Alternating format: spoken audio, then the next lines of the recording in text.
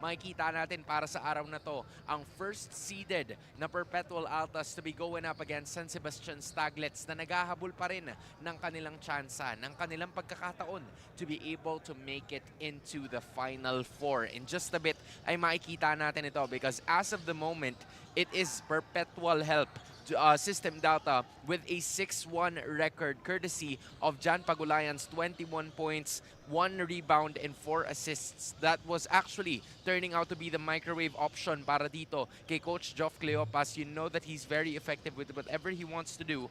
And in addition, posibleng makita din natin yung standings na nandito sa aking tabi. 6-1 para sa Perpetual. Meanwhile, you're also gonna have to look at San Sebastian because this is a team that is slowly trying to regroup in spite of that loss kontra sa Letran just a few days ago, 88-84. Nakita natin sila Sanlea Peñaverde. But one of the things or one of the matchups na posible nating makita dito would obviously be the big man matchup of today. It's gonna be going up against LeBron Daep and Benedict Jimenez naman para sa kabila. If it's Benedict Jimenez for the Staglets, it's LeBron Daep who could potentially be the regular season MVP candidate for Season 100 ang posible kong man-notice as of this moment. As you are taking a look at the Perpetual Altas at this point, really well composed.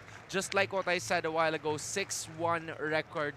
Very confident, very well-oiled machine ang kanilang ipinapakita as of this moment. Now, if you're gonna have to take a look at the other side as well, nandyan din naman ang team ng San Sebastian Staglets who has continued to flow on their offense, leading towards Ben Jimenez, I think, who is one of the underrated big men ng ating liga. I am sure that this is a matchup that he's definitely waiting for to go up against LeBron Daep of Perpetual, who will be the one to assert themselves closer into that Final Four spot. We will be throwing it over to our game announcer.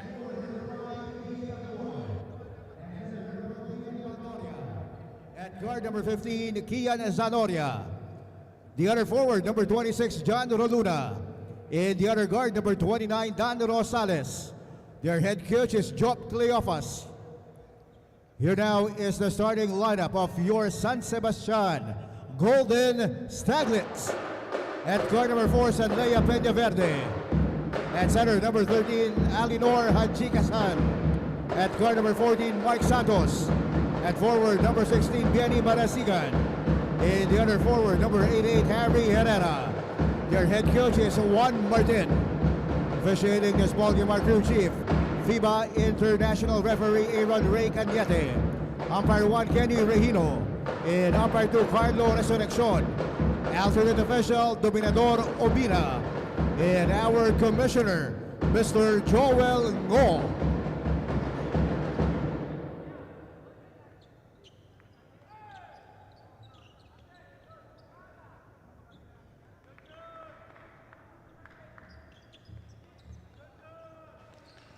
Pretty standard lineups here para sa San Sebastian Staglets. You have, of course, the core of Peñaverde, Herrera, and Marasigan to lead this squad. Meanwhile, para naman sa Perpetual Health, it is somewhat of a different starting lineup with Zanoria. In addition, Baldoria na napalakas lang, maybe opening jitters for the guy, but he's never too shy to get a second try. Para sa Perpetual Altas, you know, no LeBron Daep as of the moment. So, Coach Geoff Cleopas just completely giving some sort of license para sa kanyang mga manlalaro to showcase what they can do. They are in a very comfortable position, sitting at 6-1 as of this moment. Of course, for everybody who's watching, mapapanood nyo po kami live here at the Phil Oil Eco Oil Center. O kung sakali man na nandyan kayo sa inyong mga tahanan, you're probably watching us at the official YouTube and Facebook accounts of NCAA Philippines. Peñaverde makes 1 out of 2. Our score is 2-1. Now it's Zanoria. One of the new additions dito sa lineup. Here's someone who's pretty used to the pressure, but there is steal, but turned out to be a turnover. Good effort. Galing dito sa San Sebastian, they're really turning on the Jets as we speak. Now here's Peñaverde. That is good. Sanlea. Peñaverde starting to heat up pretty quickly. First 3 points para sa kanya ngayon. They lead by 1.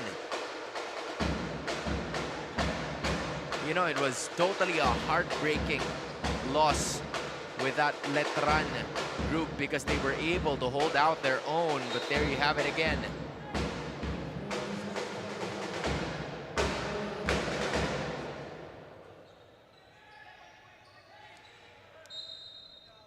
Perpetual will be able to keep possession. The only problem is that they only have 4 seconds to work with. Baldoria, are they aware of the time? They are, but it's not even gonna graze the rim. Marasigan tosses it over. And now they're gonna wait for some reinforcements. Santos. Herrera going up against Tabuan. Santos, 3 on the way. That's good. Oh, this is a really good start para sa kanilang koponan. Tabuan. TJ Tabuan is A-okay to at least close it down. Unang 2 puntos yan para kay TJ.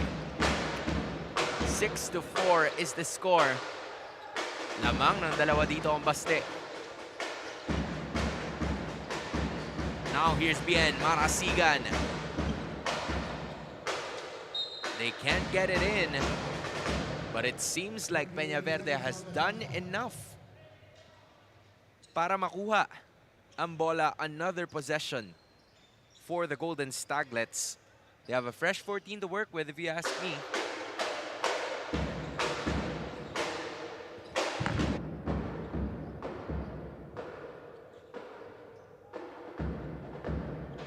Now here's Kian Zanoria after that miss.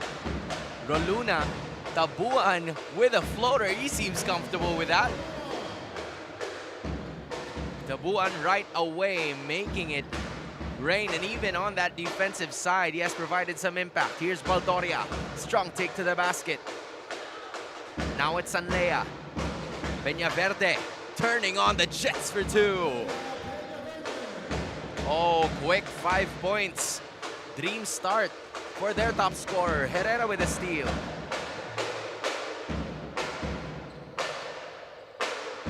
You know, this is San Sebastian's game, and you love seeing it. You love seeing it from there. Santos tosses it over to Peñaverde. Herrera, 3. That's good!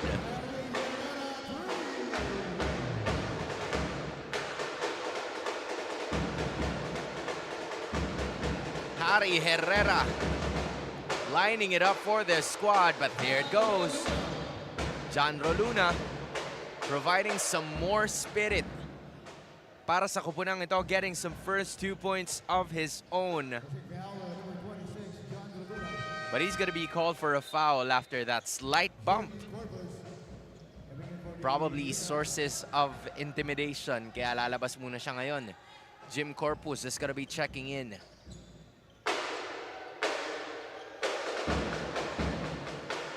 You can obviously see that Perpetual strength will be coming from the interior. They have the size advantage. And LeBron D's not even on the floor yet.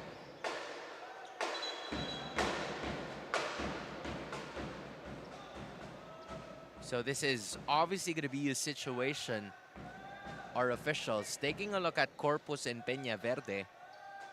There seems to be some sort of collision there right from the start. Santos gets it across swiftly. Now he's asking for a screen. Here's Peñaverde, thought about it. Crosses him over. Now it's Santos finding some room. Iniwan pa. And an end one for Herrera. Harry Herrera, 3-level scorer right there. Can hit the 3, and he's also A tall guy, a big guy that you can depend on the paint. Harry Herrera turning it up pretty quickly.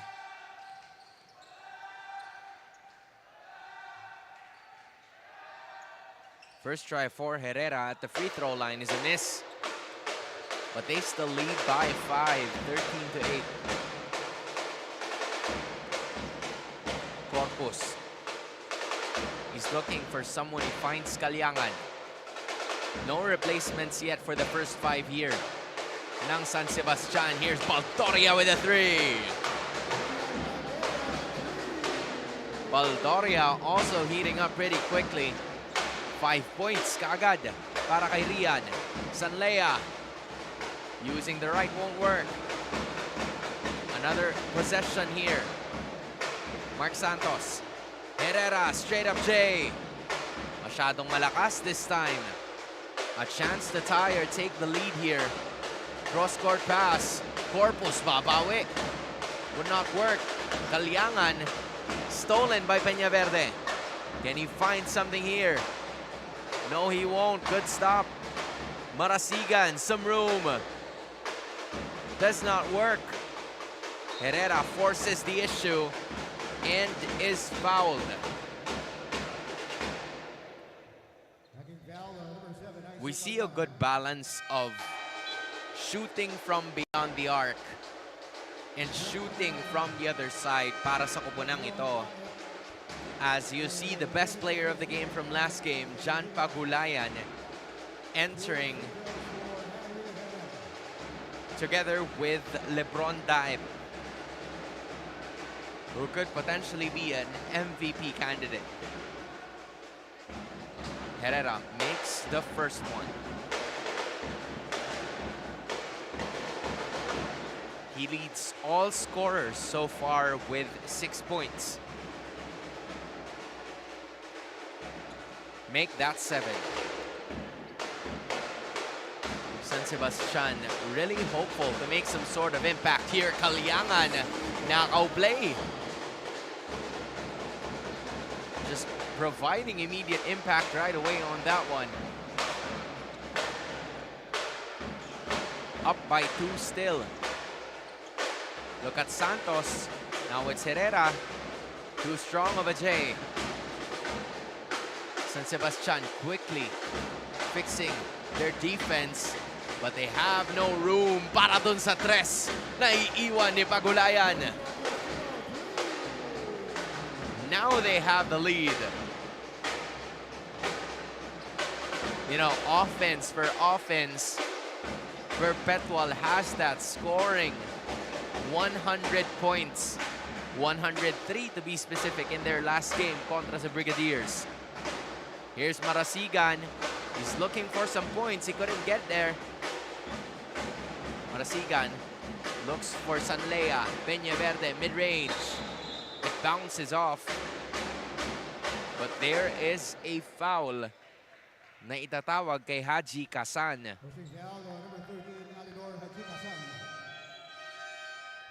So I guess they're gonna try to add some more height here. Getting Marasigan and Haji Kasan off.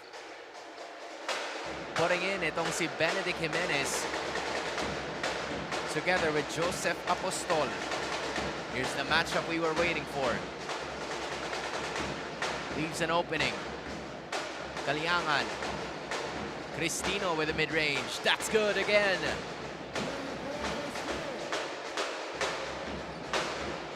Looking good for Jericho Cristino. Benedict Jimenez, sure shot. Babawi kagad ang kupunan ng Baste. With Benedict Jimenez, first points. Daep brains it from deep. LeBron Daep. 3 points right away, making immediate impact.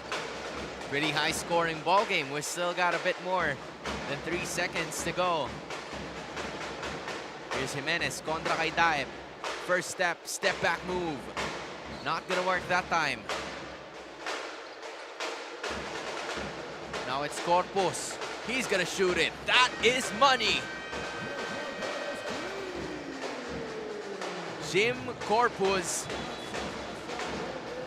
adds to the lead. Make that 7 for Perpetual. Help 24-17 against the Staglets.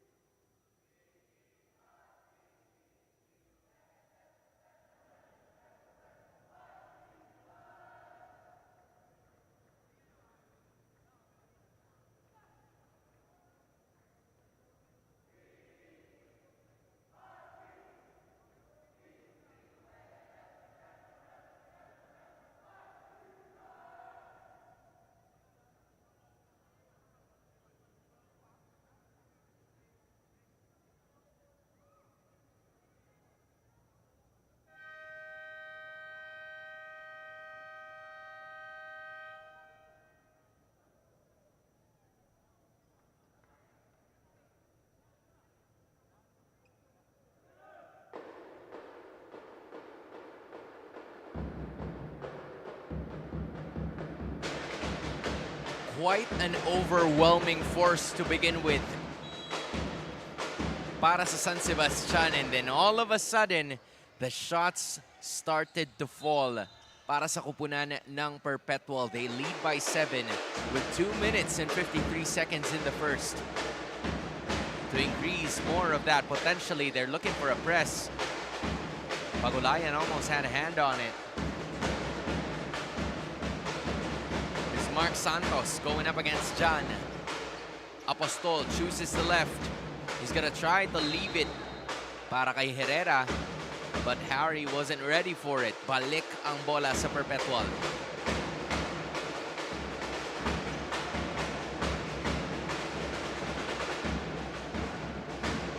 There's obviously some poise para sa kanilang kupunan. Pagulayan still hasn't scored in this game so far, but look at an opening. And there it goes again for Corpus. Jim Corpus. 2 straight up threes all of a sudden. It's Perpetual up by 10. It's raining threes in the morning. Jimenez. Strong take to the basket and finally gets another one. Benedict Jimenez doing really well at this point. Pagulayan lights it up. Still couldn't get some points on the board so far. San Sebastian down by 8 in what seems to be a really good first quarter for both. Apostol looking for some options here. Santos has 3 seconds to work with. Is he aware of it? Not enough time. A turnover is gonna be given para dito sa San Sebastian, with Santos, Herrera, and Peña Verde going out. This is Inot, Victoria, and of course Velasquez checking into this game. 27-19 with only more than a minute remaining. Kaliangan goes left, doesn't get the screen, he gives it to Corpus. Well, already has made 2 threes, gets rejected, but Taib, a tall force of nature. He now has 5 points. Almost a miscom there. Victoria gets it for Inot, who's been hounded right at the corner. And it has almost proven to be successful. 18 seconds on the shot clock. But it looks like the possession will stay with San Sebastian. The lead goes back up to 10. Here's a 3. Masyadong malakas.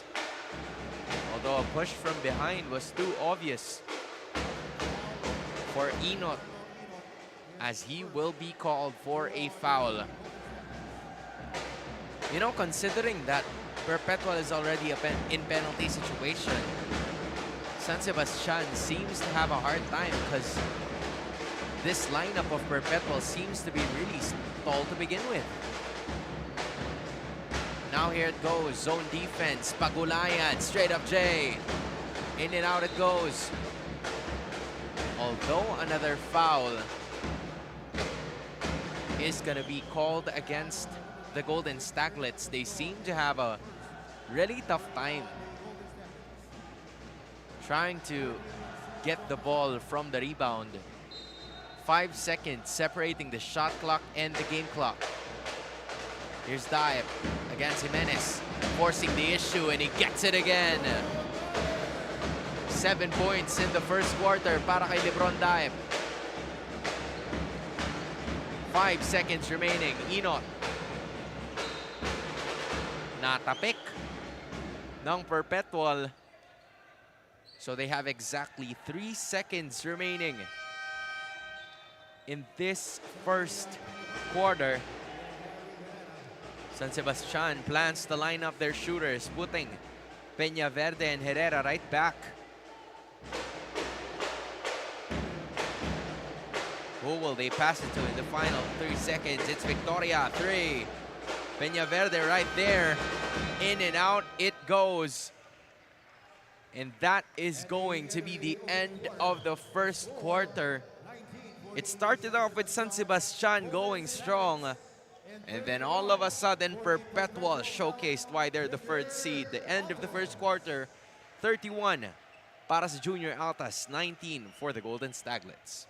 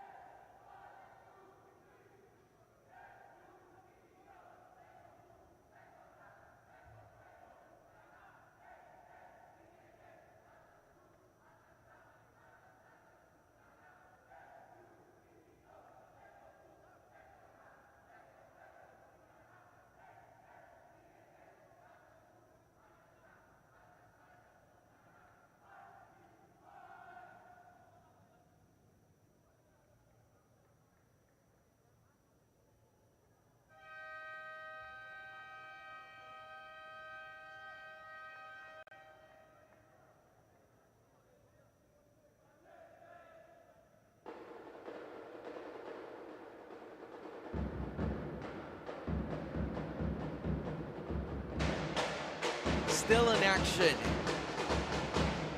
here at the Phil Oil Eco Oil Center live at San Juan. You are still watching the NCAA Siglo Uno Inspiring Legacies matchup between the Perpetual Junior Altas leading by 12, 31-19 kontra dito sa San Sebastian Golden Staglets.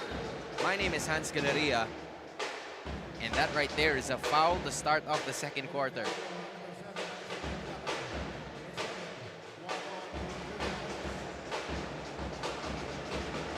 Already the first team foul, I believe, para sa kanila sa ngayon. Apostol mid-range, just too strong that time. But there is Benedict Jimenez providing some life right at the paint over the outstretched arms of the Junior Altas. Balik ang kalamangan sa 10. Pagulayan thought about it. He leaves it for Cristino, who's been automatic in this game so far.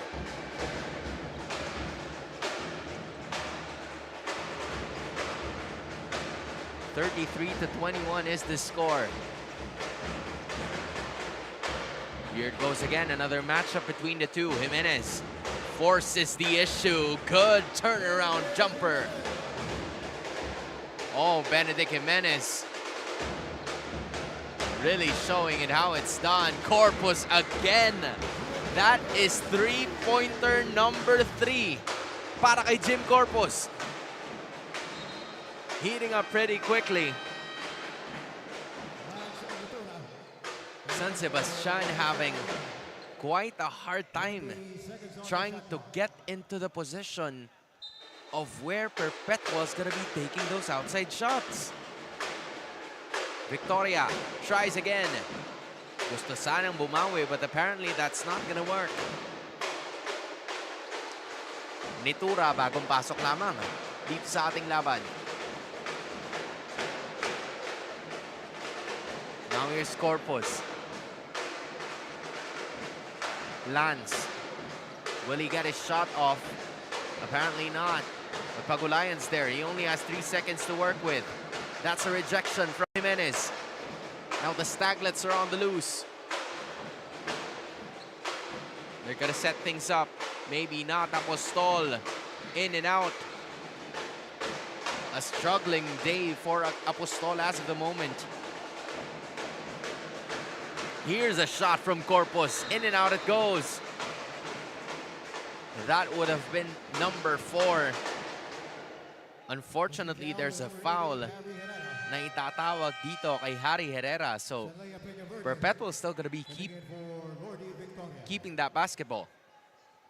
14 seconds on the shot clock. You know, the shooters here of San Sebastian, they've had some openings, but they struggle to convert. Apostol still getting some extended minutes as Peñaverde checks back in para kay Victoria. Pagulayan, jumper. Lakas din, but there it goes again. Looks like the foul is going to be called against LeBron D. Was quite in a very difficult position here. Being hounded by 2. Inot. Ball stolen by Nitura. Strong take to the basket. Lance Nitura. You don't usually see this guy often, but when he does play, he knows how to make an impact. Inot will be fouled here by Jan Pagulayan. That means Carlo Inot's gonna be shooting too. You know, Carlo Inot has been a really steady force off the bench. As of this moment, he doesn't have points yet. But he's someone that you would expect to make those hustle plays para sa San Sebastian.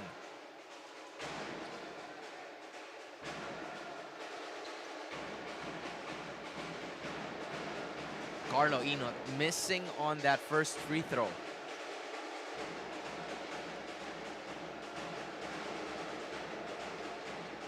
Misses on both. That would have lowered down the lead to 13. Now here's Corpus. Dahil kontra kay Candare, nakakapasok lamang. Tosses it to Pagulayan. Doesn't get it in. Candare gets his first rebound. Calling out the play as of the moment. Now it's Jimenez going up against Cristino. He finds some room again. Benedict Jimenez filling up the stat sheet. 10 points already. Cristino, babawi sana. And he wanted to do a tip pass. Got a little too fancy with Diep there. Corpus will be getting his rest. Papasok ngayon itong si Dan Rosales. So Coach Geoff Cleopas really using everything at this point. Valiant defense from Rosales. Masyadong malakas yung paso dito ni Apostol. So with that being said, Agoho is going to be checking in para kay Joseph.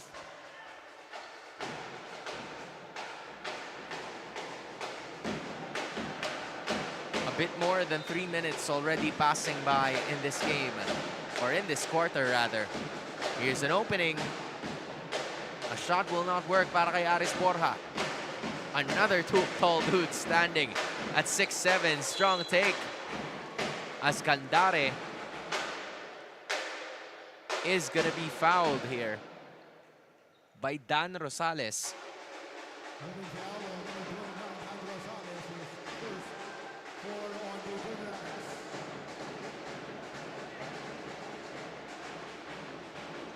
Flaviano Candare has been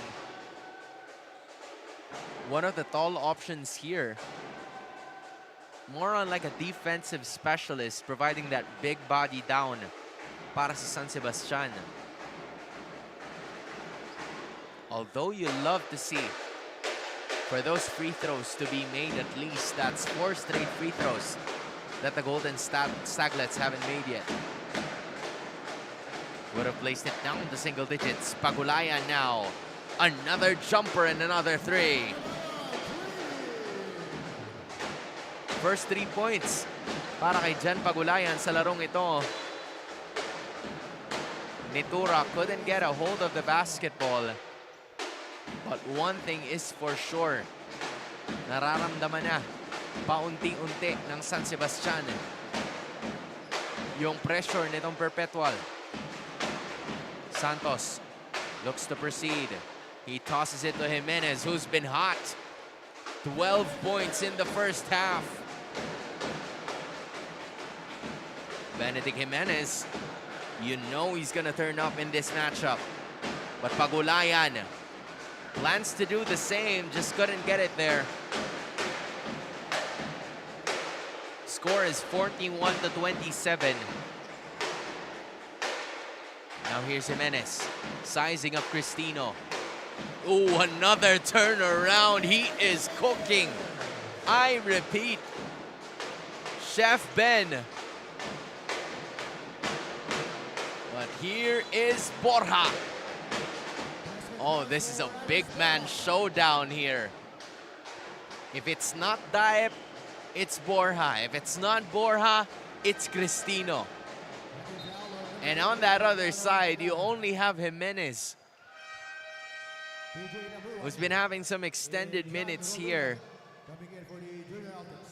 as Aris Borja gets his first 2 points in the game.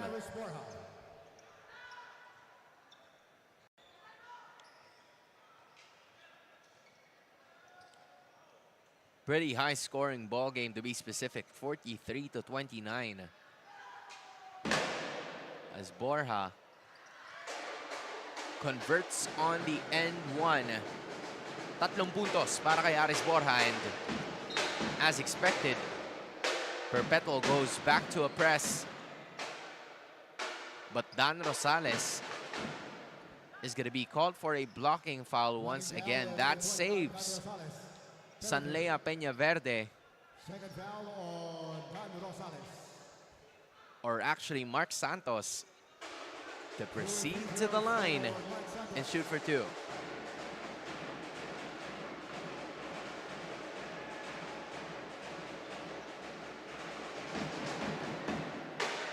They've made the first one.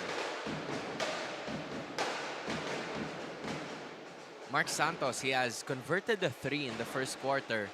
He now has a total of 4 points in this game.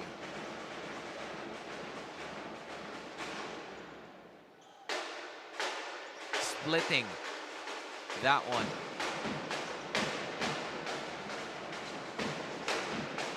Halfway point of the second quarter we go. Nitura calling the shots now. Borja given a screen. Harapin niya itong si Candare, turns around and gets the friendly roll. Borja now has 5 points in this game, extending that lead to 16.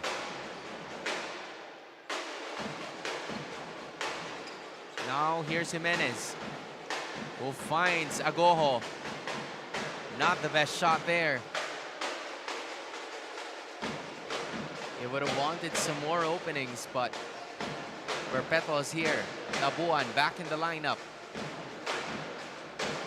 Now here's Borja. Oh, good high-low play. Nitura now has 4 points as well. Everything going the way Perpetual wants it to. They lead by their biggest at 18. Peñaverde leaves it for Candare. That was too low, but Peñaverde finds it again. Sanlea has 7. Tabuan. Hail Mary shot is not going to work. Jimenez bringing down the basketball. That is a move, and that is a shot made. Benedict Jimenez. He now has 16. Oh, he is turning up.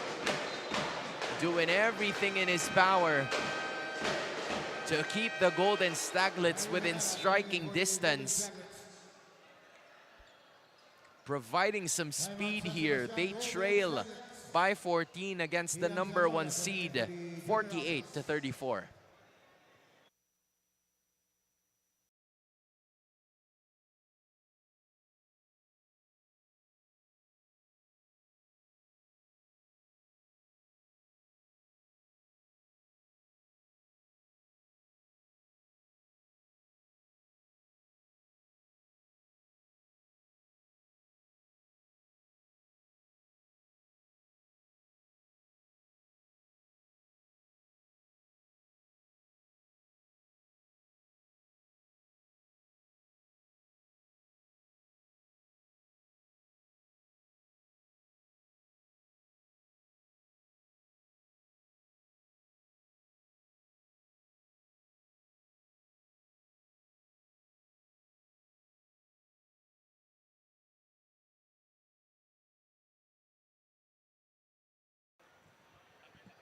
Perpetual already in penalty situation. San Sebastian still has 2 more fouls to give. But if we're looking at the point contributions of both of the teams, Benedict Jimenez is 16. Sanlea Peñaverde has 7. Harry Herrera has 7. Mark Santos has 4. And those are the only players that have scored so far para sa San Sebastian. Meanwhile, if you're looking at the other side, a total of 9 different players have already contributed para dito sa kupunan ng Perpetual. So the others probably need to keep it going as Peñaverde. Well defended by Perpetual. Zanoria got too excited.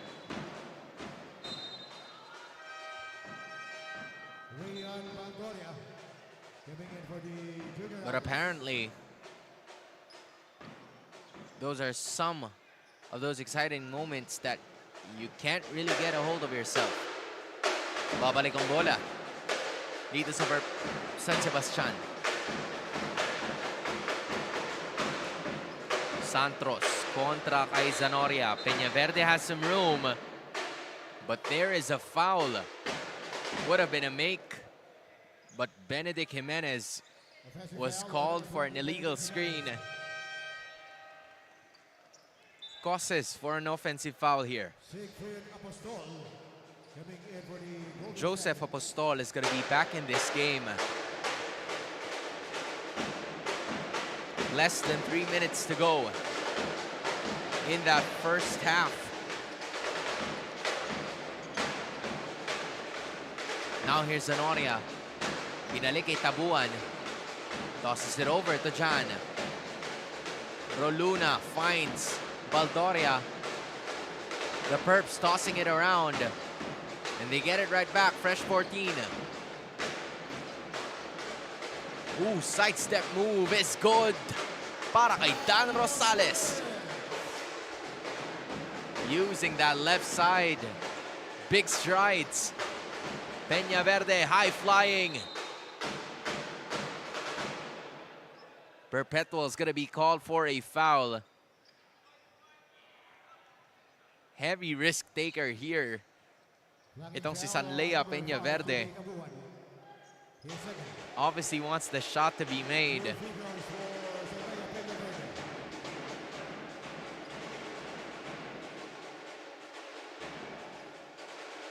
And Sanlea struggles to make some shots from the charity stripe.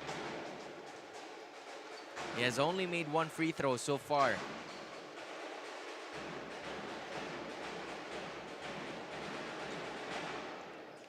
but finally splits it. Peñaverde has 8.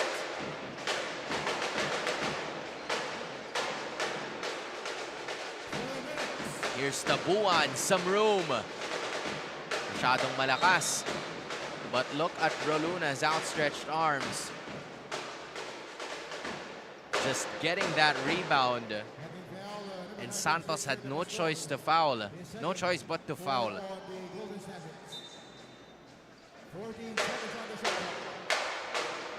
Zanoria with the inbound. He gets to Baldoria. Now here's Rosales. Tabuan with some space. He now has 6. Balik na naman ang lamang sa 17. And here's defense working once again para sa Perpetual as everything is going the Junior Altas' way.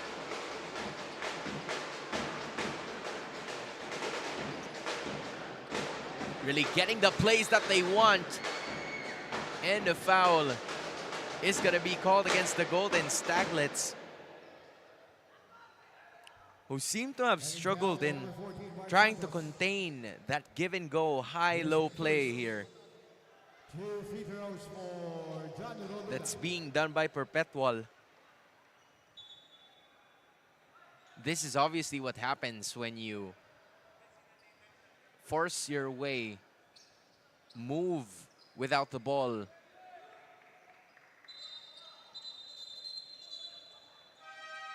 And we're actually going to check on whether or not this is going to be an official intervention, or apparently not. No more reviews needed. John Roluna is going to be shooting 2.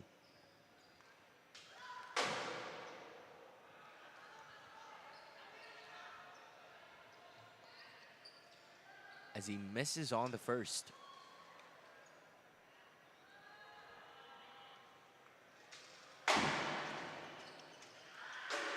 Turns up on the second. Balik na naman ang kanilang kalamangan sa pinakamalaki nitong lamang. At 18. Both teams already in penalty situation. And Santos couldn't get it across kontra dito kay Zanoria.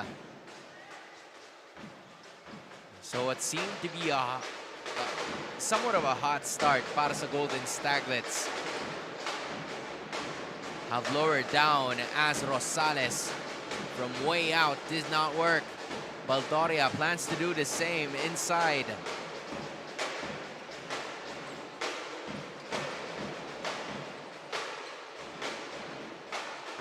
Now with 47 seconds remaining, Apostol.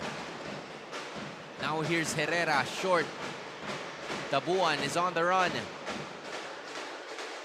Roluna was caught stepping on the line. Kaya babalik ang bola dito sa San Sebastian.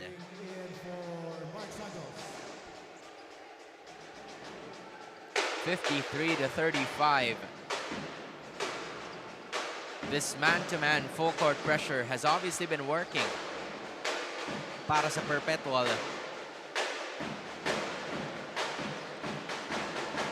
Marasigan wants to toss it over. They completely got a hold of that. Roluna flying high. 15 seconds remaining. John Roluna has 5. And the pressure continues for Perpetual. Everything going Coach Joff Cleopas' way. San Sebastian can't even get a shot off. Final 11 seconds of the half. Roluna gets a screen. Some more room. And he gets it to go. John Roluna with 5 straight points to finish off the first half para sa kupunan ng Perpetual. Help us the Junior Altas cruise control. 57-35 kontra sa San Sebastian Golden Staglets. We'll be back for the second half.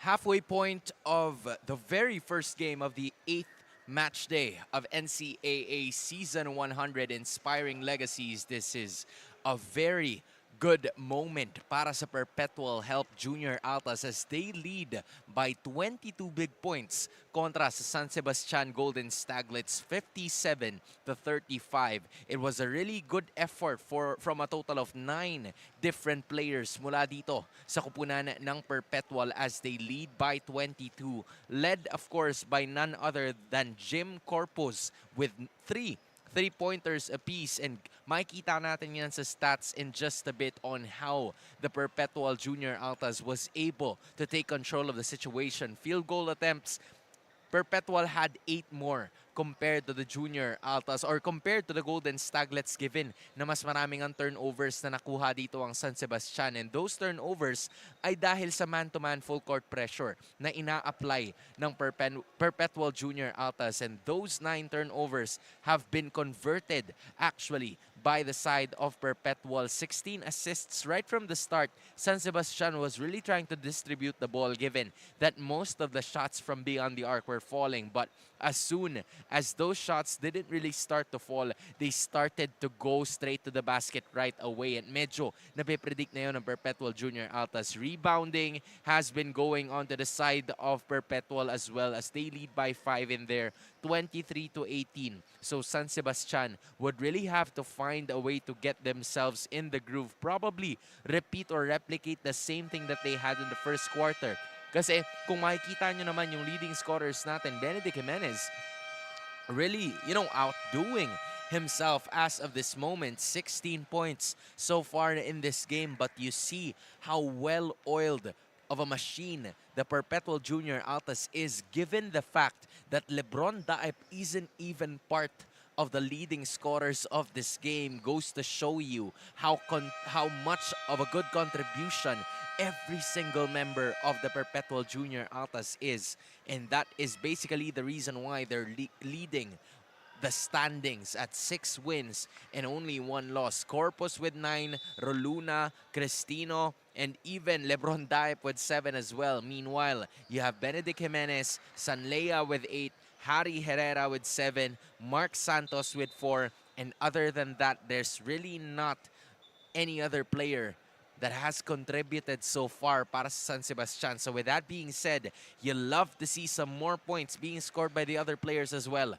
Let's see if they'll be able to get themselves in the groove, or will the side of Perpetual Help be able to take this all the way for their win number 7.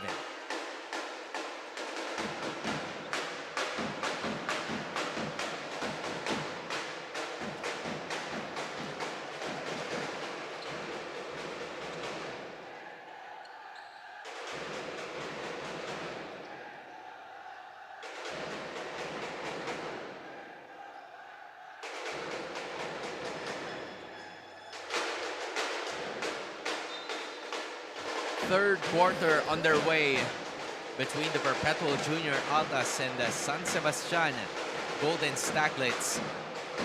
The men in white lead by 22, 57-35. Pagulayan picking up where he left off. 3 and 1 para kay Jan Pagulayan, who has made his second 3 in this game. It's completely an understatement to say that everything is going well para sa kupunan ng Perpetual. Pagulayan, the best player of last game against EAC with 21 points. He's planning to almost do the same, and has taken completely more efficient shots here. He has a total of 7. Jimenez gives it to his guard. Will be successful in bringing down the ball. Peña Verde, quick 3 is good as well. Now Peña Verde joins Jimenez, being the only 2 Staglets in double figures.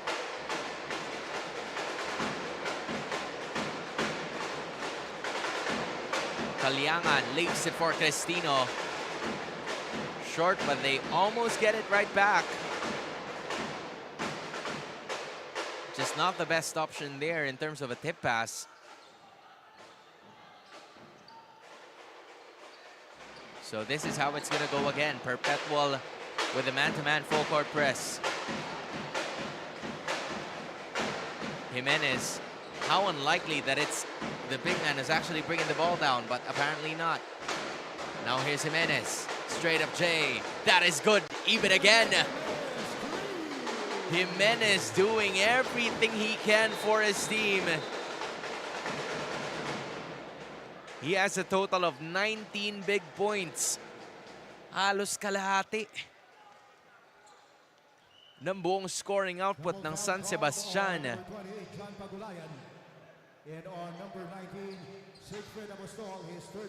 But the firepower of this Junior Altas team is something that they need to control as a unit. Because the Perps still lead by 20.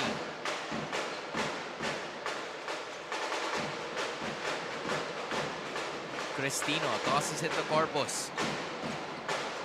Now Daep. A chill, cool, calm, and collected shot from Corpus does not work. Peña Verde on the run. Jimenez tries again. Off to the right goes that ball. Kaliangan. Now here's Pagulayan with some room. Gets it to go. Now weirdly enough, Jan Pagulayan is the first Junior Altas who's at double figures with 10. He has made 3 3-pointers. And he almost got a steal too. He leaves it for Apostol. Can he finally break it? Not just yet. Outlet pass. Touchdown for Cristino. Jericho Cristino, everything going the way Perpetual has it planned. They lead by 23. Peña Verde just continues to chuck up shots, but that time it didn't work.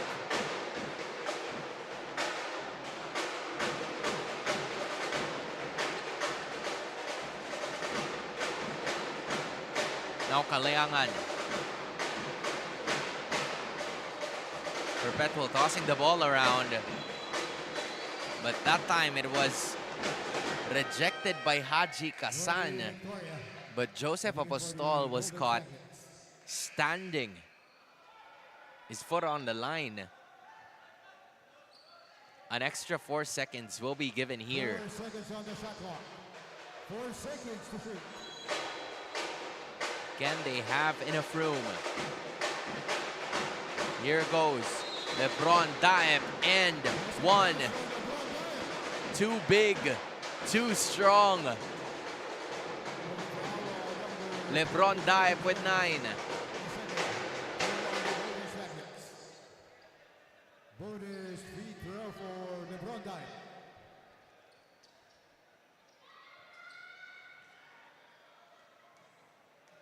Perpetual just overwhelming San Sebastian with their height advantage. And now LeBron Daep is the 3rd Junior Altas player in double figures. Marasigan. Now here's Peña Verde. He has some room, but he gets rejected by Corpus. 16 seconds on the shot clock.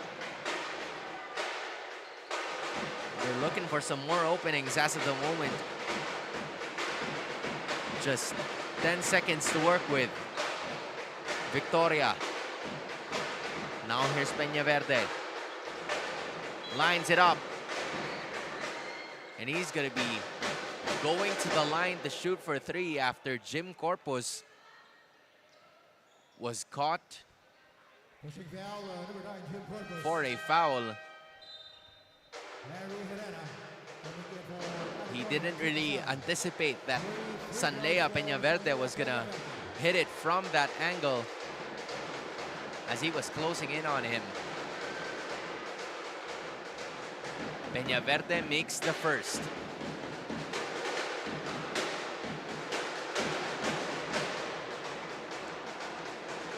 And the second.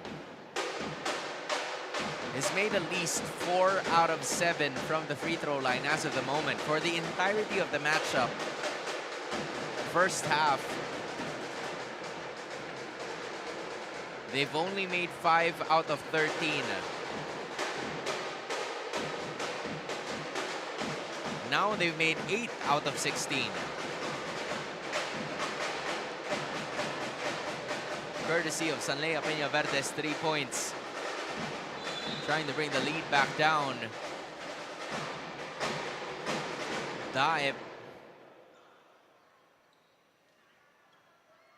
is just too much at the paint.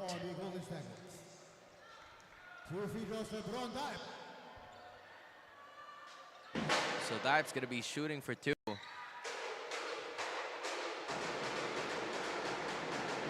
And you know that with his stroke alone in that free throw line, he's been really working on that for years. As he makes 3 straight free throws. They've successfully broken the press, and Jimenez waiting on that other side. 21 points for Benedict Jimenez. But here it goes again. Cristino, an opening. Tries to force the issue. But Peñaverde was there for the rebound. 25 is the lead. Sanlea tries to cut it. Way out and way off. Almost at the halfway point of the third quarter we are.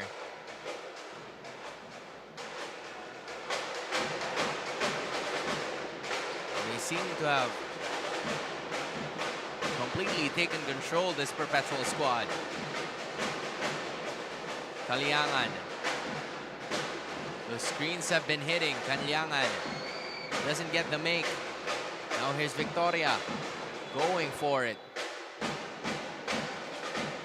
And apparently a blocking foul is going to be called against Caliangan.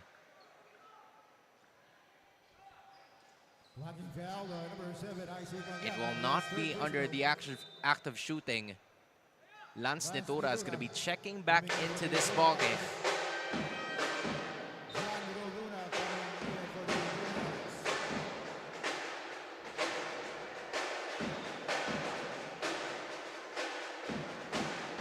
Some sort of commotion here between Cristino and Jimenez. Daep simply instructing him to calm down, but to also put the same amount of pressure. Almost a 5-second violation. Crisis averted here by San Sebastian, but not that one. Netura, Pagulayan, Daep waiting, but it hits the side of the board. Would have been a highlight play. Peñaverde thought about it. Iiwan niya dito kay Herrera.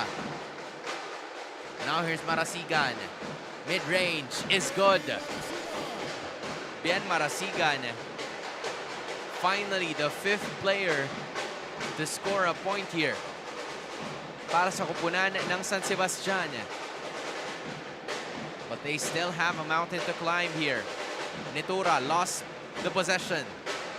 Peñaverde skying high for that layup. Peñaverde and Jimenez, the dynamic duo here.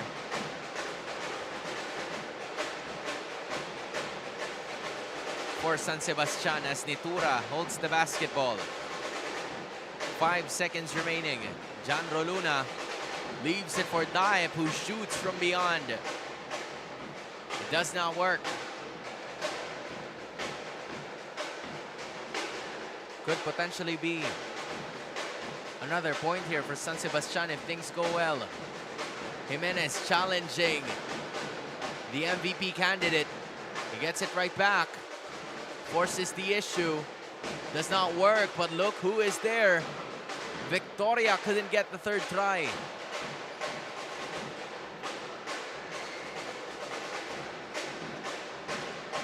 Less than 4 minutes to go in this game. In this third quarter, rather. Dive shoots another attempt at a three, and that time it's money. Second three-pointer para kay LeBron D. And look at Roluna, or should I say Nitura. And after a 4-0 score mula sa San Sebastian, it's a 5-0 counter for them as Sanlea. Iniwan kay Bien. Easy shot won't work.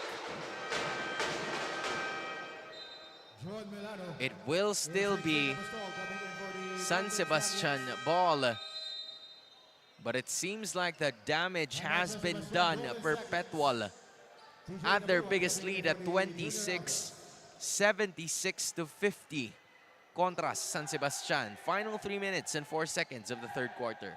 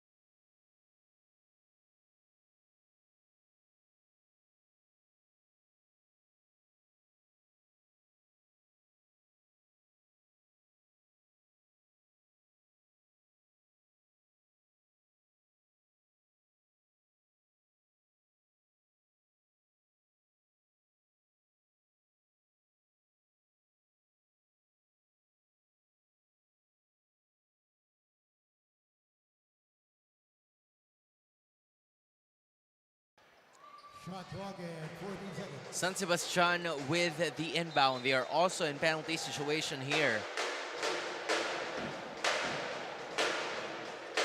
Seems to be some action.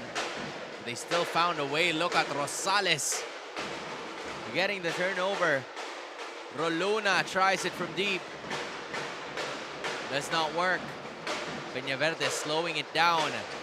The junior altas are right there. And Dive gets it in.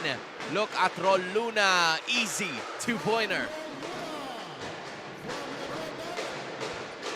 The press is putting the pressure as it was meant to be. Peñaverde. Everything not going San Sebastian's way.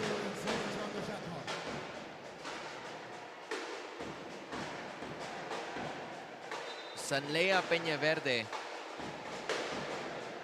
currently has at least 15 points, but those came from obvious hard work, just like this one. Marasigan, smallest guy on the floor, biggest shot available. 4 points in the third para kay Bien Marasigan.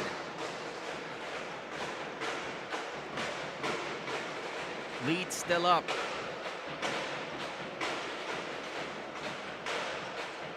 Everything going the way Perpetual wants it to. Movement off the ball. Nitura, three. It's off. Peñaverde rushes to find his spots. Marasigan slows it down. There's a foul called on Dan Rosales once again.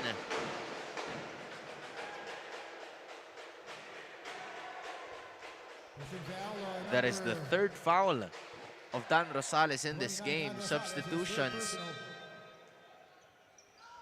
are going to be checking in as, you know, LeBron D, 6'7".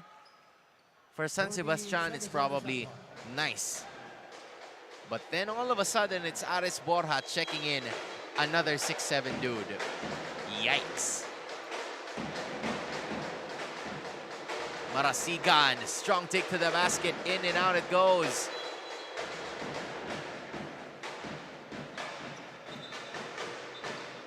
John Melano, bagong pasok lang din sa ating laban. It's just simply right there to take control of the situation. But then San Sebastian Golden Staglets have asked for a review of what has probably happened.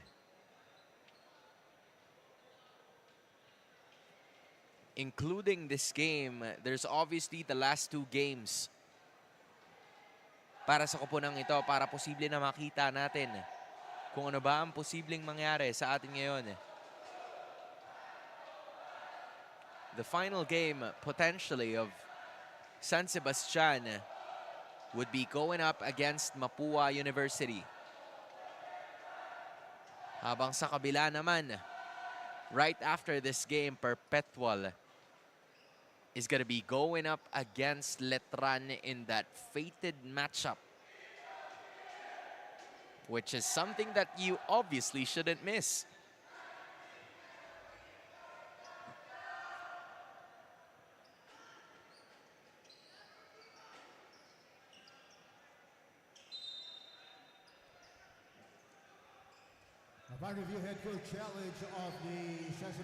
So with that review, San Sebastian was successful.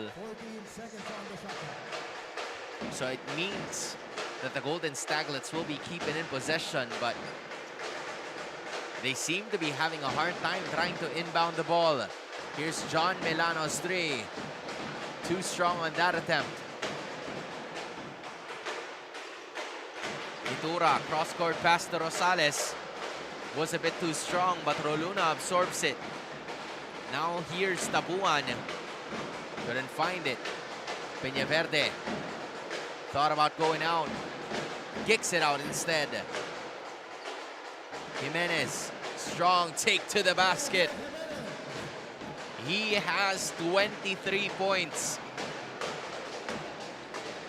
Just unfortunate that they're still down this big. Now it's Borja's turn. Big man matchup. Is A-okay? Aris Borja, 7 points in this game now. Everybody contributing for Coach Joff Cleopas.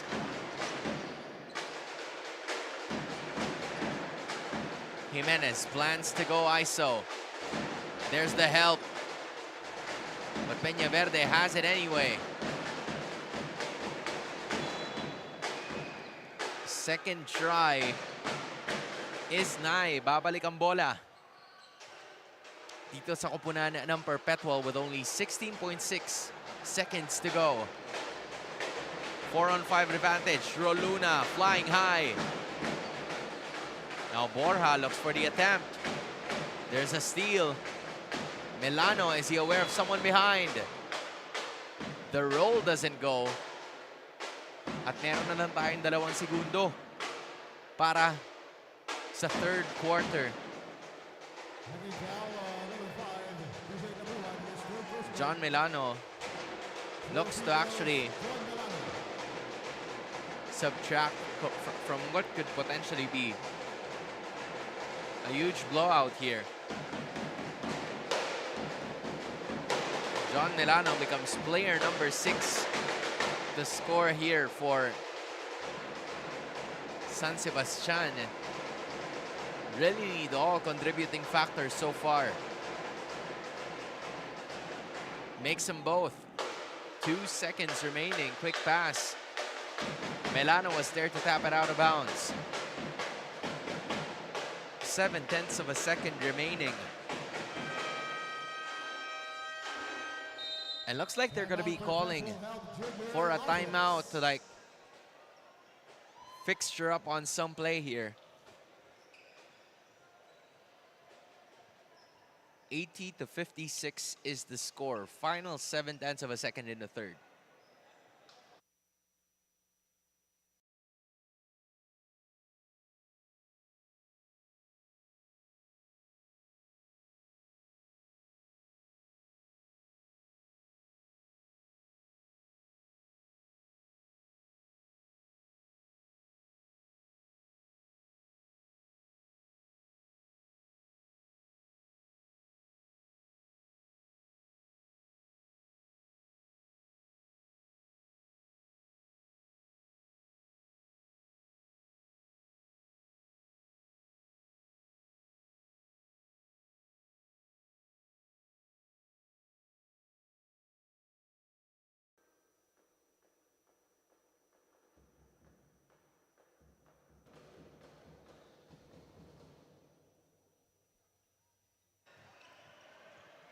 .7 seconds remaining here. Coach Joff Teopas called for a final timeout in the third to hopefully make a play here.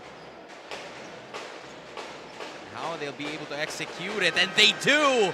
Roluna, he was even shocked that the ball went in. And I think that was good from the looks of it. That might be good, but we're gonna take a look at the review. But everybody was happy with that attempt.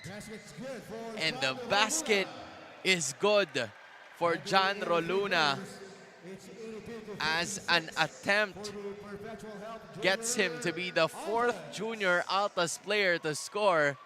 He still can't believe it. They lead at their biggest, 82-56, heading into the fourth.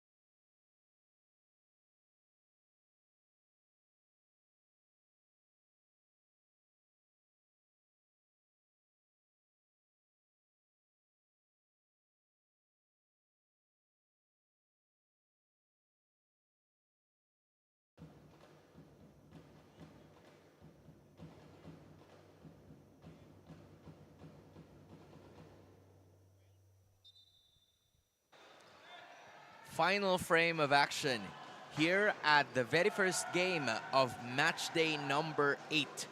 Live at the Phil Oil Eco Oil Center. This is NCAA Season 100 Inspiring Legacies. My name is Hans Galeria, and Perpetual Junior Altas just taking control in this game so far. 82-56. With a buzzer beater from John Roluna, as Joseph Apostol finally breaking that cold streak.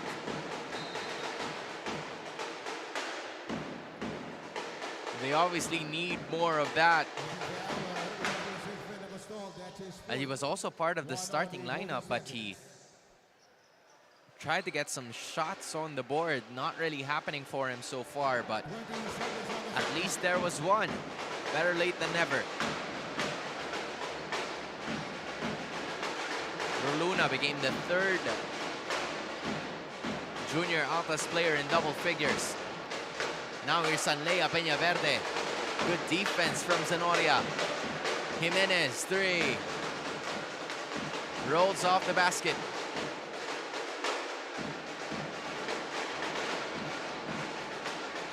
Borja setting things up. He leaves it for Jan. Roluna gets it to Valdoria. Borja wants to toss it over. Now Peñaverde, foot race. Oh, he was completely intimidated by John Roluna there. Not giving up on the play was Perpetual during that time.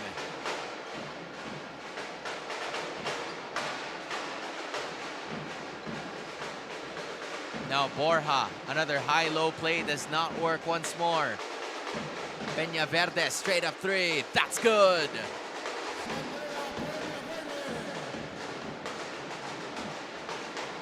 Apparently, it's only a two-pointer for Sanlea Peña Verde. Another turnover for Perpetual. But then Rosales gets it right back. You know what time it is, but he missed it. Roluna got too excited. And another turnover. Not the usual Perpetual we see. Apostol looks to punish. Doesn't get the friendly roll. Now Zanoria asking them to calm down.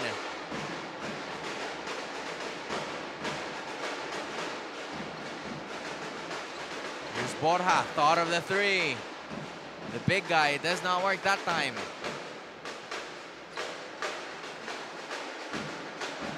No, these are chances that they could capitalize on. And that's exactly what Peña Verde's gonna do. Sanlea Peña Verde, that's his second three-pointer in this game so far. Roluna is gonna be sitting down.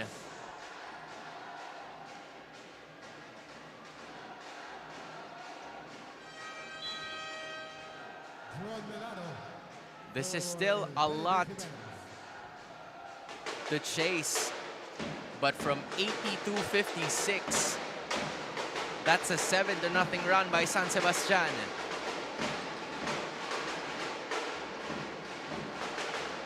Corpus has made 3 three-pointers in the first half.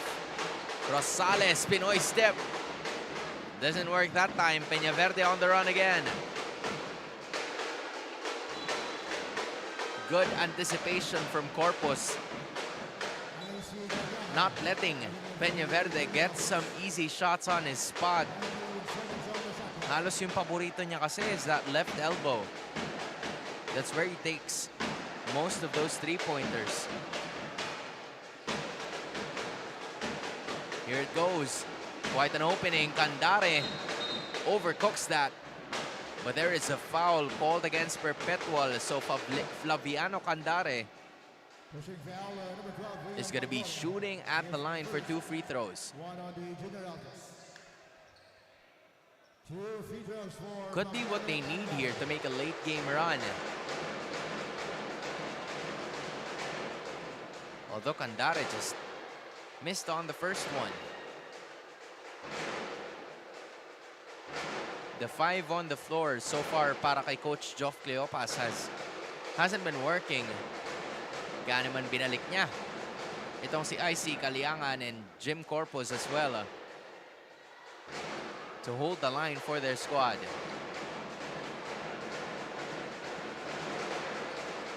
Candare misses on both.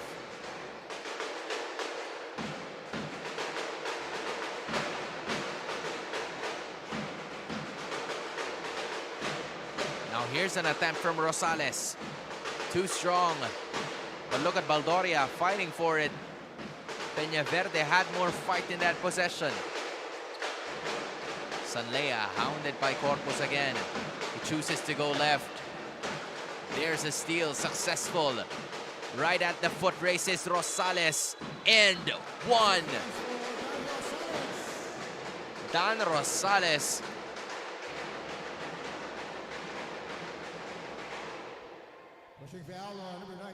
leads everybody in that fast break. So he's going to be shooting for an end one attempt.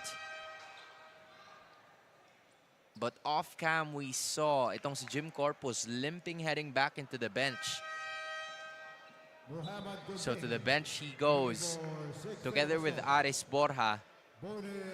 At ang babalik sa laban natin ngayon, walang iba kundi si Jan Pagulayan at si LeBron D.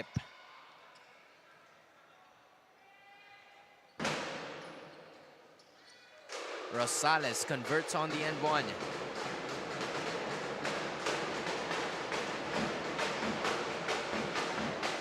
(85-63), finally stopping the scoring drought here. Peña Verde Plans to heat up.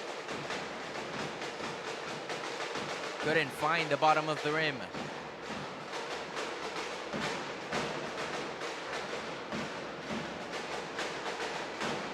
Now here's Pagulayan. Diep, straight up three. Damn! My, oh my, LeBron Diep can do everything at this point. That's his third three.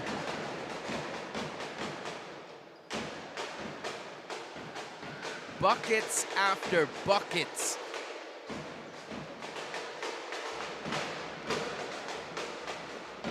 He's a 6'7" dude who can catch and shoot the basketball.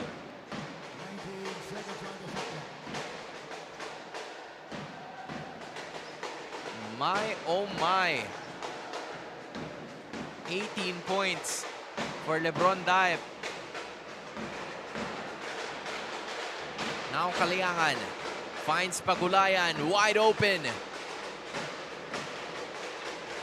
John gets his own rebound. Now there's another one wide open. Bottoms. Bottoms for Rosales. Dan Rosales has 8. Meanwhile, on the other side, Gunting with some room. Overcooks that. And the possession will go to Perpetual. What a barrage from 3. You've had Rosales attempting it.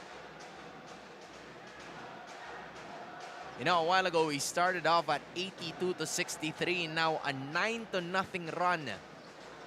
Brought about by 6 straight points from Dan Rosales. And a 3-pointer from LeBron Diep to bring it back up to 91-63.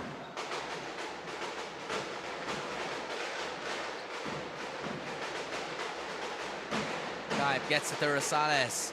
Give and go play is A-OK. Diep reaches the 20-point mark.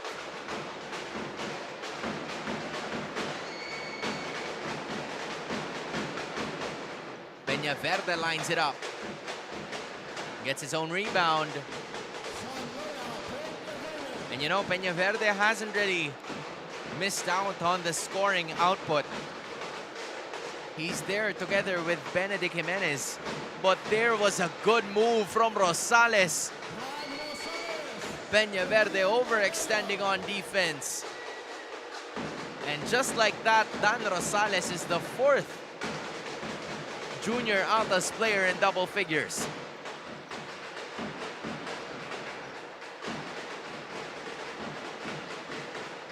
Here's a screen. Now Peñaverde thought about it. Milano, 3. Masyadong malakas. The lead is at 13, 95-65.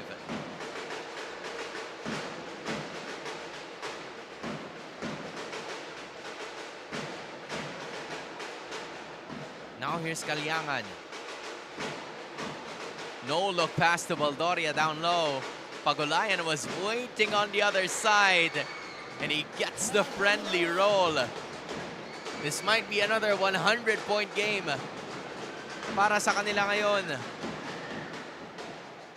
Pagulayan now with 12. A 3-pointer attempt from Peñaverde does not work.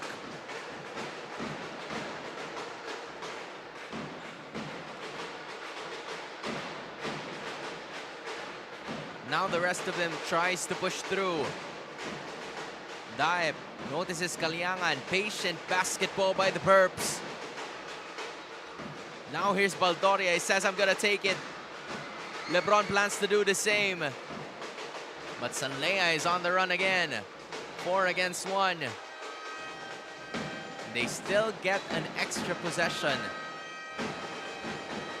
But almost an entire platoon substitution is gonna be made. Perpetual help with 2 minutes and 35 seconds remaining on their way to win number 7.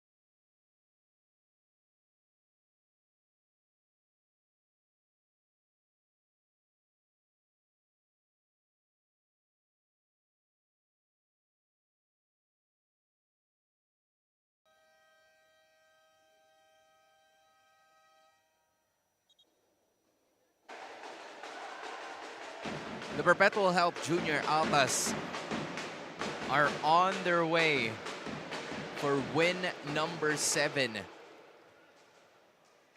Close to a 7-1 record. Meanwhile, this decreases the possibilities of Final Four here para sa San Sebastian. But of course, you want to finish out strong. Maybe get some plays on your arsenal. We haven't really seen a lot of fouls in this fourth quarter. We've seen more or less fast-paced basketball. As the inbound is about to happen. Baseline para sa San Sebastian with 2 minutes and 35 seconds remaining. Upon review was a 2-point basket.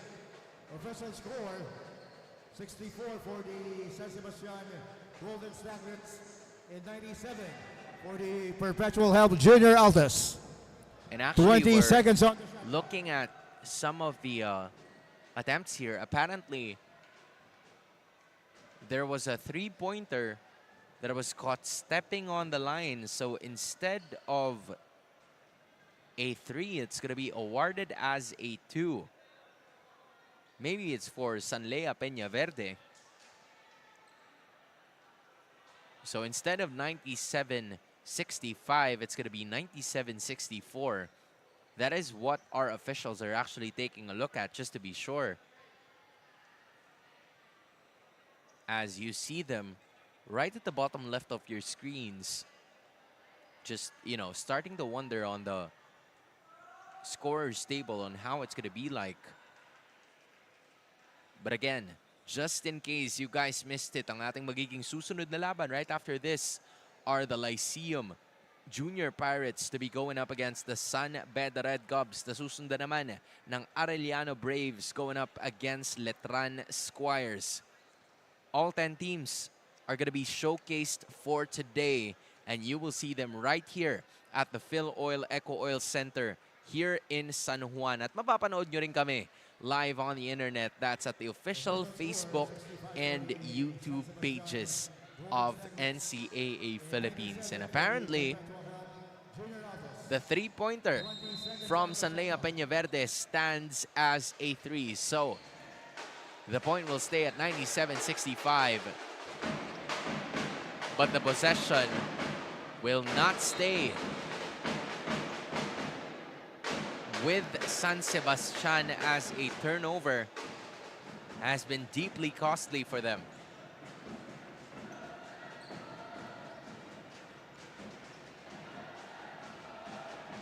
Now they try to proceed.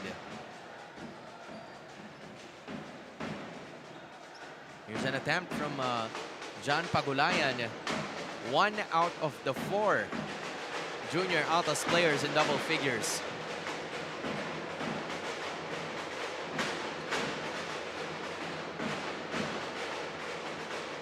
Now here's Kalyangan, no look pass again to Baldoria, and is fouled.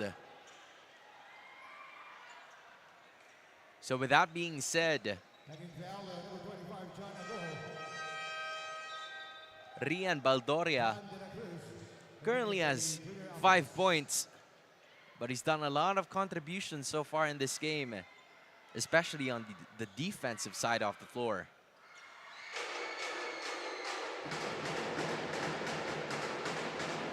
Baldoria makes the first, 2 points away from another 100-point game.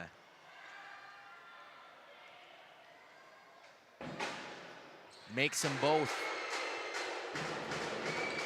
Only 1 point separating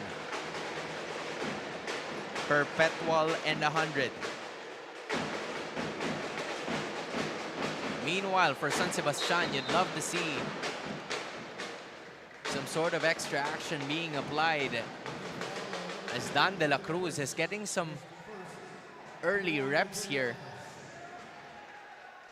para sa kanyang koponan, and the same could be said para kay Kurt Patalinghug Nakakapasok pa lamang, you see the bench, they're very happy with this addition. They're gonna try to rack up some plays as of the moment.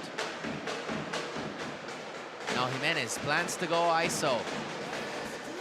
Turnaround jumper is cash para kay Benedict Jimenez. Solid player here for San Sebastian. Now here's Cristino. He leaves it for De La Cruz. Now Pagulayan lines it up. Bottoms. John Pagulayan, 15 points para sa kanyang koponan. Now they have broken the 100-point mark once again. 102-67. Jimenez, another three. Short this time. But Peñaverde not giving up on the play pretty quickly. He tries it up. Strong take to the basket. Sanlea Peñaverde has been going crazy in that scoring output.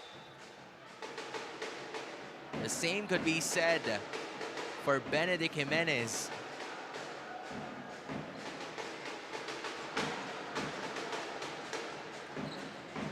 "25 points for Sanlea Peñaverde and 23 for Benedict Jimenez. There it goes inside. There's a shot, does not work that time. Para dito kay Zamoras. Final 40 seconds. Peñaverde attempt again. Does not work. Here comes Zamoras on the run. Patalinghog, three. Does not get it in. Now they could potentially have some opportunities here. An opening could be needed. Cristino. And a layup follow-up gets it in. Para kay Dan De La Cruz. And the bench is definitely happy about that. And that is exactly how it's gonna go. Win number 7. All smiles ahead para sa Perpetual Health Junior Altas, who stay at the top of the standings after defeating the San Sebastian Golden Staglets. Final score, Junior Altas 104, Golden Staglets 69.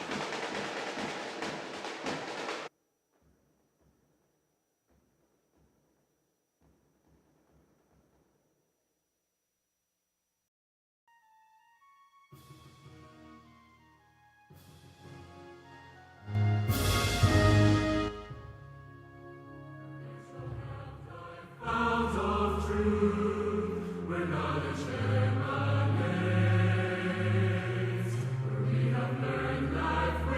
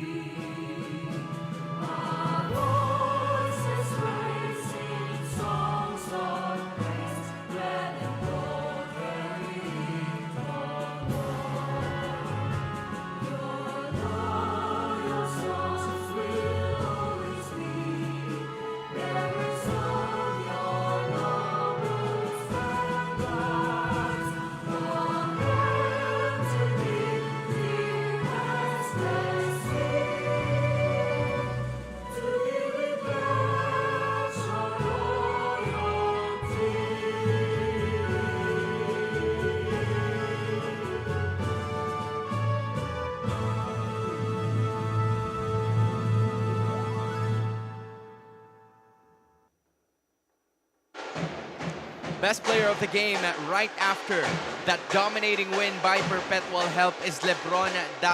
20 points, 6 rebounds, an assist, and a steal. LeBron, congratulations with that win. Win number 7. I'm sure this means a lot for you, especially with your team. Tatlo kayo na naka-double digits. Maybe talk to us about the scoring output na pinapakita nyo ng Perpetual every single game. About dun sa scoring output namin is hindi namin tinitingnan yung score ng bawat isa. More like team kami and lahat kami nagbibigay ng kumbaga ambag sa team, and yun nga sinasabi ni Coach yung palagi, hindi namin tinitingnan yung stats namin kasi as a team kami nananalo and dun kami malakas. You know, nakita ko, this is the second straight game na umabot kayo ng 100 points pagdating doon sa score. Gaano ba kataas ang kumpiyansa ng team na to heading forward into the Final Four considering na ganitong klaseng level na yung pinapakita niyong basketball? Yung confidence kasi nanggagaling sa training, and doon nga sa training kami parang go hard kami and tinitreat namin yung training like game. Kaya pagdating sa game parang training lang din, kaya sanay na kami sa mga ganitong laro. You know, LeBron, you are considered as one of the top prospects of this year. Nakakadagdag ba ng pressure yun sa'yo, or does that give you more motivation to actually play better? Hindi naman po nakakadagdag ng pressure, but yeah, nadadagdagan ako ng motivation kasi yun, gusto kong pakita sa kanila na kung anong kaya kong gawin, and yun nga, yung mga teammates ko, yun yung sila nagbibigay ng lakas sa akin and makita nila as a role model ako. And you were able to do that. Congratulations once again. Ibibigay ko na sa iyo ang pagkakataon ng pasalamatan. Lahat ng gusto mong pasalamatan. First and foremost, kay Papa God, thank you sa lakas na binigay namin para maabot tong panalo na to, and sa Tamayo family, sa coaches namin na walang sawang sumuporta sa amin, and sa mga pamilya ko dyan sa Bicol, and kay Tani, shoutout sa'yo, and sa Team Balabagon dyan na nanonood, shoutout sa inyo dyan, and sa papa ko na palagi nanonood sa akin, yung mama ko din, and yung kapatid ko na bata pa, magagaling din yun, and shoutout sa'yo sa beautiful kong girlfriend, and kay Kuya Bon, shoutout sa'yo sa pagsundo sa akin kahapon. Salamat, and yun lang po. LeBron D, congratulations, our best player of the game. In just a bit, panibagong laban na naman ang ating makikita. Magbabalik ang NCAA Season 100.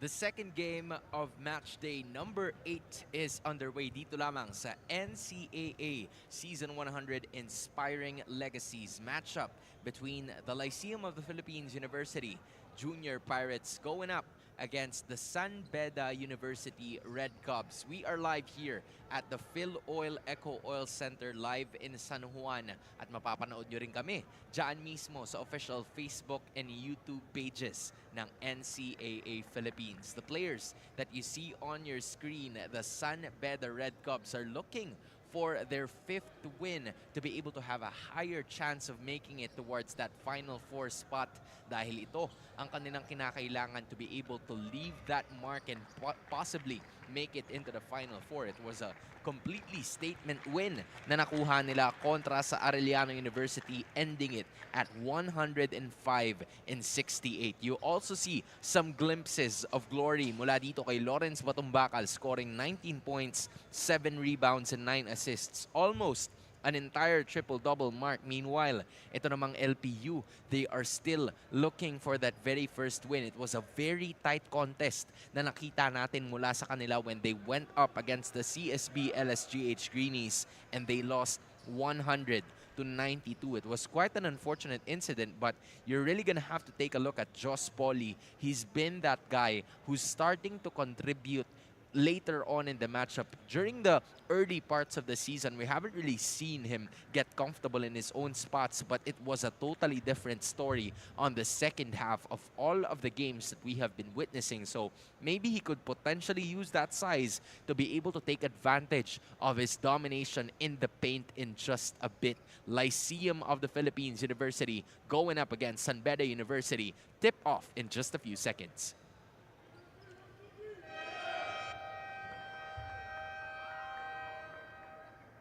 Back here at the Phil Oil Eco Oil Center for our second game, Juniors Basketball Eliminations in Season 100 of your NCAA Siglo Uno Inspiring Legacies. Let's first call out the starters of our hosts.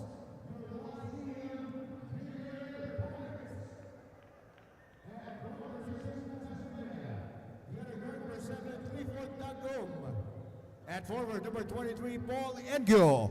The other forward, number 27, Jericho Abrantes. And at center, number 34, Josh Pauly.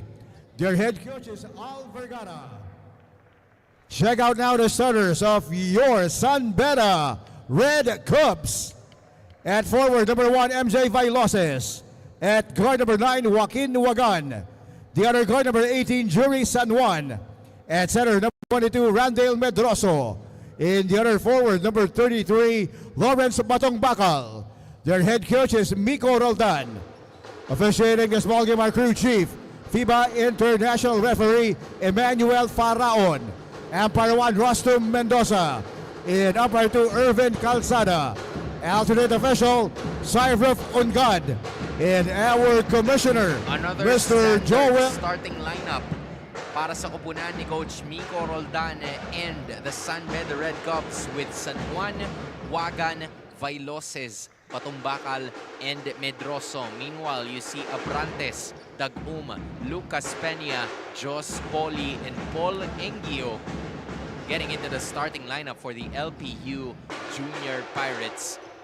There seems to be some sort of additions here as Paul Engio gets the starting nod. For LPU, he's been one of the contributing factors all throughout the season para sa Junior Pirates, and you love to see him get some minutes early on in this matchup as we are underway. Vailoses, quick trigger on that floater is not gonna work apparently. First attempt yon para sa San Beda.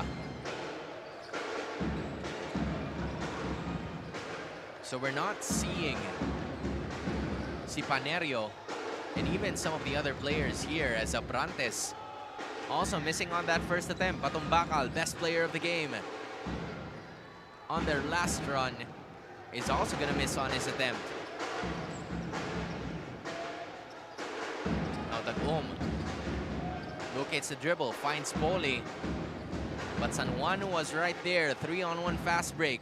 Vailoses finds Wagan. Short on the step. Fresh 14 is going to be awarded. Now here's Wagan from the right corner. Only 3 seconds remaining. San Juan bumps bodies. Fader's not going to work. Both teams looking for their first point in this game so far. Starting off slower, both the Junior Pirates and the Red Cubs, but Dagum finally breaks it open. First 2 points ito para kay Clifford Dagum.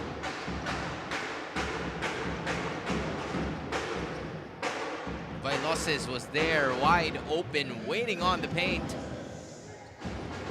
MJ Vailoses, one of the top prospects of this year.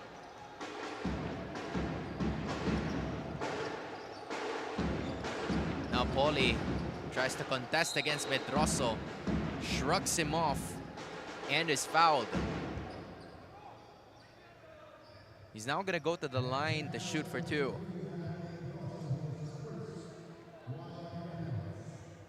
The last time LPU was there, their last game, it was a very close call between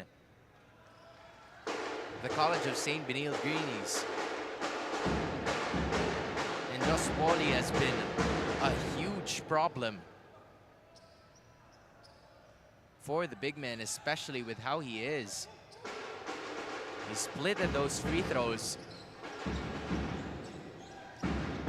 That's where usually is being put to work by some of the other teams as the ball is stolen again. Peña, strong take to the basket. Lucas Peña is A-okay. Medroso is gonna be missing it. Peña's first 2 points.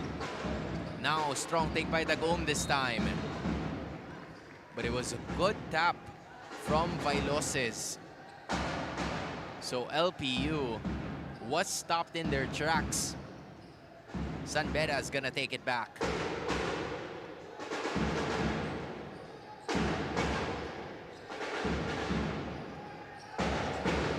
San Juan looking for Vailoses again. Medroso, another mid-range. He gets that. Randale Medroso, good seeing him back on his feet now. The long break probably got him some rest too.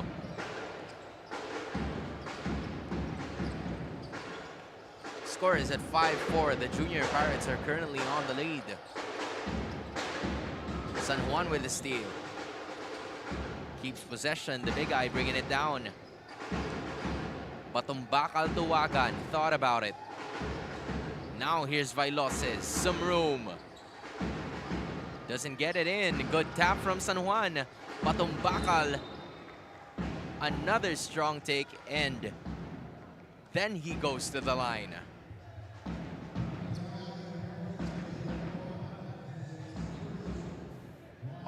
Already only the first personal foul. And obviously the first team foul para dito sa LPU. Patumbakal, not the best start for him in this one, as it was an air ball at the free throw line. Something we don't usually see from him. Shrugs it off and completely swishes the second. Patumbakal has his first point in this game. Now Abrantes, 3. That's good.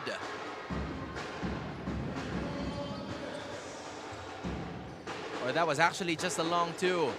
But look at Wagan over the outstretched arms of Paulie. Waki Wagan gets his first 2 points in this game as well. Abrantes wanted to go for a heat check. He doesn't get it. Turnover para sa LPU.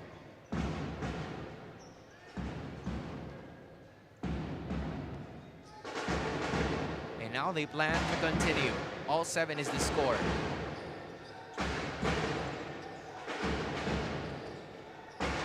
Vailoses tipped right away by Clifford Dagom, which is definitely a good sign.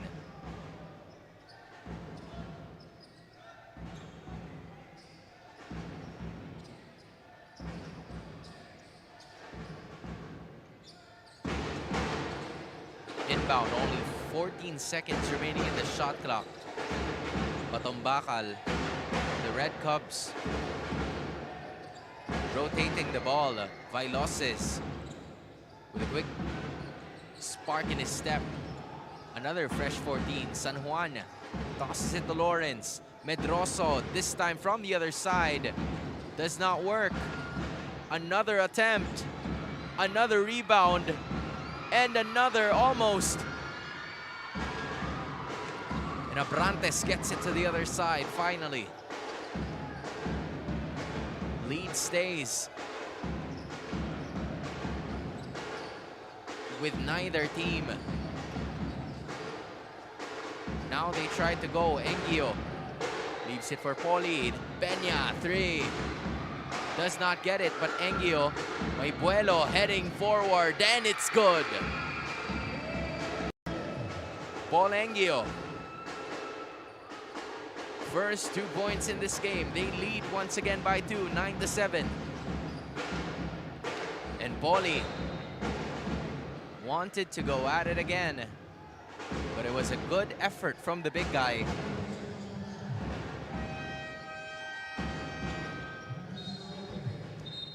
And now substitutions are going to be coming in for their squad. That is Francis Doliente, Andre Ugadan, and also Benedict Roma checking in for the Red Cubs. Vailoses gets a screen. He finds Ugadan. Soft touch will not work. But Medroso looks like he's going to be called for the loose ball foul here. He was looking at, of course, the coaching staff, obviously thinking that it was me who was fouled. Pero hindi ganon ang tingin ng ating mga opisyales. Less than 5 minutes to go in the first quarter.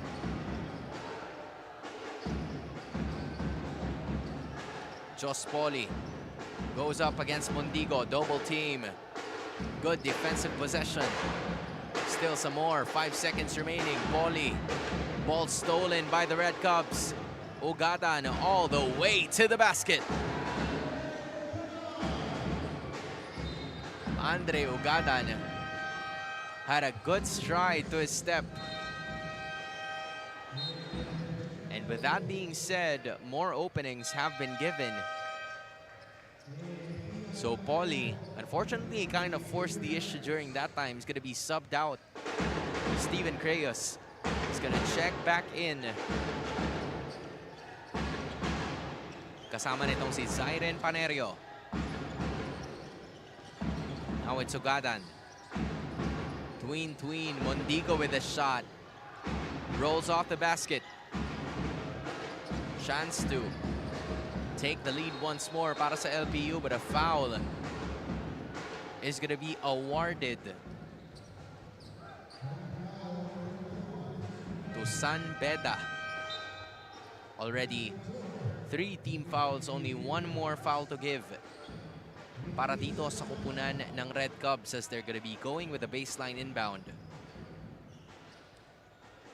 For someone who hasn't won a single game this season, you see some sort of fight from this LPU roster. They're really determined para makuha yung kanilang unang panalo this season, and they've started off pretty decent against San Beda, who was red hot from that matchup against Arellano.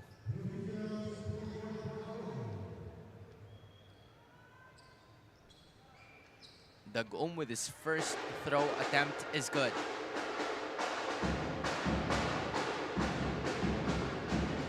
Clifford Dagom now has 3 points. There's a total of 5 different junior Pirate players that have scored in this game.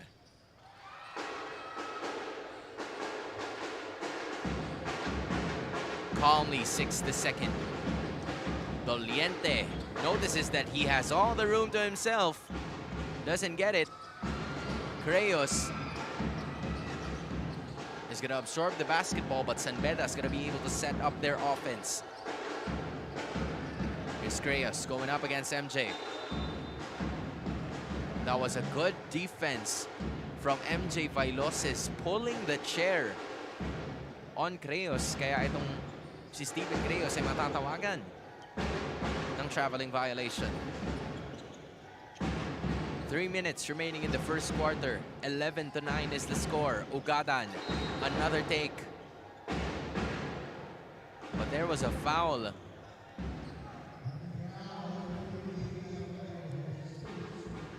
Called against the side of LPU.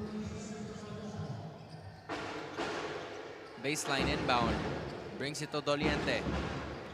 Now Vailoses right there. LPU playing a 2-3 zone. It leaves Doliente with some room. First three by San Beda has been finally made. Panerio with a poor pass. Ugadan all alone for the jam.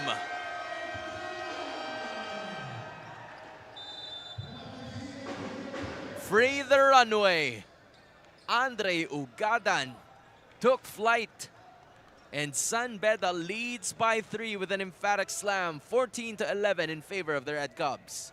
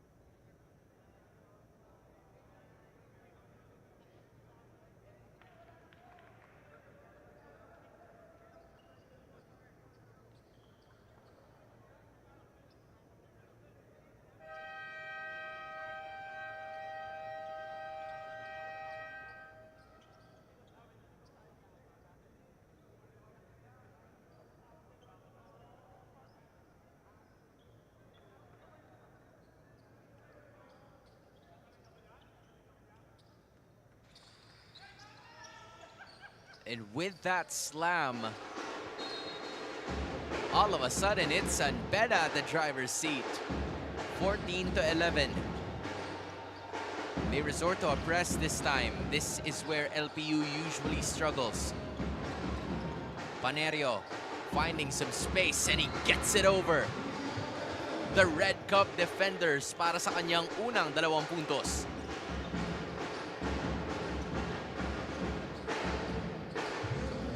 Lead cut down to at least 1.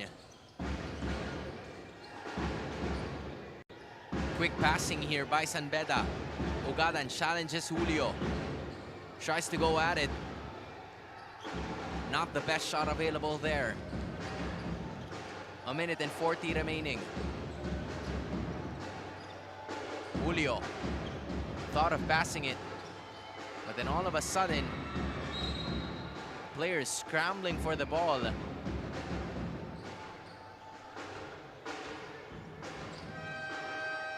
As LPU will still be able to keep things in possession. Daniel Altamirano is going to be checking in para sa Junior Pirates at this point. Now Panerio gets a screen from Julio. Panerio against Ugadan. And Ugadan got the strap.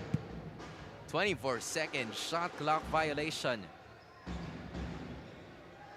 Ang itatawag kontra sa LPU. San Beda gets the ball right back.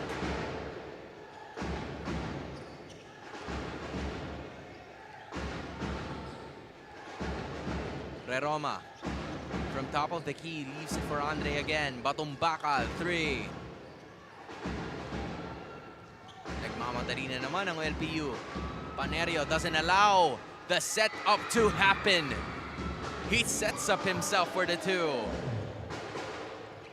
Zairen Panerio now has 4 points in this game. Ugadan, fake pass, leaves it for Mondigo.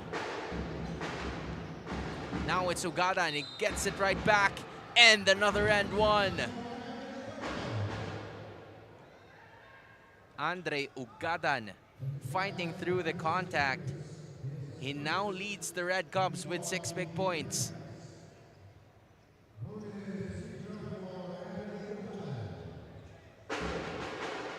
This kid definitely not shy in taking those strong attempts at the basket.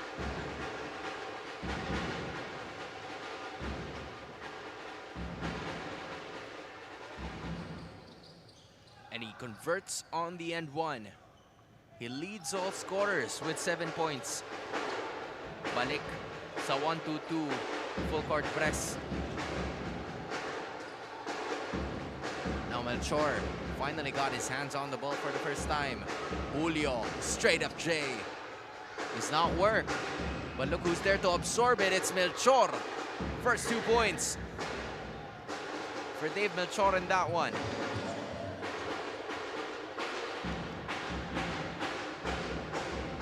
Now it's actually all 17. Final attempt, 5 seconds for the Roma and the Red Cubs.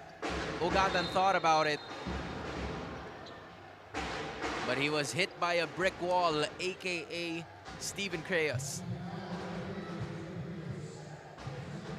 Masyadong malapad itong si Steven Creos as he was trying to close out. Andre Ugadan obviously felt it. He wasn't ready for the closeout to happen, but hey, that's a smart foul. You only give San Beda 2.4 seconds to work with their final attempt. Sideline inbound. Who's it gonna go to? They plan to go on Ugadan again, but Creos was obviously ready. He's gonna get his well-deserved rest. Dahil ipapasok nila itong si Simon Mercado for a final attempt. Ugadan misses on the 3. And that is gonna be the end of the first quarter. Hindi nagkakalayo ang dalawang teams na ito, with the Red Cubs scoring 17 and the Junior Pirates also scoring 17.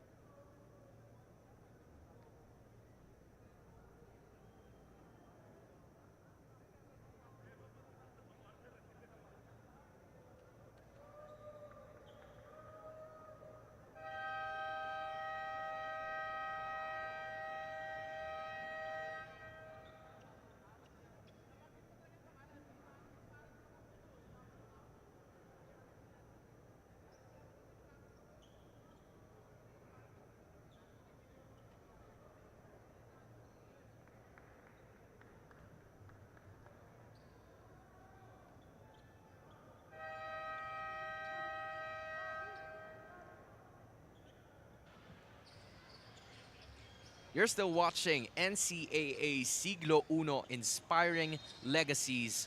All tied up at 17 at the end of the first quarter between the LPU Junior Pirates and the San Beda Red Cubs. My name is Hans Galeria, and from what we've seen all throughout the season, this has been one of the best starts ng LPU Junior Pirates all throughout this season, and they're hoping to actually continue to execute as more of the substitutes check in. There's Panerio with a 3.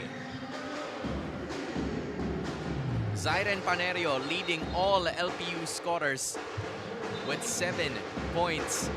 And that's a backcourt violation called against the San Beda Red Cubs. Roma was looking straight at Coach Miko Roldan. And he probably wasn't aware of the situation too. So this saves them the trip to go there. Melchor using that one, and that's money. Things are going pretty well para dito sa LPU Junior Pirates. They're looking for a way to contain this. Tober, bago pasok lang din. Viloses leaves it to Benedict. Patumbakal gets it instead and gets it through contact. Patumbakal now has 3.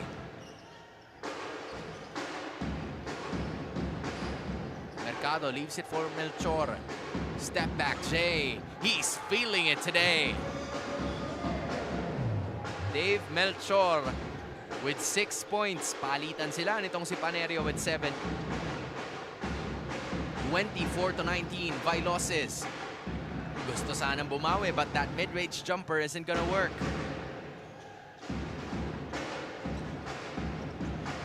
Panerio looks to capitalize on the effort. Julio.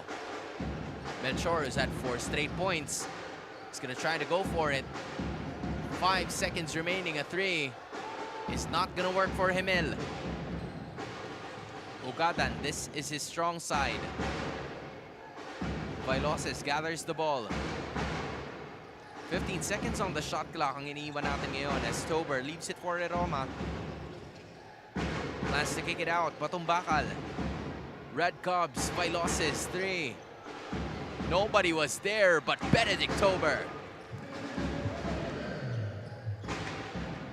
Everybody was looking for a person to box out that time. But Tober got loose. Balik ang kalamangan ng LPU sa 3. Here's Julio.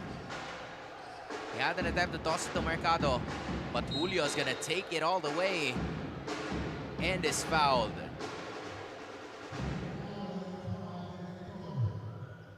So Gemel Julio is gonna be going to the line to shoot for 2 free throws.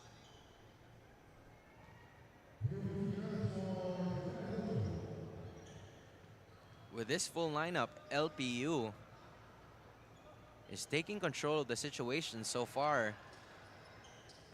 But Emel Julio misses on that first attempt.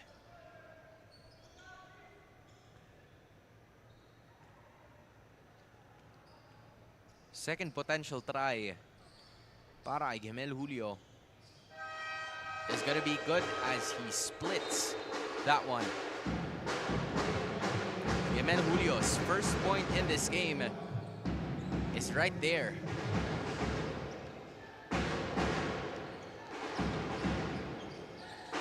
Now they're gonna try to go at it. Clint Conde is checking in for LPU for the first time.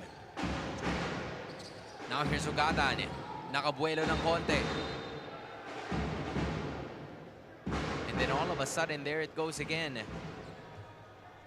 A blocking foul is gonna be called against LPU.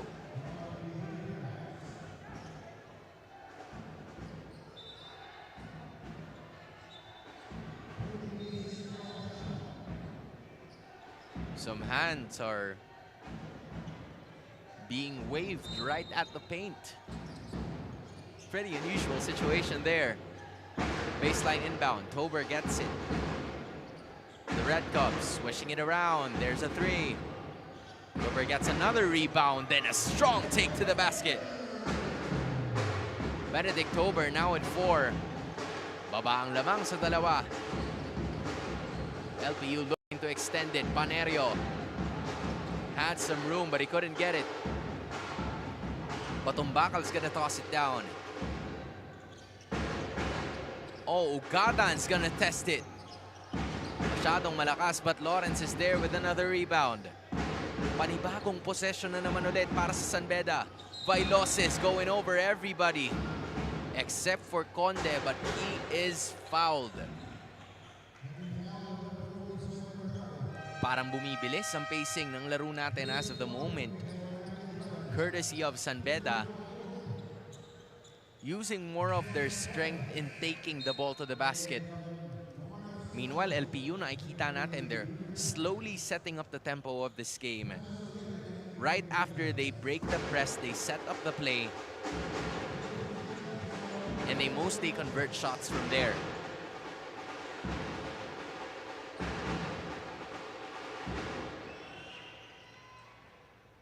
A make happens for MJ Vailoses. He has 3 points. At napabalita maybe just 2 days ago that he is one of the players that you're really gonna have to watch out for in this class. There's another 3. That time it was short. Duty foul is gonna be given by MJ Vailoses in that one. It's for San Beda to figure out how their defense is gonna look like.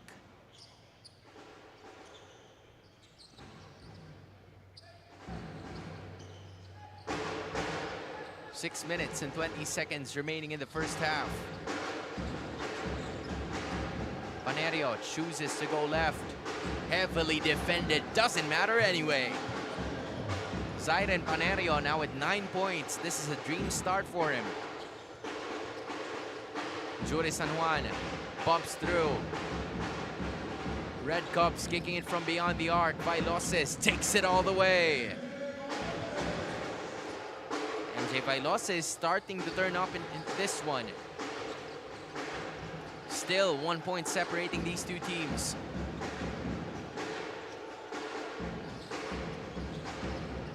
Now here's Panerio. Lost his balance as he was trying to bump his way inside. And there is a foul that was being contested by LPU, but no foul is called.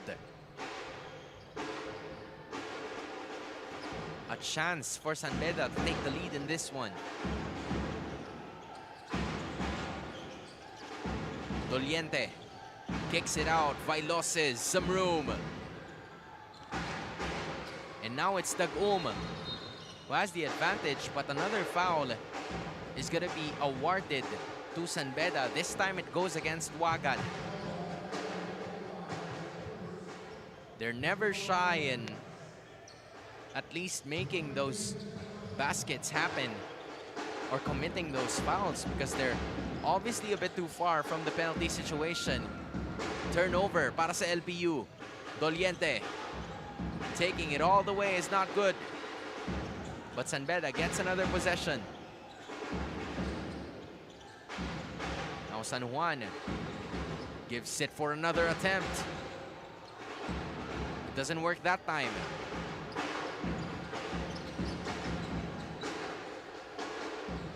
LPU still holding on, clinging on to that 1 point lead.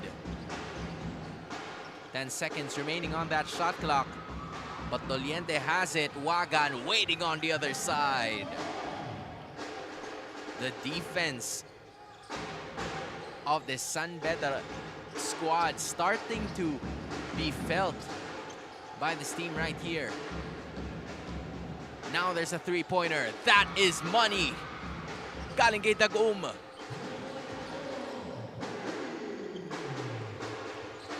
Tag-Um now has 7 and they get the lead right back. Tag-Um had a hand on it. Who's gonna get the basketball? They're trying to go for it. Body's on the floor.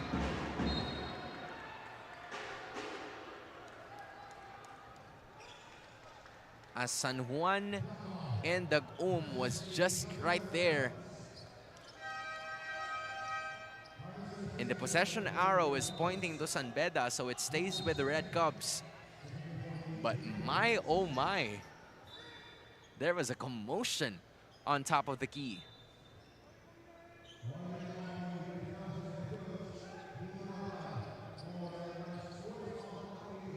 Looks like there's gonna be a review on the last play because Coach Miko Roldan noticed the commotion that was happening there. Maybe there was some sort of an extension, some extra credits that we haven't really seen because there were a lot of players on the floor trying to fight for that ball.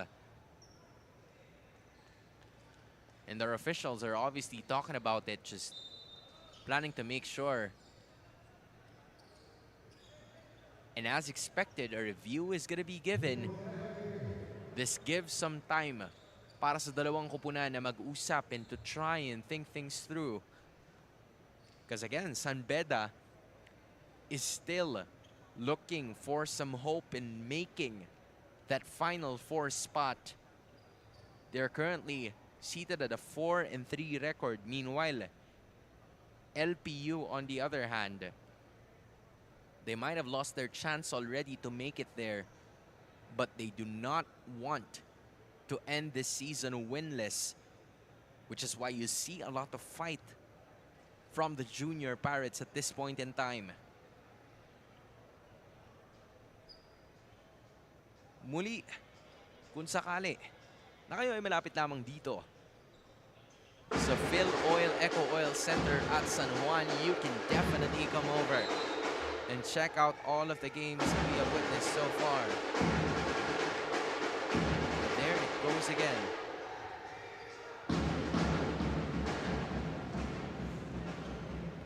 They tried to continue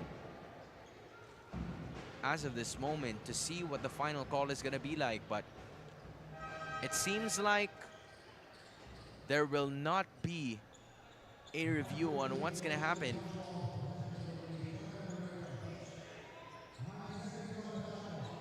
Upon review, it just resorted into a jump ball.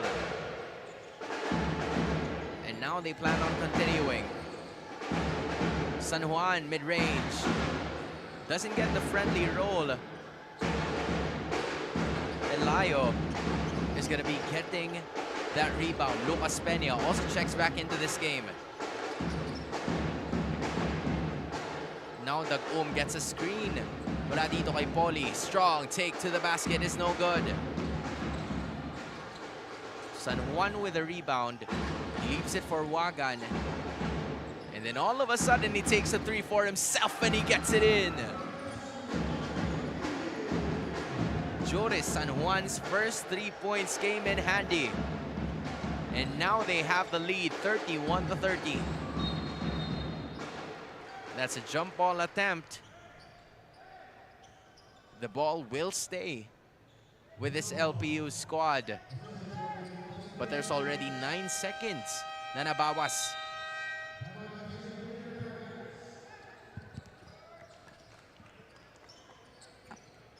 A point separating these two teams. San Beda leads by 1, 31-30 kontra sa LPU.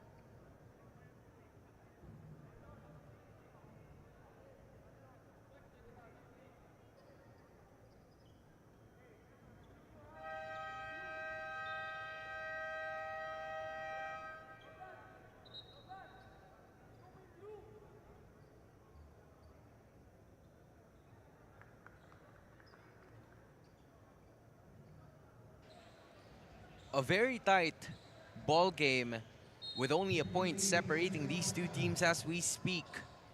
31-30. San Beda, after a long while in this first half, have finally felt the taste of a lead. Meanwhile, LPU with this possession, they plan on actually getting right back. Now here's Poli. Leaves it for Dag-Um, who lines up a 3. That's good again. Clifford Dag-Um second three-pointer in this game. He now has 10. Tober all alone. In and out and in and out it goes. Benedict Tober, he's been a really good addition to this San Beda roster, given that most of the attempts that we saw were from him, but there it goes. Lucas Peña with an unsportsmanlike foul that was already called against him. And he couldn't believe it as he lost possession entirely. He was holding not on the ball but on one player to potentially foul them or delay the play, but they were already in pace to go all the way to the basket. And with that, it looks like at least one of the players mula dito sa koponan ng San Beda is going to be hitting those free throws. No review needed for this as well.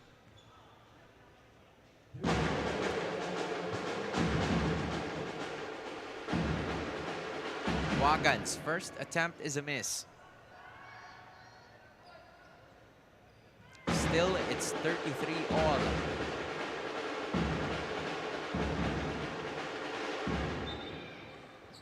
Both are misses.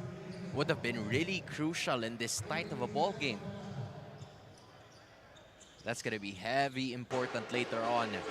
If this goes neck and neck, especially in the fourth quarter. That is a 5-second violation called against the San Beda Red Cubs. You don't usually see that, but it's error after error from Waki Wagan. Tag-um plans to get it across by losses. His legs were right there to stop the play from potentially happening.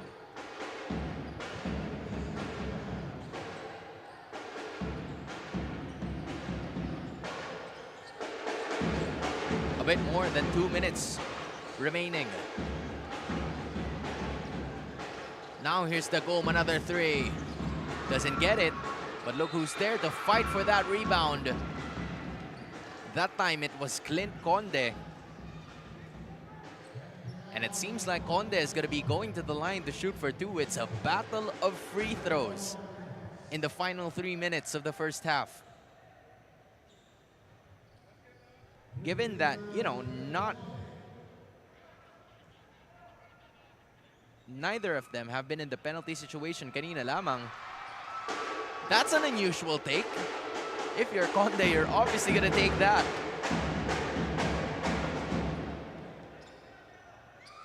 LPU gets the lead right back.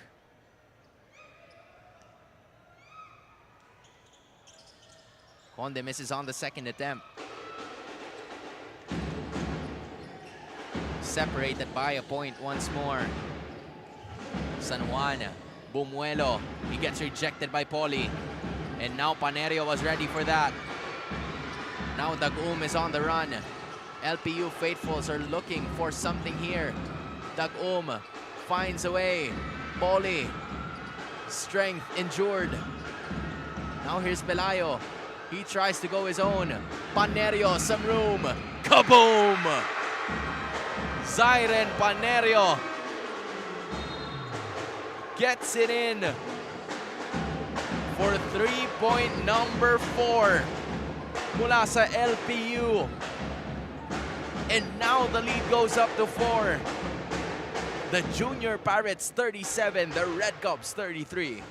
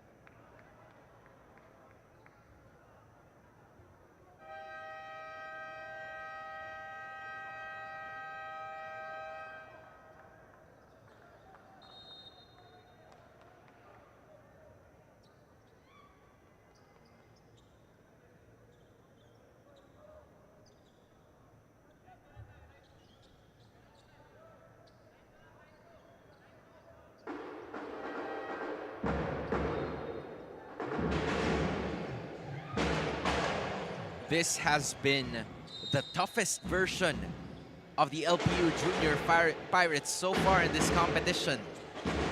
Sasalubungin nila ang Red Cubs with a half-court press. Make that a 2-3. Red Cubs swinging the ball pretty quickly. There it is, Batong Bakal, straight up J. Not gonna work that time. Ugadan fighting for it, and he gets the 2. He's had some rest, kani-kanina lamang, but Ugadan is back. He leads all of them with 9 points apiece. Turnover. Winters absorbs it. Ugadan is there again. He looks for an extra reinforcement. Bailoses, 3. Shots have not been falling from beyond the arc para sa San Beda. LPU leads by 2, only 45 seconds remaining. 37-35 is the score. Cross-court pass. May buwelo ng konti. Now here's Pelayo with another 3. LeMarcos Pelayo coming in alive para dito sa LPU. The switch from beyond the arc is working. They lead by 5, 40-35.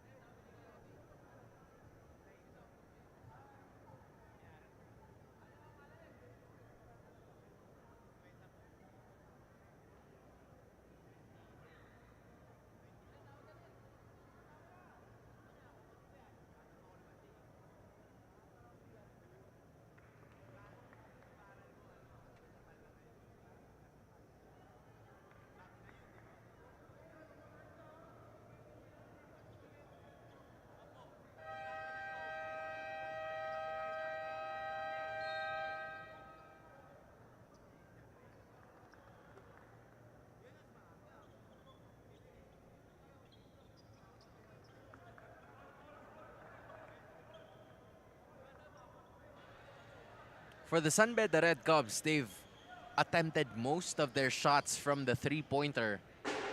So far, based on the stat sheet, it's only Juris San Juan who's made a 3, and Francis Doliente. Only 2 3-pointers in this first half so far. 15 seconds remaining. 7 seconds separating the shot clock and the game clock. Now they try to go inside. Ugadan.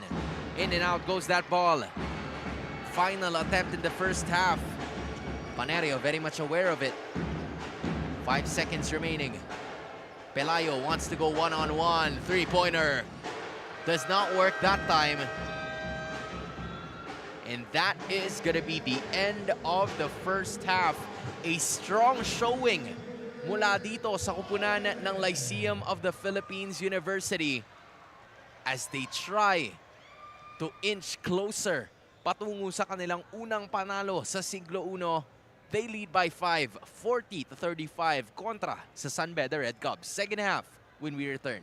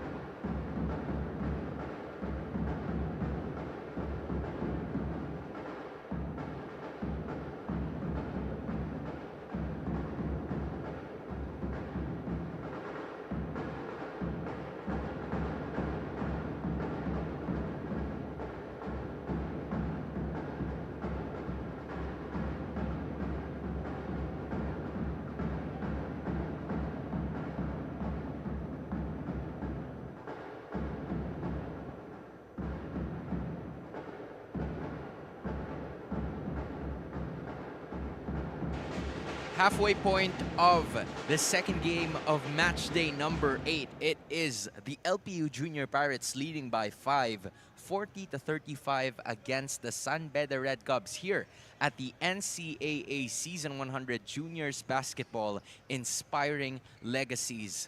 This is the best start so far para sa LPU Junior Pirates, considering that both of them have made at least a specific amount of attempts. Although the only problem is San Beda has had more attempts, to be specific. That's 18 yung kaibahan or yung diferensya nila pagdating dun sa kanilang field goal attempts. But then, it's LPU converting more of those chances. And even though San Beda has had more attempts, it's been an off night, especially from the three-pointer.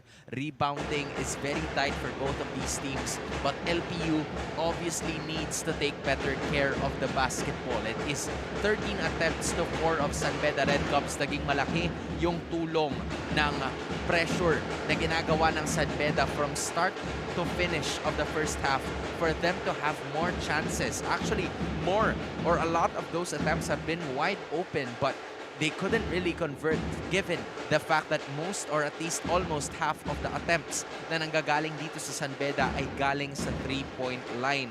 They've had 30 attempts from 2 points and they've had 14 attempts from 3-pointers, but only 2 were made from beyond the arc. But at the same time, pwede rin nating i-take note yung mga free throw attempts ng mga players na ito, because for LPU, you've seen them make 5 out of 8. Meanwhile, for San Beda, it's only 3 out of 7. Punta naman tayo sa ating leading scorers. It's both Zyren Panerio and Clifford Dagum, 2 players that have made it into double figures at the start of the first half, or at the start of the second half rather. Tutulungan din naman sila nitong si Dave Melchor. But at the same time, you're gonna have to look at that San Beda Red Cubs roster. Ugadan leading all Red Cubs with 9 points, and most of their attempts ay nanggaling right at the paint. So that might be something that they could potentially capitalize on with how Ugadan has been taking it so strong into the basket. Sasamahan yan nitong si Benedict Tober and MJ Vailose. So Benedict Tober is a big guy. Andre Ugadan is a big as well. And maybe Coach Miko Roldan and the rest of the Red Cubs could capitalize on taking more attempts right at the paint, because they had a lot of chances leading onto that basket. An emphatic slam by Andre Ugadan that brought them the lead early in the first quarter. But as of this moment, more shots are going to be needed. Those 3-pointers need to fall, and heading forward into this final half of this game, will LPU finally get the win that they need for momentum, or will this be San Beda making an immediate comeback and turn this around? Magbabalik tayo for the continuation of the second half.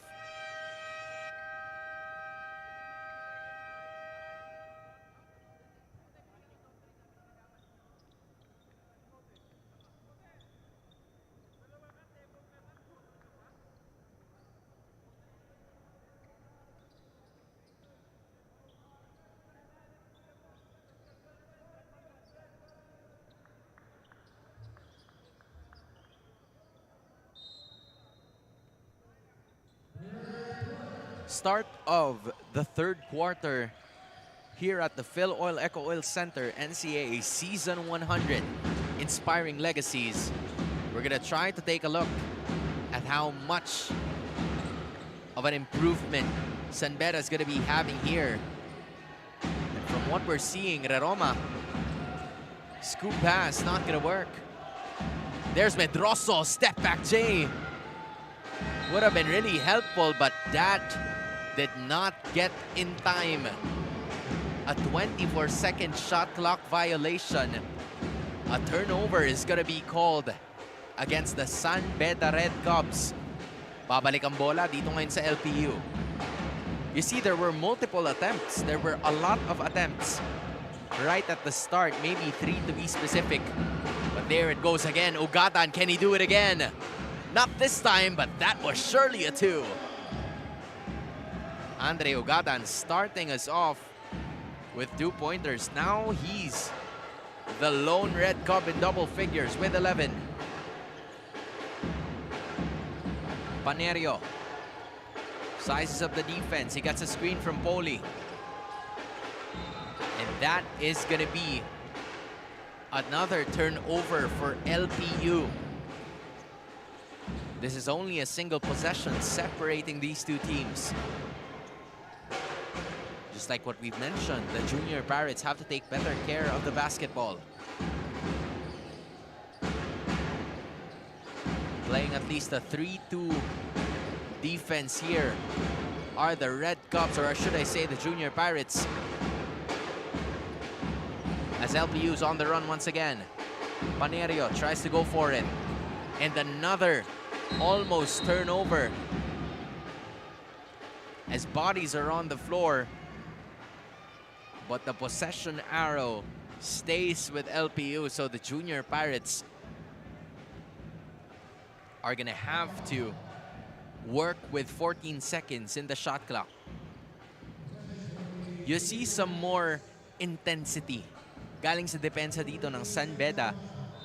It's gotten a bit harder for LPU to actually line up their offense as Melchor. Step back, not gonna work.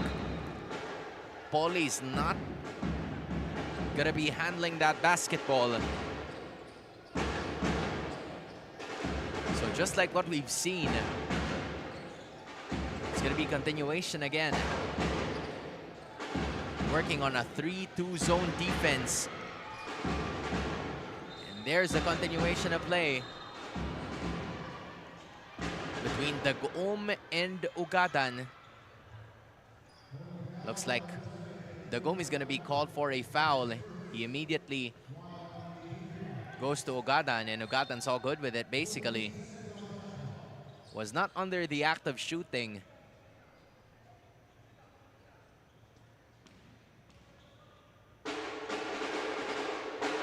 As we continue play.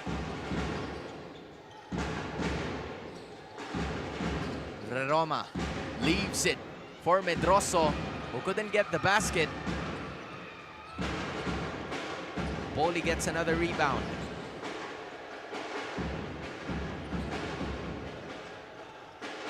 Dagom. They have only 8 seconds to work with. Strong take to the basket, kick out. Oh, Panerio couldn't hold the basketball. Valiant defense from Roma, and another turnover for Lyceum of the Philippines University.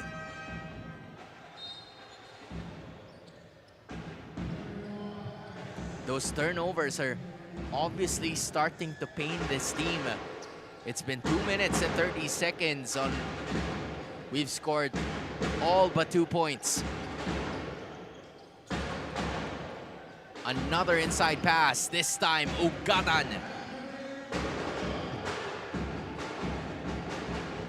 He now has 13. And once again, both teams are separated by only 1 point. Panerio, strong take to the basket. Finally, LPU is on the board.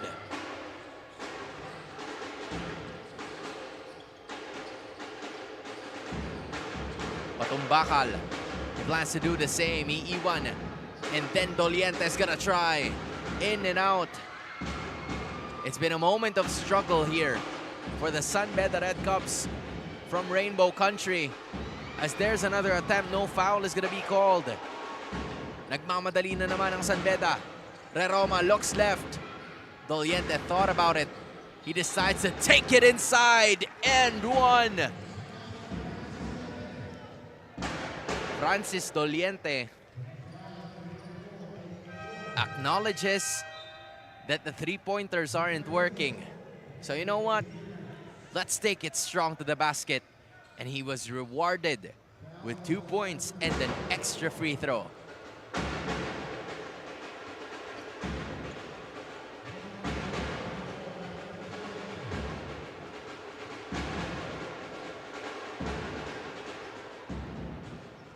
Chance to tie here for Doliente. But that ball goes in and out.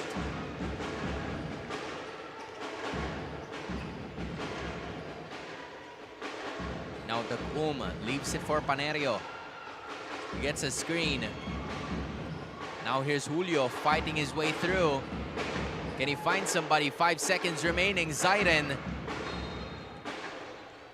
was forced to take a 3 instead.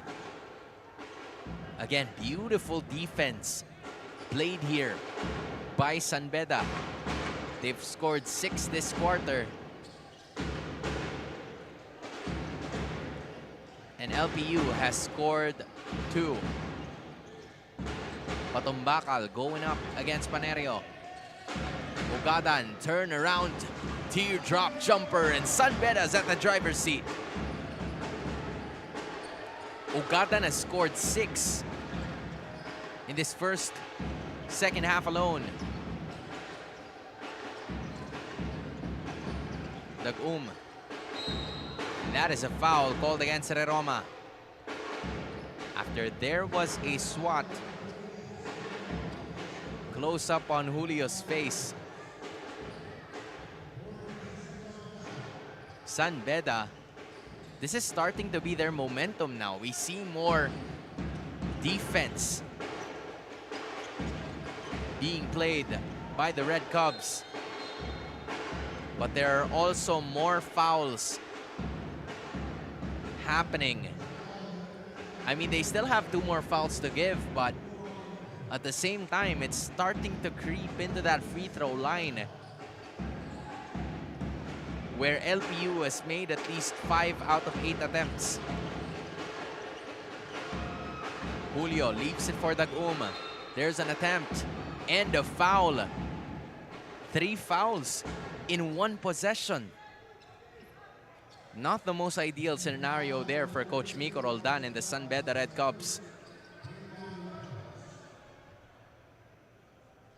So now Dagum is gonna be tested at the line para maibalik sa LPU ang kalamangan.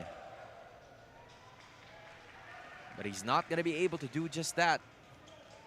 Only a chance to tie.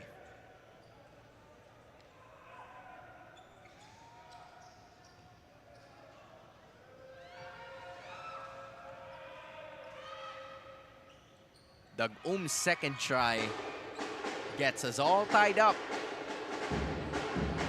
at 43 apiece. Now Patumbakal with some room. He doesn't get it.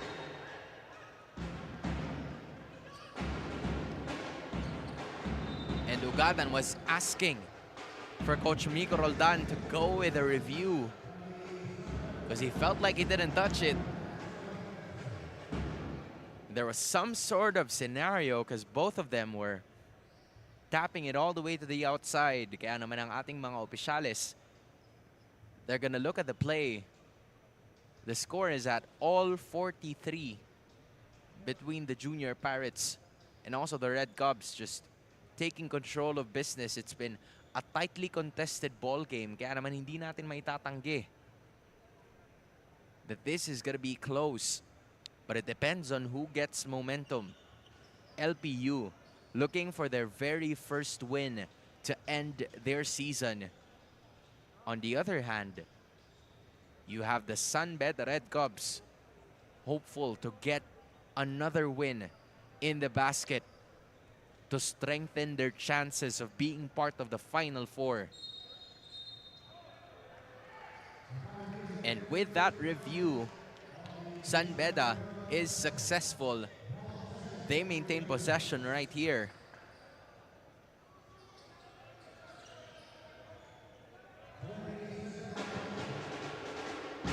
Now they have a fresh 14 awarded to them. All tied up at 43 we are.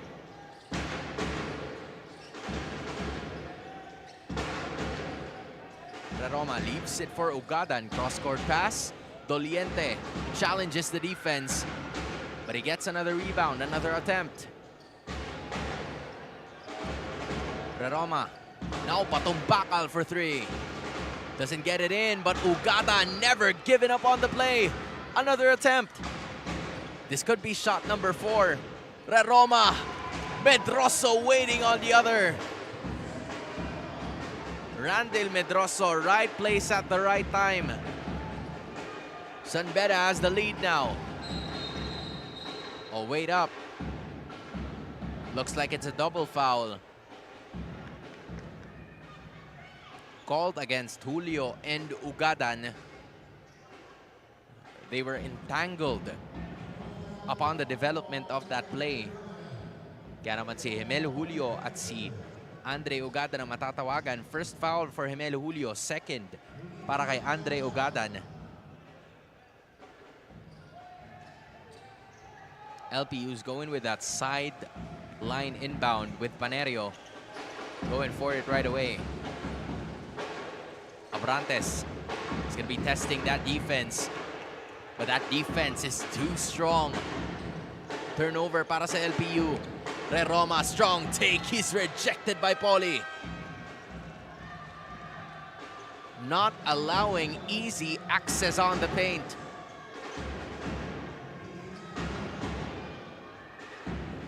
Penalty na itong kupunan ng San Beda. Meanwhile, LPU still has fouls to give. Medroso contesting and fighting. But looks like that's an offensive foul. Would have been a conversion, but there was an elbow together with that turn. Good defense from LPU. Maganda sana yung posisyon nitong si Randel Medroso, but there were some extra unnecessary movements that was seen by not one, but two of our officials on the floor. Reroma checking out Wakiwagan. He got some deserved rest in this one.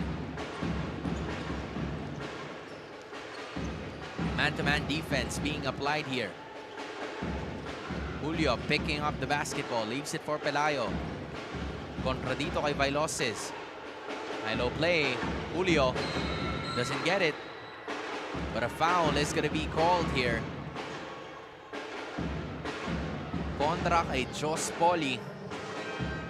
That's a loose ball foul. Second personal foul on Jos Poli. So they're going to be putting in Steven Creos. As Poli's going to be needed much more later on.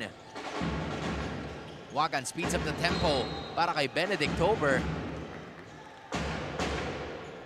Well, that was pretty quick. Yun yung mga tinatawag natin na knockout play, not allowing the defense to set up here para sa LPU Junior Pirates. As Tober, he didn't even have time to hold the ball. He just went with a layup and attempted an alley-oop play as Tober misses on the first. They were 3 for 7 in the first half. But Tober converts on another. Balik ang kalamangan ng SBU sa pinakamalaki with 3 points. It's very rare that you ever say that. That's how close of a ball game it was. Julio hounded by the defense, and there is a foul. This time, I believe called against Andre Ugadan. Oh no. It's awarded to another player that's not Andre Ugadan.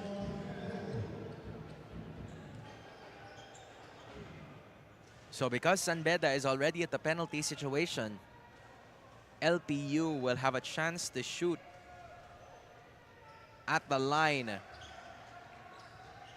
for the next 3 minutes and 15 seconds, but Julio misses on his first attempt.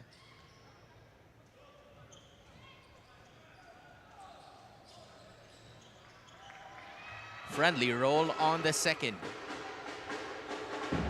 Julio has 2 points. Both have been manufactured from the free throw line. Vailoses, 3.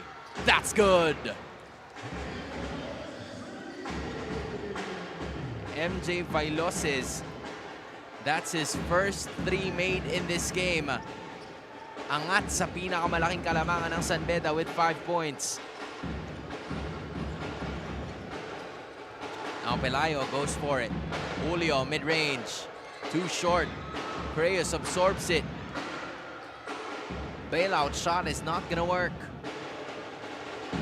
Now San Beda picking up the pace of this game. Tober that's a foul na itatawag kay Julio. There was an arm. Someone reaching for him on the other side. San Beda starting to pull away yet again.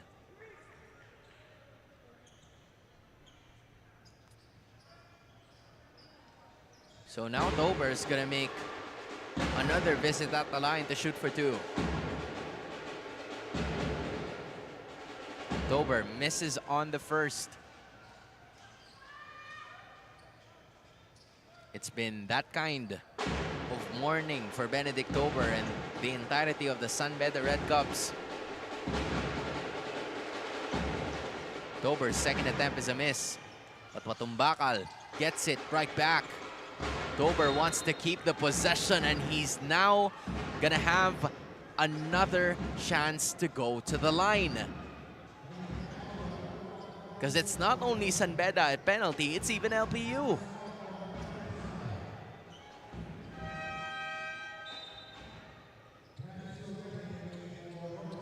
Dolientes checking back in para kay Batumbakal. They're planning to add more size and some snipers here.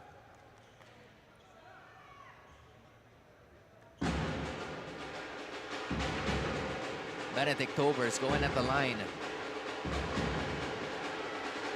But he misses another free throw. That's 3 straight misses from Benedict Dober at the free throw line, which is very much unfortunate.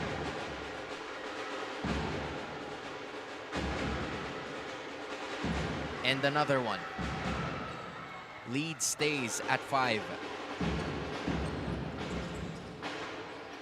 Peña is looking for some reinforcements. He picked up his dribble. Pelayo gets a screen from Creos.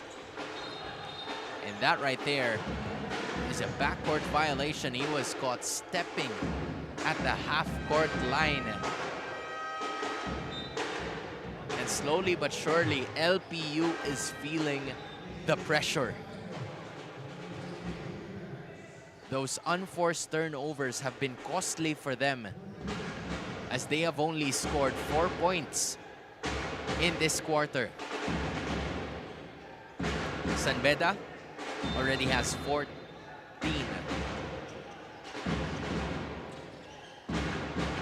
They're gonna have to play valiant defense on this other side by Losses. Creos absorbs it, and now there's a foul called against Wagan.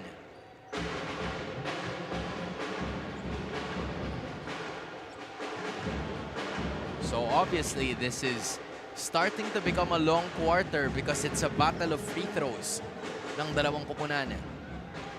Pangatlong foul na rin yan nitong si Waki Wagan. So he's probably facing foul trouble as we speak. Steven Creos at the line to shoot for 2, and he's facing. Even he's not safe from the free throw drought.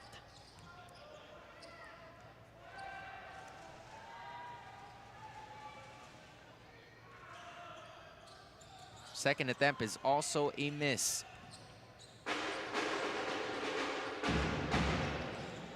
Lead stays at 5, 49-44.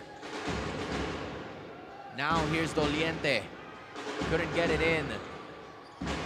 There's some more saves. This time it's Dagum. Strong take again.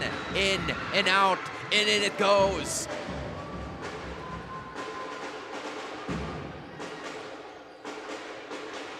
What a good take. All to the way to the basket para kay Dagum. Now here's Doliente. Chooses the right, strong side. San Juan thought about it. Wagan has 7 seconds remaining. Wagan, step back J. Off. But look at Benedict Dober fighting for that basketball, and guess where he's gonna come back to? It's at the free throw line.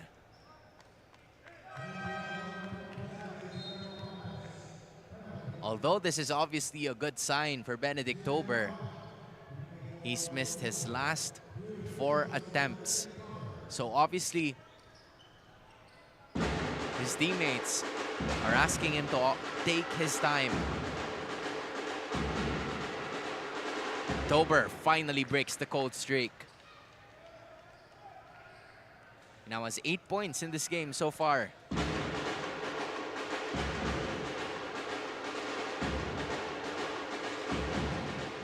Tober makes both. And you see the satisfaction on his face and his body language pagkatapos niyang makuha yun parehas. Lead goes up to 5 again. Dagum leaves it for Panerio. Just less than a minute to go in the third. Dagum from way out. No good. Tober with another rebound. Roma gets a screen. He's looking for someone else. San Juan. Now it's Bailoses. 10 seconds remaining. Tober with another screen. Tries to go for another attempt, but it doesn't work. So now they continue. Panerio. In and out. LPU keeps the basketball. 6-second difference between the shot clock and the game clock. Not anymore. Bailoses. Now it's Abrantes. This is gonna be huge. No good. And one. Abrantes. Some life. LPU players are down. Both teams are giving it their all.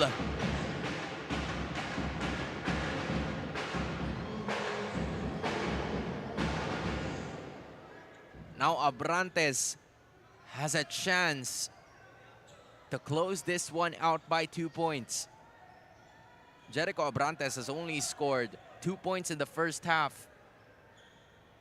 He's one of those players that you would expect that would really come up strong here para sa LPU. Abrantes misses on the end one. 5 seconds remaining.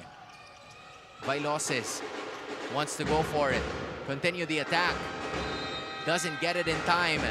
And that is how we're gonna be ending the third quarter of action. 3 puntos ang pagitan ng dalawang kupunan na ito. But San Beda's defense provided them the lead. Dahil sila ang may hawak ng 3 puntos na kalamangan. 51-48 kontra sa LPU Junior Pirates.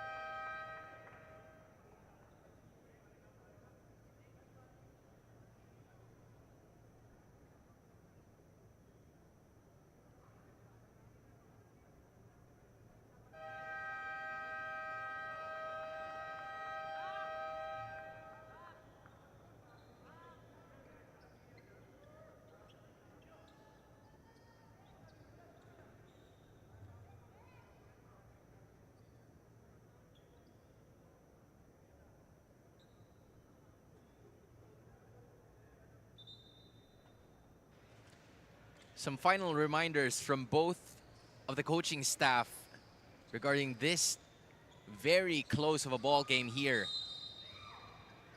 for both of the teams. LPU looking for their very first win in Season 100. Meanwhile, San Beda looking to strengthen their chances of making it to the Final Four by losses 3.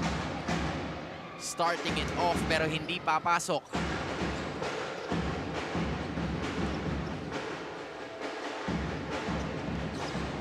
Now they try to continue.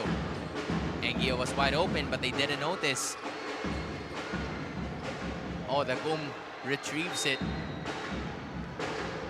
We didn't know if it was for Engio or para dito kay Panerio. But the ball is going to be going to the other side. 9 minutes and 29 seconds remaining in this final quarter. San Juan with the intervention. There's a three from Doliente, and that's good. Francis Doliente. Another three to line it up. That is three-pointer number 2. He has a total of 8 points. Abrantes going up against him.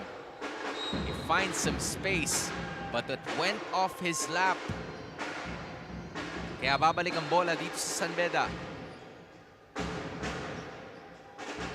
That three is starting to be a problem here for LPU. Dahil kanina silang may hawak ng kalamangan. Reroma kicks it out. MJ, San Juan, quick step. He leaves it. And an end one for Medroso. Quick passing, off-ball movement. And now San Beda is at their biggest lead so far in this game at 8 points.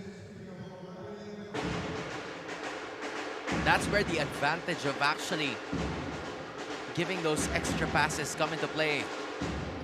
Medroso misses on an attempt, but it means that they will have another one. San Juan leaves it again for Medroso. This time Engio was ready. Abrantes kicks it out. LPU picking up the pace.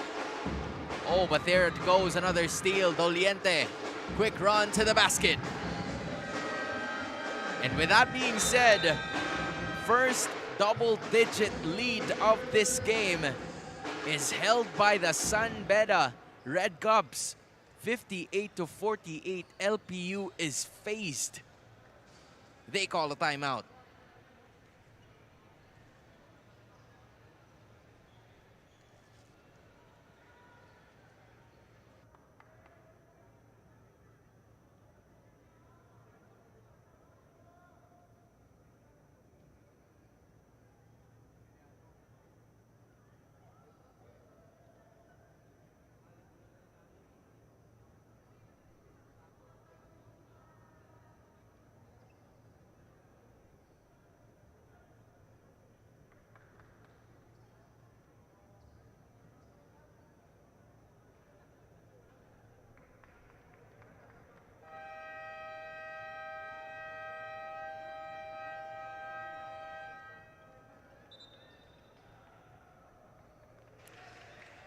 From the start of the half, the second half, it was LPU leading by 5, 40-35.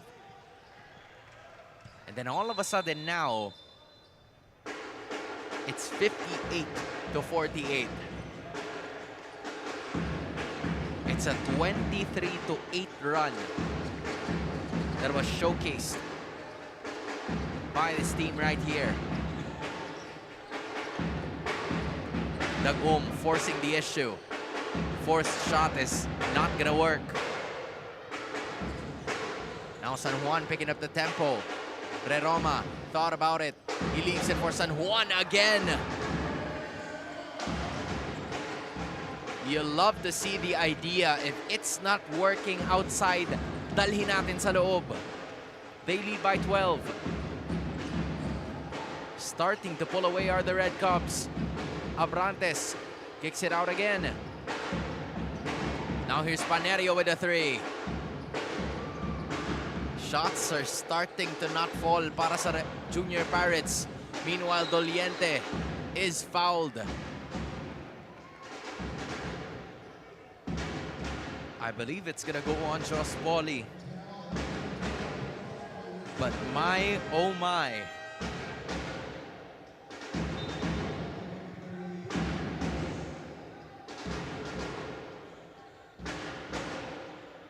What an onslaught this has turned out to be in the fourth quarter. Roma's gonna have it. Miscommunication between Medroso and Doliente. So it's going to be going back to the side of LPU. They trail by 12. Dagum thought about it. Leaves it for Conde. Dagum is double teamed. Only 8 seconds remaining. And there goes Panerio, finally stopping the bleeding. 60-50 is the score. Strong take to the basket is not gonna work. As there were a lot of squeezes. Very close, risky passes na ginagawa ng San Beda dun sa baba. Right at the paint, but it's been working for them due to that how fast the off-ball movement has been going for them. There it goes again, Medroso, mid-range. Could not work that time. LPU plans to cut it down to single digits. Panerio's asking for Clifford. These are the two men looking for some extra action. He loses control of the basketball. Here goes Medroso, evading the defense. Randel Medroso now has 8 points in this game.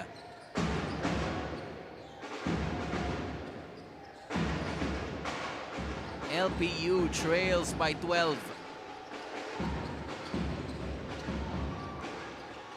And now Panerio has some room to operate, but he does not get it. Conde fights for it, and he gets the 2 points as well. Conde, that's his 3rd point in this matchup so far. Almost at the halfway point of this game we are. Ugadan loses possession. Now here's Abrantes, strong take to the basket is not gonna work. But the Junior Pirates get an extra possession. They go with the double. Conde, 3, too strong. Pauly spikes it to the other side. Here's Dagom with another try. They were losing a hold of the basketball. But the final frame of possession, according to our officials, it was last touched by Clint Conde. But they're asking for a review. This is going to be an important possession given that LPU still needs 10 more points for them to be able to make a comeback in this game. Because again, SBU, we started things off with 35 points for San Beda, and now they're in a really good shape to be able to finish this game off at least a comfortable cushion para matapos nila ang laban with a win. Meanwhile, for LPU, they had the lead in the first half but seemed to have struggled in keeping it for themselves. Just in case you guys have missed it, we're still going to be having 3 more games right after this. And the next game is going to be between the Arellano Braves going up against the Letran Squires. So stick with us here because this is obviously going to be a photo finish between both of these teams. They may have been separated by 10 points.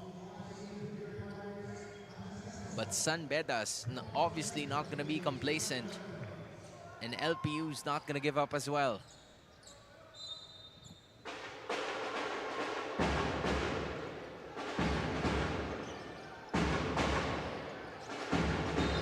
And that's a foul called against Clifford Dagum. Not letting Lawrence Batumbakal to set himself up that time.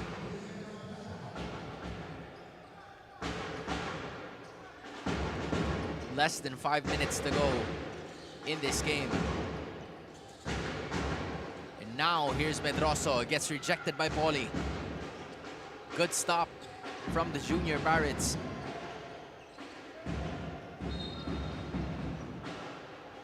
And that right there is a foul called against Randel Medroso. Blocking foul lang itatawag sa kanya. So with that being said, that's already the 4th foul of Medroso in this game. Kaya babalik itong si Benedict Tober, who's also one of the hustle players of this squad.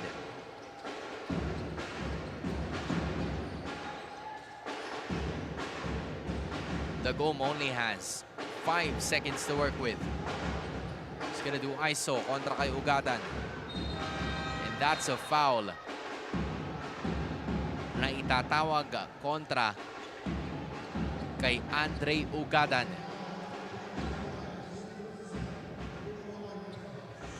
San Beda obviously couldn't believe it. Coach Miko Roldan obviously frustrated with what the call is like. And with Dag-Um, he's going to be attempting to shoot for 2 free throws.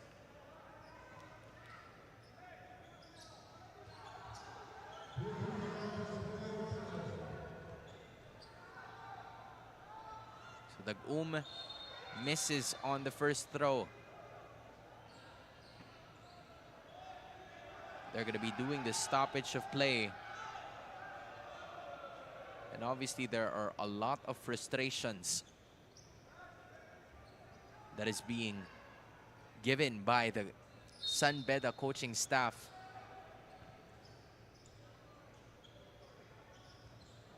And from the looks of it, they were talking about whether or not it was supposed to be a free throw attempt or an inbound play. And it turns out it's an inbound play. Whether or not, no time was lost. We continue basketball. Dag-Um, only 5 seconds remaining. Now here's Panerio. Short on the jumper. Ugatan with another rebound. Nagmamadali na naman siya.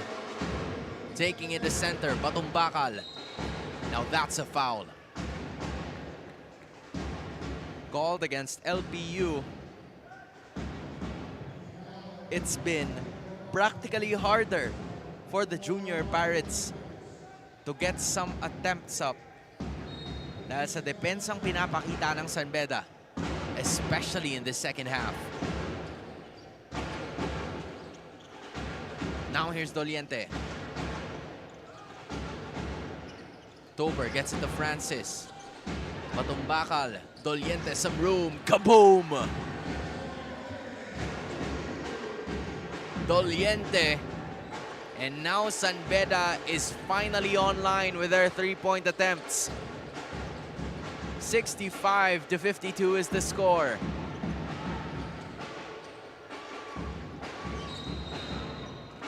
And that right there is a backcourt violation called against Clifford Dag-Um. And they couldn't really believe it, because from their point of view, it was tapped by one of the San Beda players.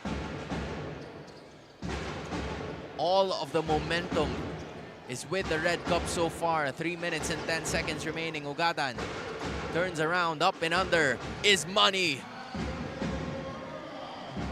Andre Ugadan. And San Beda with their biggest lead at 15.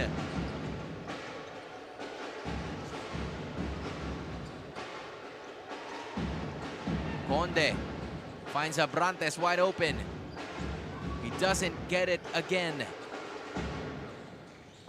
LPU slowly losing grasp of this game. Meanwhile, San Beda with Tober missing on that one. Point blank range. Panero is gonna try to slow it down. Now he's gonna have Abrantes, strong take to the basket, everything but the shot. Now Wagan notices the advantage, he leaves it for Ugadan. He's He's gonna get it again. And now they're gonna slow it down. 8 seconds remaining, final 2 minutes of the game. October wanted to have it, but obviously the players weren't ready. So with that being said, Villanueva, Feliciano, and even Agbayani is going to be checking in. Coach Miko Roldan probably trusts the fact that this is already a done game.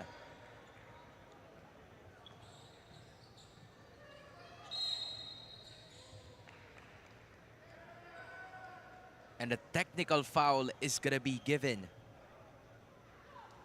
to LPU.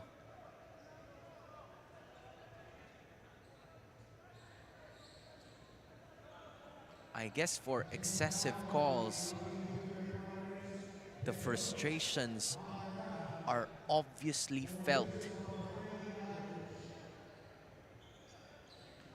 by the junior Pirates in this game.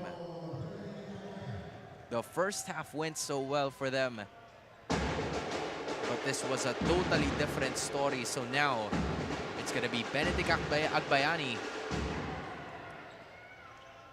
who has that ball go in and out. Would have been a chance for him to be on the board in this game. But he's not going to get it anyway.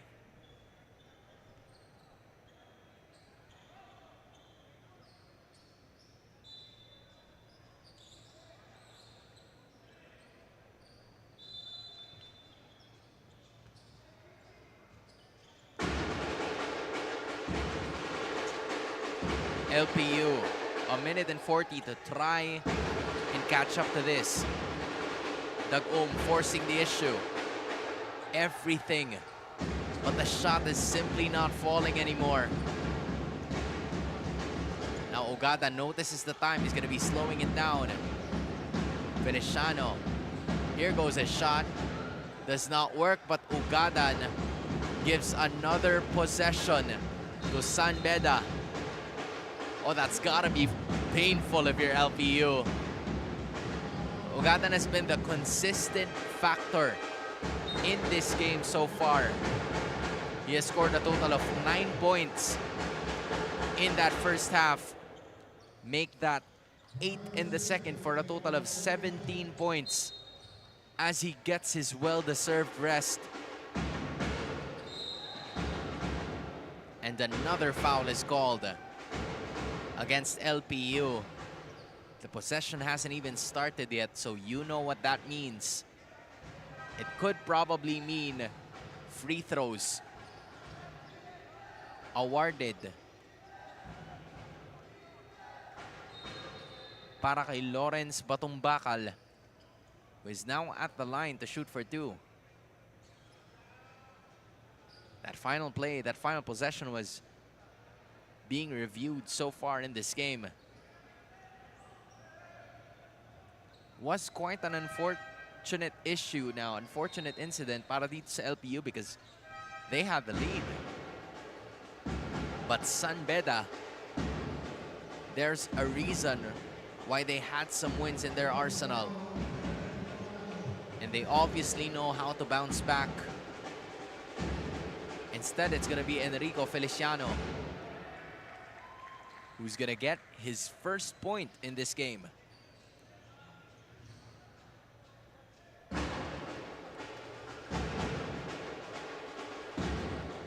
Feliciano misses on the second attempt. So now LPU is trying to rack up quick. There's a shot from Conde. More substitutions are going to happen. Our Marlon Winters is going to be checking in for Lawrence Batumbakal. So the reserves are finally in para sa kanila. Then all of a sudden another turnover. Dagom, straight up J. It's off and it goes outside. 68-54. With at least 56 seconds remaining in this game. All San Beda needs to do is to finally rank up conversation here. Garcia doesn't get it inside. Agbayani tries to fight for it. Now here's Panerio challenging the defense. Zayden Panerio cuts it down to 12. LPU's not giving up just yet. But there's an attempt. Poli denies it. They try to push through. Panerio doing everything he can, everything but the basket. Shot clock is now off. Garcia wants it. Winters taking a look at the situation, and it looks like they're going to be dribbling this one out with 10 seconds remaining. San Beda University gets another win for this season and strengthens their chances of making it into the Final Four of NCAA Season 100 Juniors Basketball. San Beda Red Cups have climbed back in the second half of action, showing it how it's done. The final score, Red Cubs 68, the Junior Pirates 56.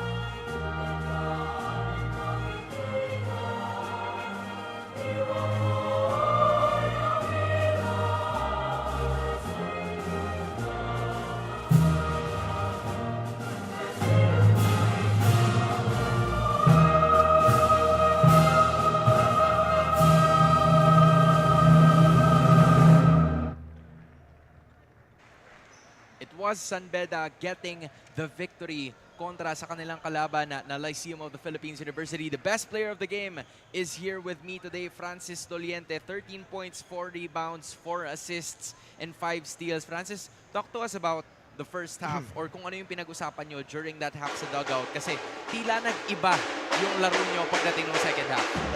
Yun nga, first half, ang alat namin, kaya di kami makashoot, di kami tumatama. Kaya nung second half, kinausap kami ni coach na kailangan dumipinsa muna, tas susunod yung offense namin. You know, madalas kong nakikita kasi from the intensity na meron kayo, hindi pa sigurado yung Final Four hopes ninyo, right? So, how important is this win para sa'yo personally to make your chances of Final Four happening? Sobrang importante po kasi sa akin, kasi ako, kasi senior na kasi ako, tas gusto ko nang bumawi this season kasi last season hindi kami napasok sa Final Four, kaya sobrang importante kayo sa amin dito. You know, final question, you're going up against Arellano in your last game. Anong dapat i-expect ng Bedan community habang papunta tayo dun sa last game of the regular season? Expect na lang nila na talagang babawi kami this season. Yun lang, i-expect lang na gawin namin yung lahat ng best namin. You know, Francis, this is your time. This is your floor. Bibigay ko na sa'yo para pasalamatan lahat ng sumusuporta sa'yo.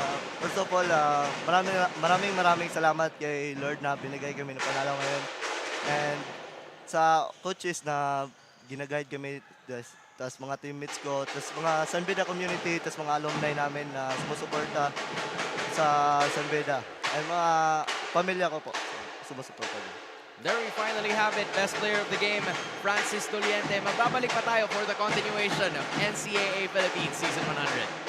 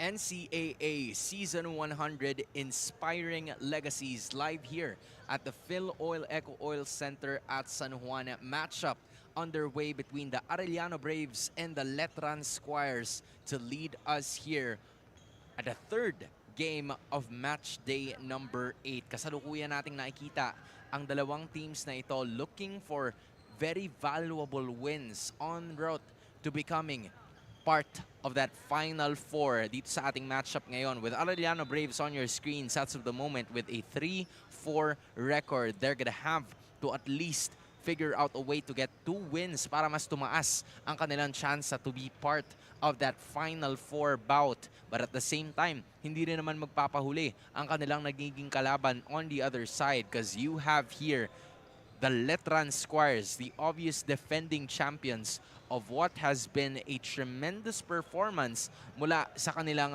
mga members. So this is something that you're really gonna have to take note of, with all of them finally gathering their step, win streak after win streak. You saw them with a victory doon sa kanilang nakalaban kamakailan lamang, and now you see a bit more in terms of the composure with them being able to win a lot of games. At yan ang kailangan alalahanin ng Arellano Braves, because last time when they went up against San Beda, it didn't go the way that they wanted it to, with a 68-105 loss na na-encounter ng Arellano Braves, which is something that they're really gonna have to address moving forward into this game, specifically because of the fact that this is a must-win game for them to strengthen their chances of being able to make it into that Final Four spot. And with that being said, mag-uumpisa na tayo sa loob lamang ng iilang minuto, kaya huwag kayong aalis. This is the start of the first quarter of action. Tossing it over to our game announcer.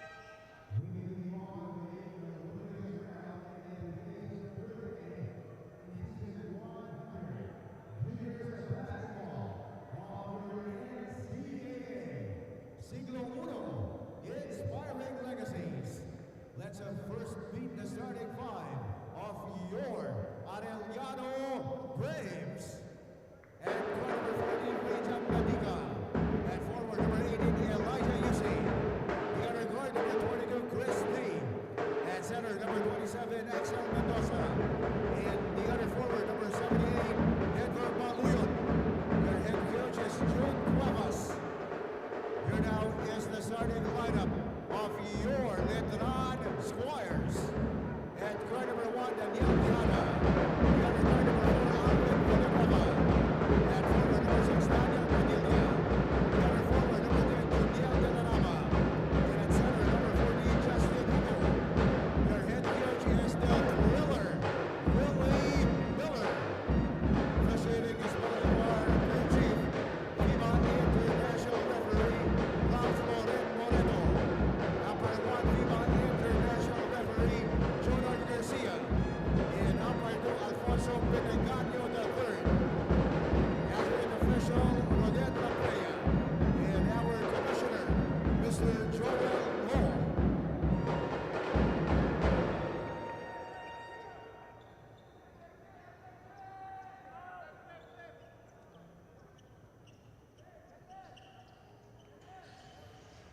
Finally going underway into this game. This is a matchup between Arellano and Letran. This is A season chance 100. for that Final Four spot para sa Arellano. Meanwhile, this is even gonna widen the opportunities for the defending champions to make it back into that certain scenario that they have been. My name is Hans Galleria.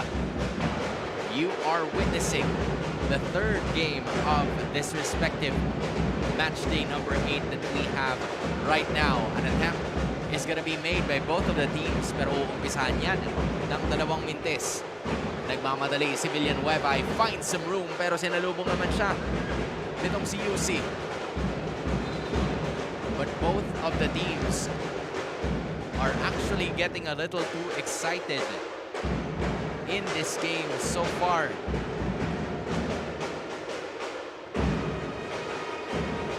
Breakout performance last time around mula kay Daniel Padilla, who's actually holding the ball right now, almost picking up where he left off.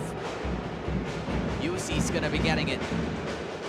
Tossing it to the other side. Ladika, 3. Doesn't even grace the rim, but that's extra 15 seconds to work with. Mendoza, it hits the floor. 7 seconds. D, some room, and 1. Chris D. Lands on the first 2 points para sa parehas na teams in this game.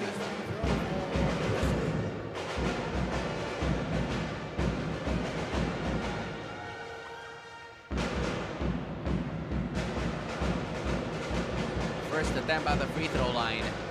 He converts on the end 1. First set of points. Makikita natin ngayon. Villanueva thought about it. Iiwan kay Juniel De La Rama, who's been a very reliable source of offense para sa kanilang kupunan. Here's Ladika, loses the basketball. De La Rama quickly gets it to his guard. Now here's Villanueva. Some room, and he gets it in. Alvin Villanueva has been, trying that kani-kanina lamang. Quick 4 points for the Letran Squires as they now have the lead.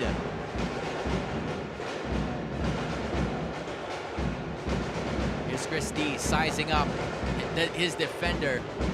Does not work that time, but he gets another attempt at it. Mendoza, another and 1.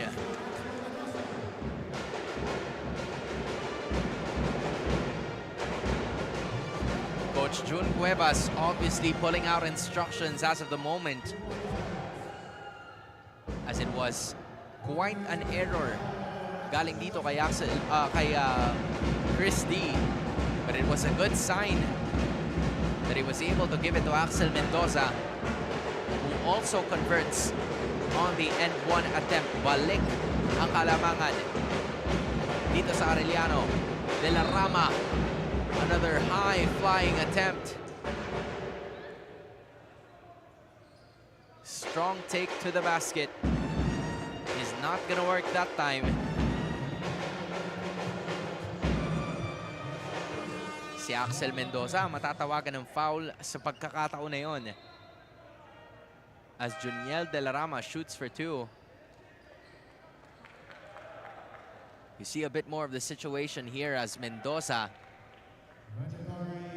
sinasabihan siya ng ating mga officials to head back to the bench. He's telling everyone that he's okay, but unfortunately, there's some blood around his face, so he's gonna have to get that fixed first. As Jax Distrito is gonna be checking in.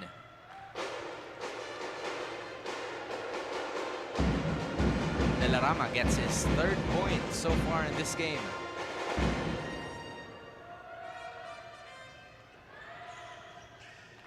Makes them both. With that, we are all tied at 6 points apiece. Baluyot brings it down. Strong take to the basket. Denver Baluyot, first 2 points in this game so far. Arellano results with another press. Quejada, straightaway 3. Not gonna work. Hugo finds Villanueva, who doesn't get it, but De La Rama's there once again. Juniel De La Rama, 6 points already, just in the first half alone. D overcooks his dribble. Turnover for the Braves.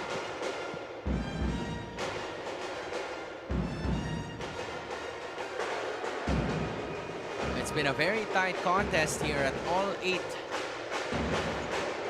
Almost a turnover para kay De La Rama. Instead, it's gonna be a foul called against them.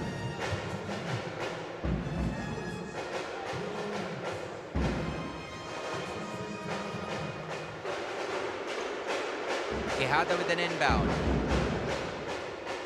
Tosses it over to Villanueva. Now it's Justin Hugo who's going up against Baluyot. Hugo wants to test out the defense. That shot will not count, but that is an extra foul. That's gonna be awarded.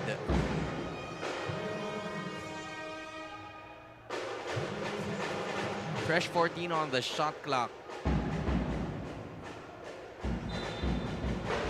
It's been a heavily defensive game with both of the teams trying to set their footing as Villanueva finding some space.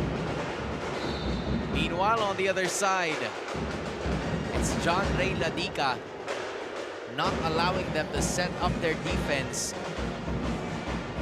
which is why Ladica is going to be going at the line to shoot for two.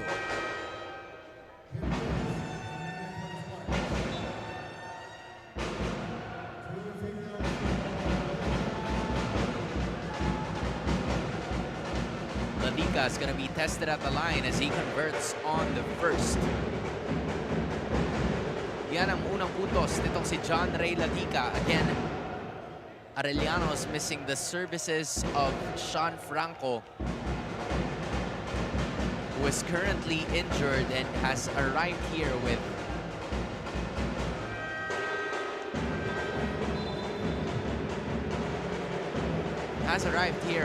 at least some support.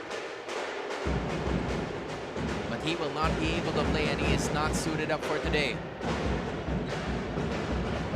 There goes De La Rama again. Hugo couldn't convert on the attempt but is called for a foul. Coach June Cuevas instructing his big guys to box out, because these are very athletic, agile opponents who loves jumping. Hugo tested at the line. Unfortunately, it goes off to the right.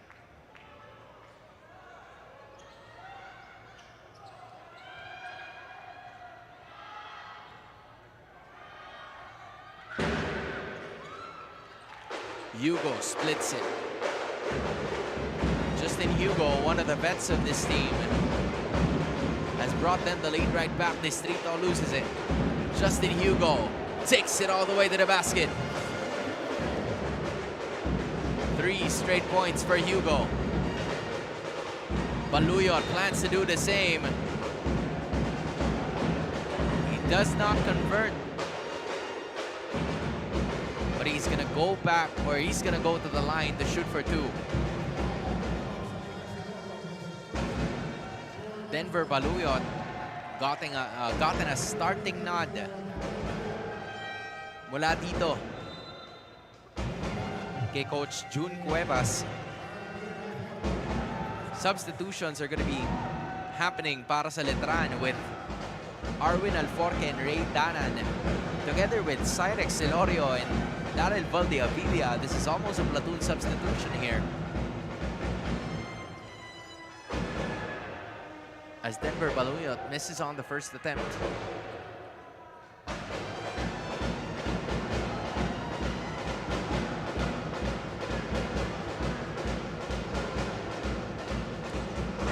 He splits it anyway.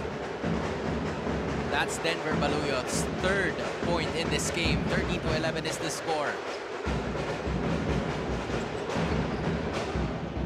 Valdeavilla gets it to Alforque. Short on the 3. Baluyot with another rebound. He looks to go all the way for the basket. Iniwan niya sana para kay Ladica, pero hindi lang papasok yon. Alforque looks to do the same. Same result, but Danan was there. Everybody was happy when Danan scored.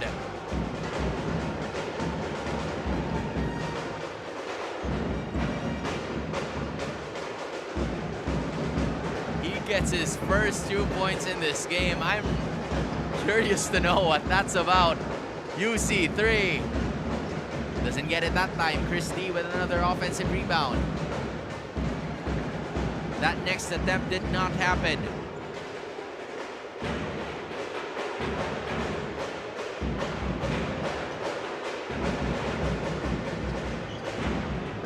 Now Silorio leaves it for Alforque, who gets a hold of the basketball. Points are starting to come through. Para dito sa Letran, they lead by 6, 17-11. The Braves are looking for an extra attempt. Baluyot couldn't give it to them. Alforque, quite an error there. D goes all the way with a reverse. Christie now has 5 points in this game. Final 4 minutes of the first quarter. Both teams pretty fast-paced ang kanilang ipinapakita ngayon. Here comes Alforque again, leaving it for Danan. Everybody at the bench was really rooting for him during those attempts.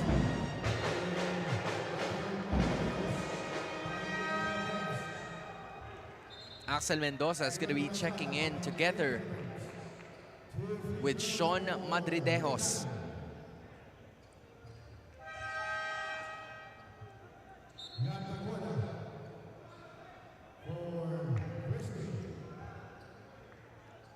Ray Danan back at the line to shoot for 2.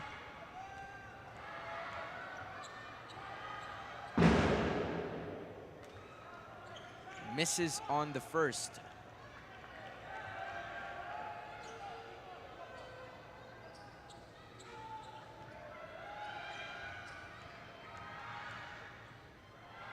He's gonna try to go for that extra attempt, and he makes it. Ray Danan with 3 points already in this game. Tagorta also checks in. He gets the basketball after it was almost stolen. Mendoza fights through. And Letran is going to be called for a foul.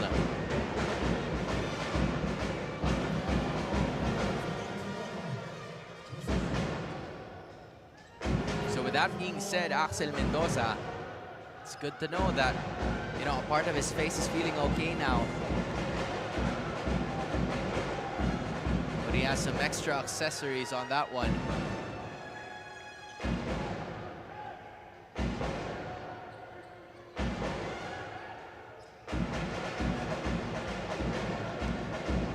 Shaking off some of the contact that happened a few seconds ago.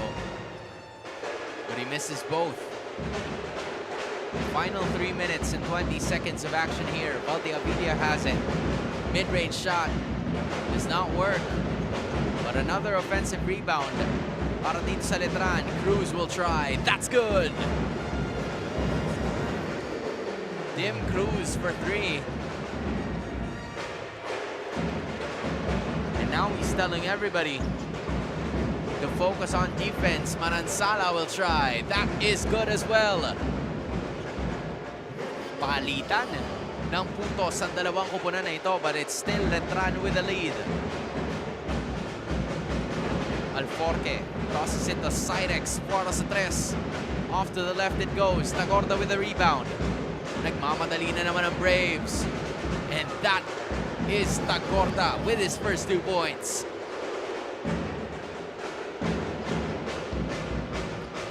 21-17, a pretty high-scoring ball game we have right here. Tim Cruz gets a screen from Silorio. Silorio with a floater. That is money. He loves that shot, to be honest.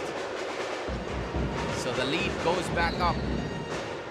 But then a foul is going to be called.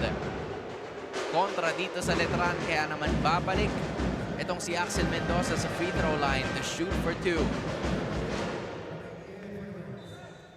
Distrito's also going to go back to the bench as Denver Baluyot checks back in.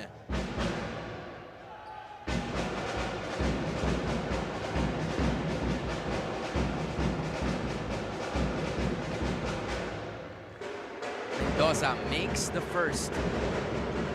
He now has a total of 4 points in this game so far.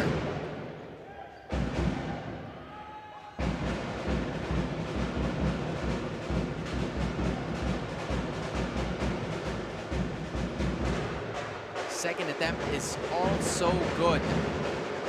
Make that 5 points para kay Axel Mendoza. Lead cut down to 4, 23-19. Now here's Danan again. They're very happy with what he's showing right now. 5 points para kay Ray Danan. Tagorda has some room. He chooses to take it inside. Won't go. Now here's Cruz. Thought about giving it to Silorio. Some room. Mendoza now will take it all the way to Manansala. Everything but the basket. But Danan is going to be called for a foul. Substitutions for Coach Willie Miller as Padilla checks back in. And Quiñones is going to be here for the first time. Isama mo na itong si Jello Lumage, who's going to be replacing Ray Danan so far in this matchup.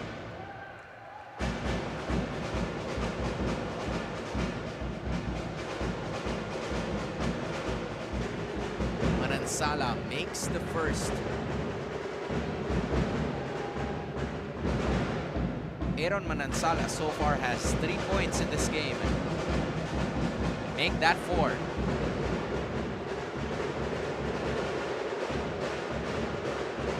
A total of 9 points were acquired by the Arellano Braves from the free throw line.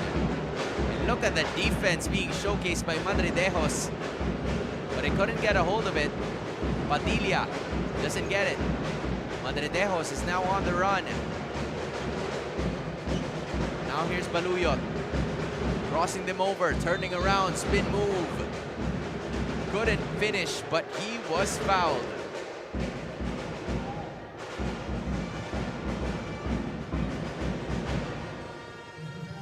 Now they're gonna have to try and go for another attempt at the basket here.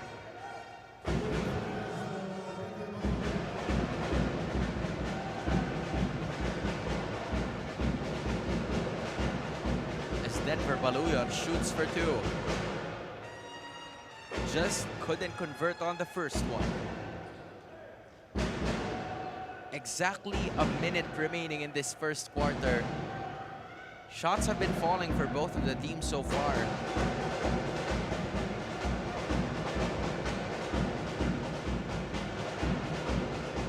And Baluyot misses on both. That would have cut it down to a single possession. Padilla asking for a screen. He gets it from Silorio.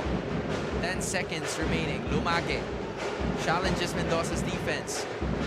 Tries to take it in and was fouled. So Lumage is going to be going to the line to shoot for 2. And for Axel Mendoza, that is already his second foul in this game.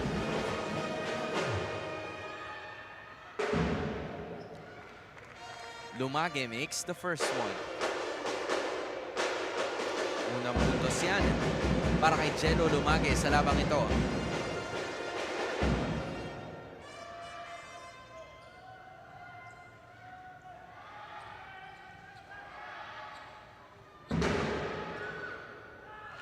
Lumage misses on the second.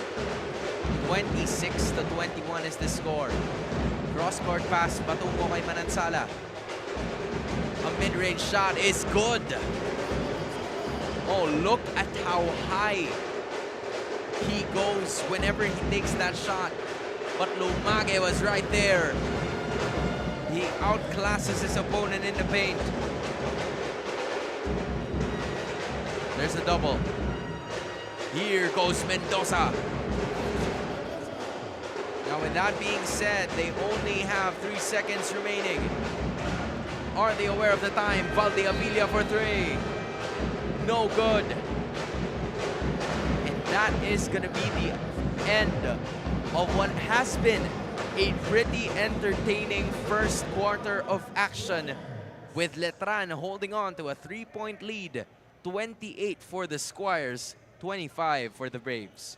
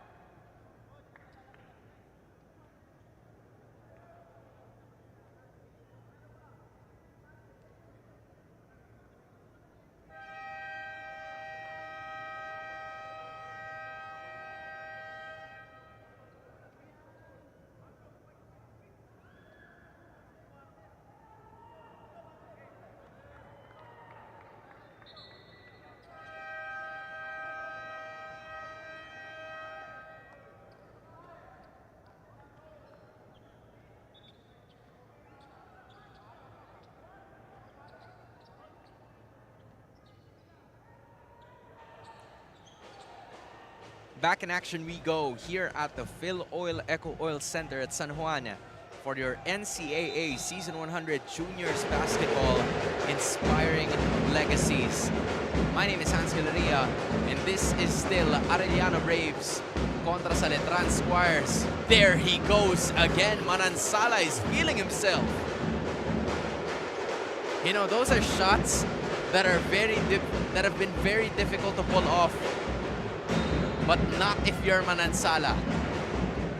He goes so high in terms of the jump that it's so easy for him to pull off that shot. He now has 8 points in this game. And now here he goes again. Cross court to Baluyot. Baluyot loses the basketball. Quiñones has it now.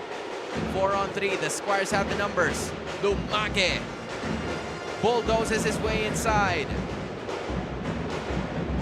Lumage has 5 points. And an offensive foul is going to be called against Giral. Looks like it. It depends. Oh, wait. Apparently, that's not going to be the case. Matatawagan instead itong si Jello Lumage as Giral was pleading his case. The other officials corrected him. Score is at 30-27.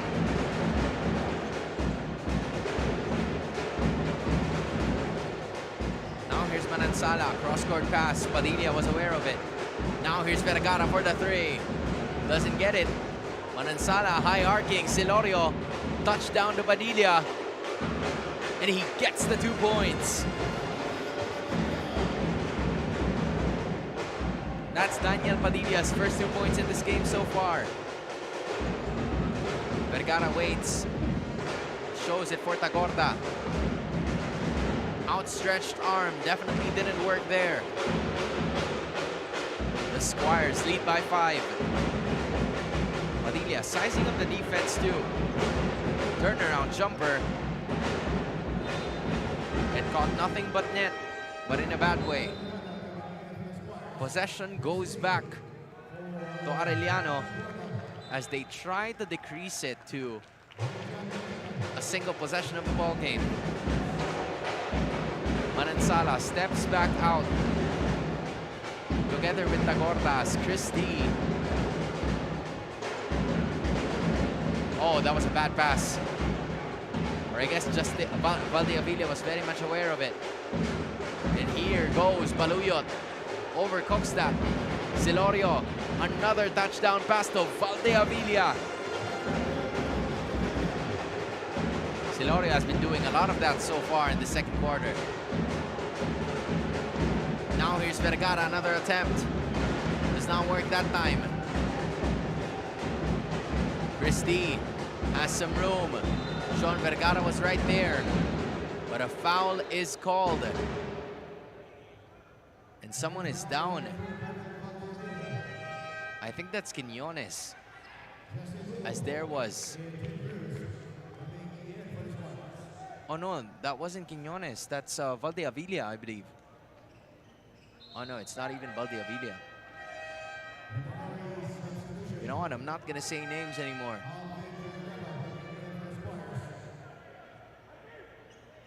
He's struggling to get back up. He's feeling the pain as of the moment. Oh, this is Daniel Quejada.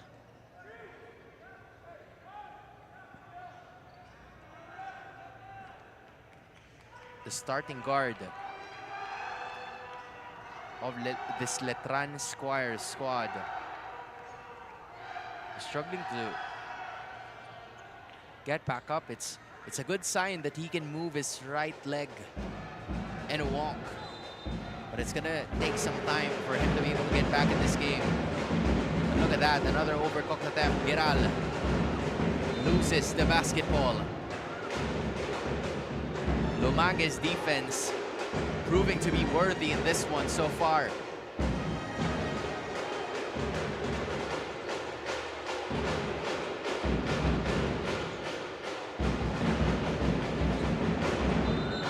That is an offensive foul kontra dito kay Jello Lumage. They saw Sean Vergara fly as he was caught off balance. So Lumage is going to be checking out Joniel De La Rama at Justin Hugo. Babalik dito sa laban na to. At least 2 minutes and 30 seconds have already passed by. Christie going up against Villanueva. Now here's Giral testing out Joniel De La Rama. Turns around, lands the fake. That's a foul. And he's gonna go back to the line. And the Braves bench are obviously liking what Giral is showcasing right now.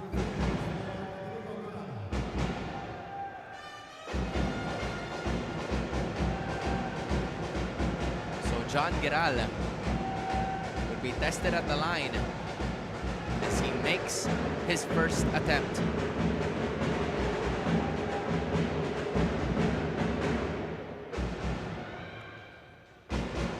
Giral being the 7th player to add to the scoring output of this squad, short on the next one. Now here's Villanueva. Wanted to leave it to De La Rama, but he didn't have the perfect angle to toss the pass to. 3 minutes have been passing by in this game so far.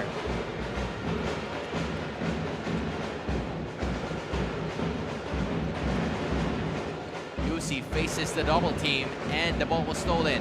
Padilla attempts, and UC was right there to redeem himself.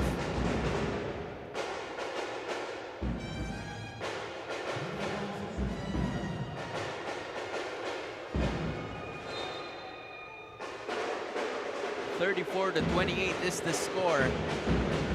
Hugo finds some room, fakes it, shoots it, and the friendly bounce makes it. Justin Hugo now at 5 points in this game. Vergara with the fake over the outstretched arms of Joniel De La Rama. It will obviously not work that time, as Vergara couldn't get it to go.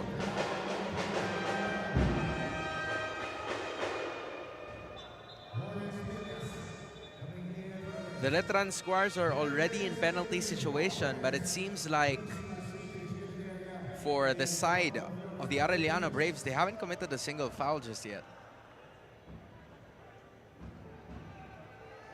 This is, I believe, the biggest lead of Letran so far in this game at 8 points, 36-28. We still have a lot of games to be played with the matchups that we have so far.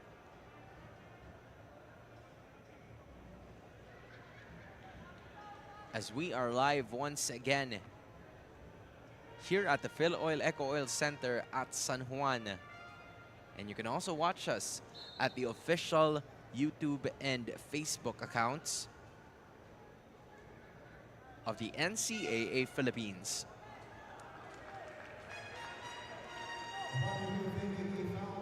So upon review, there was a call once more. A foul is going to be awarded against Arellano, with one of our officials, of course, telling the entire bench of the Braves what was going on. And he's still explaining his case.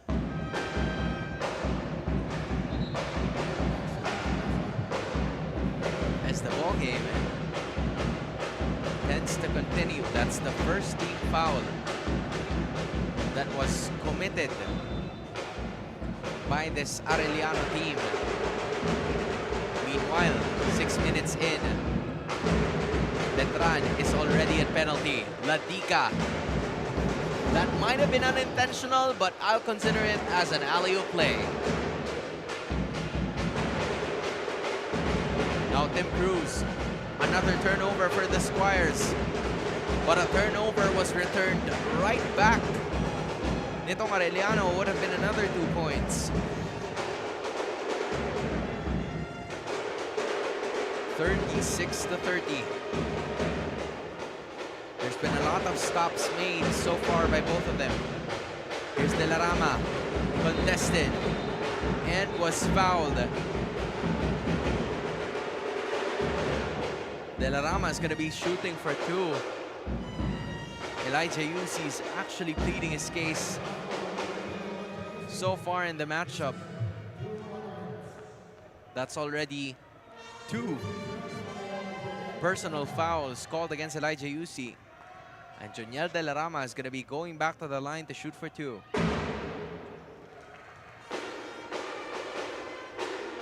So far, De La Rama has not missed at the free throw line. He's 3 for 3 so far.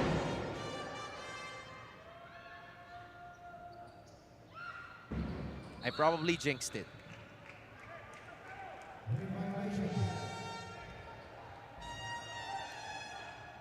De La Rama leads all Letran scorers with 7 points. But he's gonna have another attempt at it. And he's not gonna miss twice. 8 points to lead all scorers so far in the competition. UC, strong take to the basket. Elijah UC's first 2 points in this game so far. Nagmamadaling na naman ang mga gwardya ng Letran. They're looking for some points here. Hugo's gonna be testing UC's defense. Hugo rises up for the 2. Hugo has 7 points. The secondary leading scorer of this game. Here comes UC once more. And another foul is going to be awarded to Arellano University as they'll be shooting 2 free throws. This is going to be a pretty slow quarter just because of the fact that Arellano is already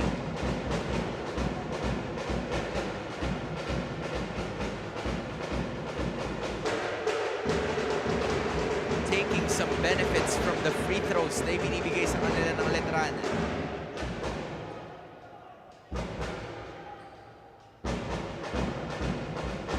Elijah UC, that's his 3rd point in this game.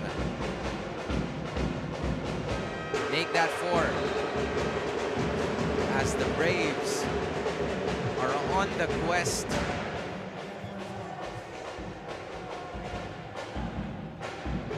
getting right back. De La Rama and Tim Cruz are going to be checking out.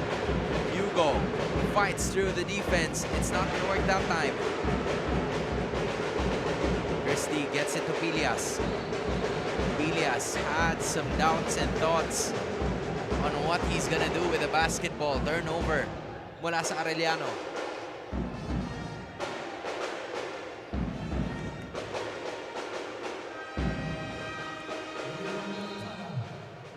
So with that being said, a lot more is obviously going to happen here. Continuation of play. More stops And a lot of turnovers as well happening as both teams have been playing well on defense in the second quarter.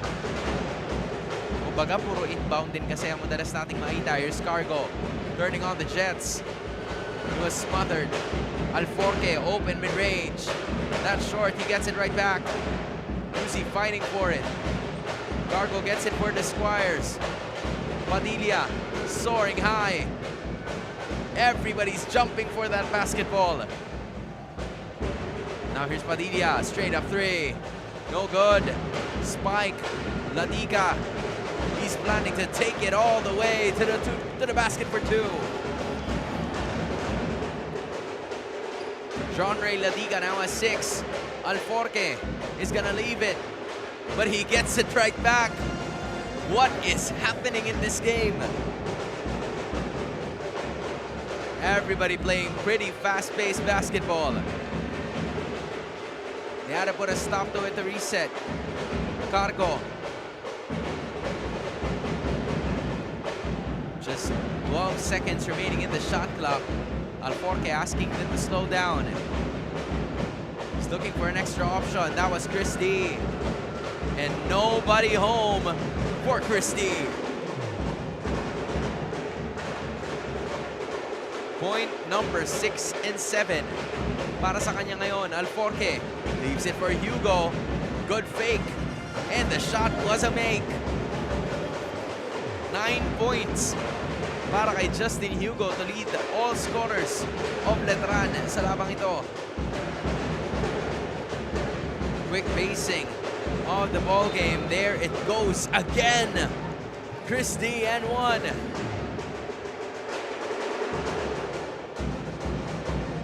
Now Chris D leads all scorers of Arellano with 9 points. It's been that tight of a ball game for these two players. Both Chris D and Justin Hugo, as Hugo gets his well-deserved rest. Papasok itong si Quintrell Magcale at si Cyrex Ilorio.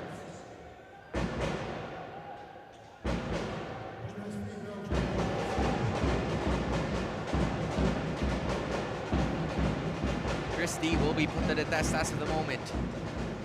Short on the throw. Christie has 9 for Arellano. Meanwhile, Justin Hugo has 9, but there it goes. A turnover.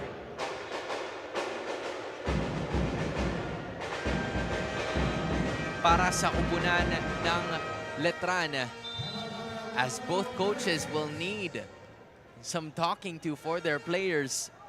4 na puntos lang ang pagitan with Letran 44, Arellano at 40.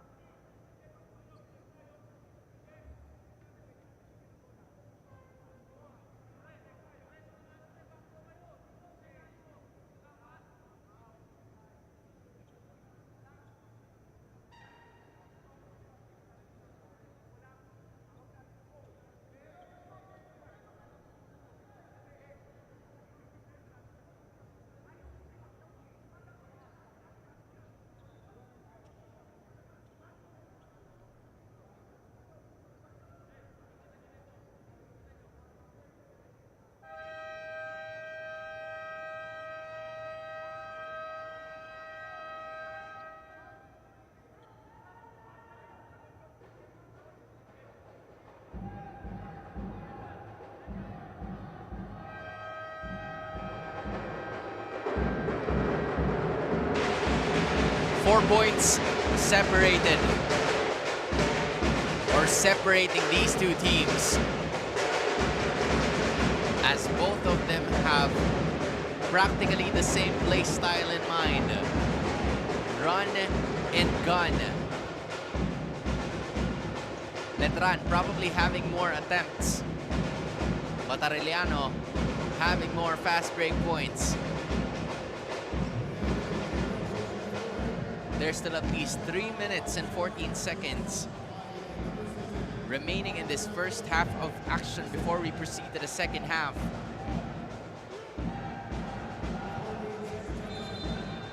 5 on the floor. That's D, Manansala, Baluyot, Ladica, and UC. And for Letran, you have Cargo, Mancale, Alforque, Silorio, and Pico. But there's Ladica, straight up 3. It's nothing but the board. Now Cargo, speeding up the pace, uses his own move. There's an attempt from Clint Pico. And he's gonna be going to the line to shoot for 2.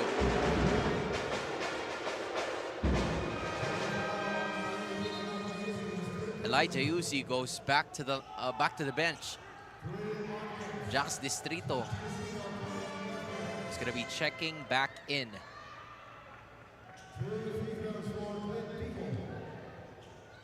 Clint Pico is gonna be tested at the line. Posibleng maging unang 2 puntos niya ito as he makes the first.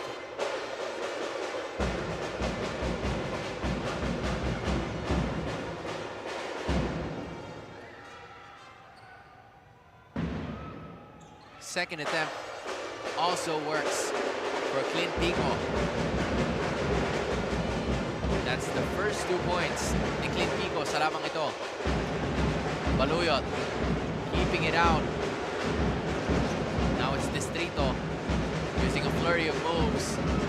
Now it's Chris D, patient basketball. It's not gonna work. But there are fouls. After a lot of Letran squires were swatting from different angles. And with that being said, John Ray Ladica is going back to the line to shoot for 2. Ladica currently has 6 in this game. Missing on the first.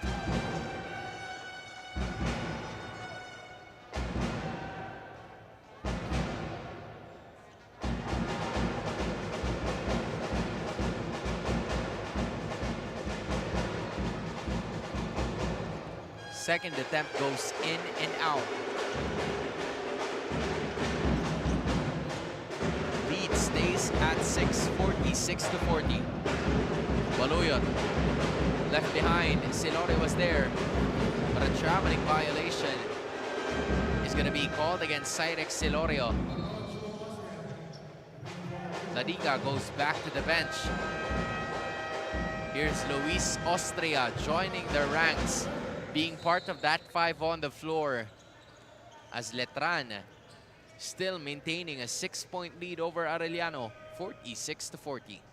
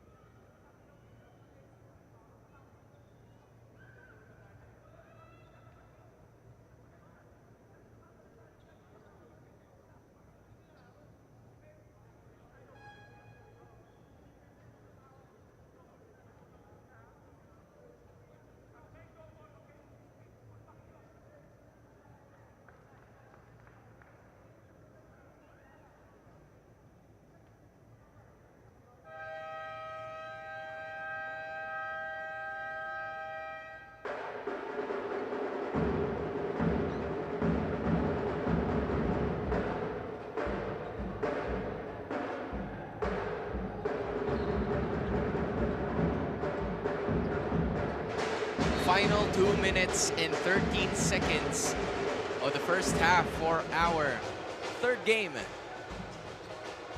in match day number 8. Letran already in penalty situation.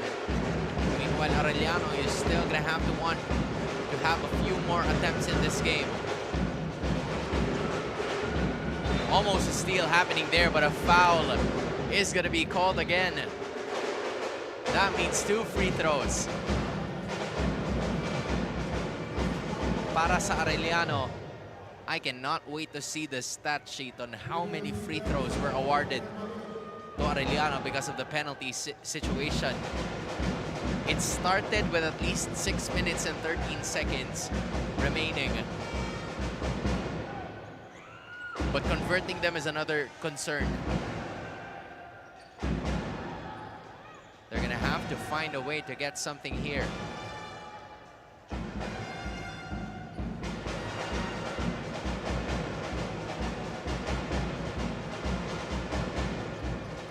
Baluyot splits it. Denver Baluyot now has 4 points in this game so far. Makale was right there. Now here's Pico. Kicks it out. Silorio, floater. Does not work that time. Rebounded by Baluyot. Less than 2 minutes remaining in the first half. Baluyot, fader. Difficult shot. And that is obviously a foul.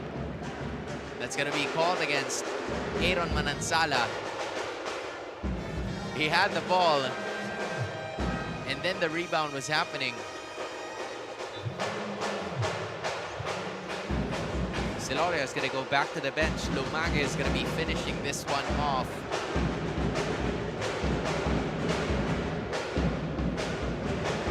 Cargo brings it down. Uses the speed. Magkale thought about it. Mid-range jumper. Masyadong malakas.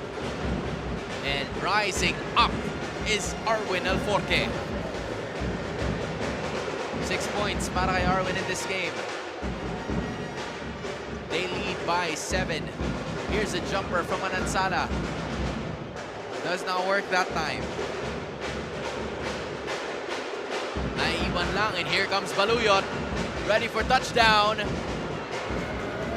Denver Baluyot with a slam. Oh, but they were too happy with that dunk. It was immediately countered by Quintrell Magkale. Distrito for 3. That's good! Jax Distrito. That's 3 points to cut it down to 4. What an eventful first half it has been. Lumage. It was so close to being there. It rolls all the way off the basket. And Distrito is going to be going to the line to potentially shoot for 2 free throws. Oh, this has been a very close game with both teams having the same mentality. Take it strong to the basket. Get those offensive rebounds when you can. Distrito misses on the first.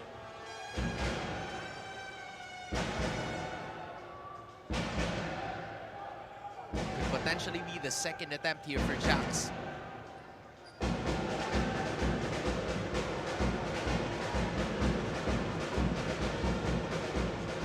Misses on both.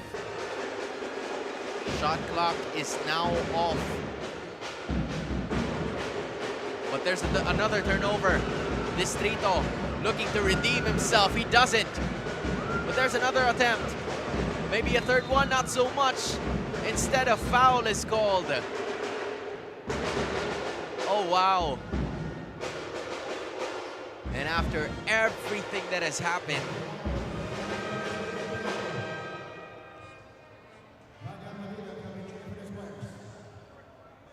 it will be, I believe, Justin Cargo is going to be tested at the line to shoot for 2.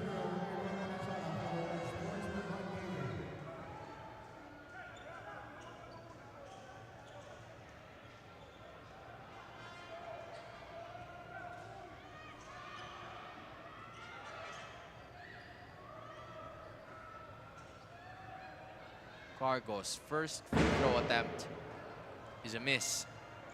Off to the left goes the basketball. Exactly 4.8 seconds remaining in this first half of action as Cargo converts on the second. Now here's Manansala. Oh, he had an idea of shooting it, but Letran didn't have enough more time as that is going to be the end of the first half of action. After 20 minutes of basketball, Letran leads by 5, 51-46 against the Arellano Braves. We'll be back for the second half dito lamang sa NCAA Season 100.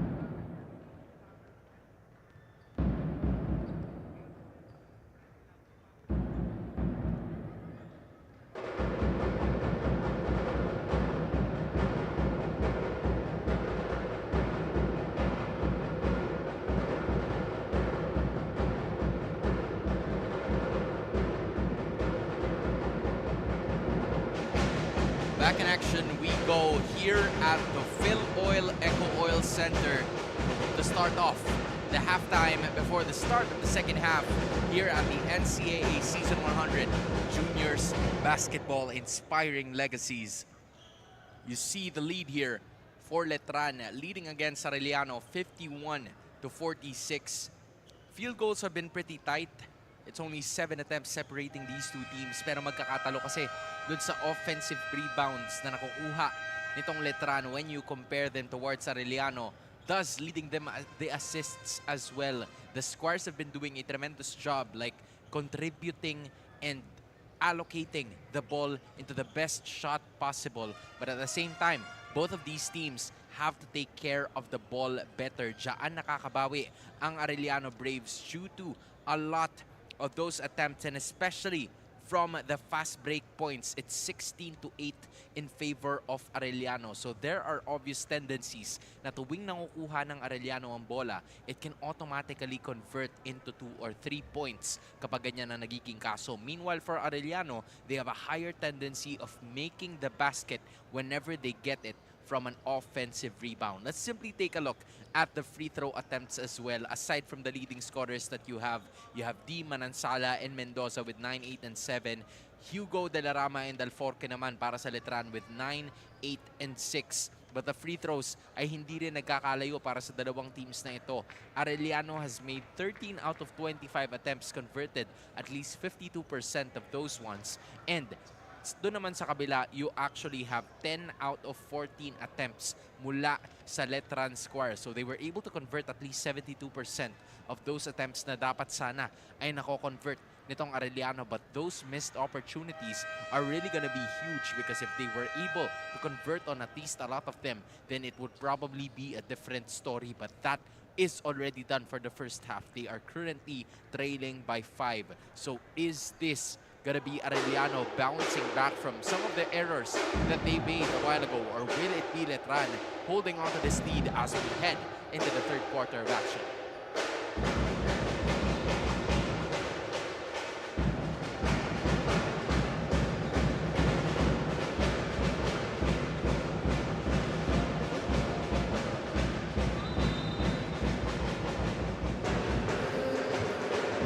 Start of the third quarter of play. And there you finally have it.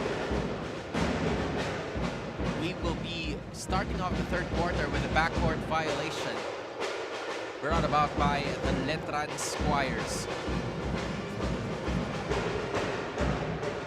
So Arellano will be starting off the play 51-46 in favor of them. Baluyot had the ball but was at the worst position possible. Ball goes to Letran. Now Padilla sizing up his defender. Now they go to Hugo going up against Baluyot. And that's an offensive foul called against Daniel Quejada. It's nice to see him standing back up on his feet now. But that time he's going to be called for an offensive foul.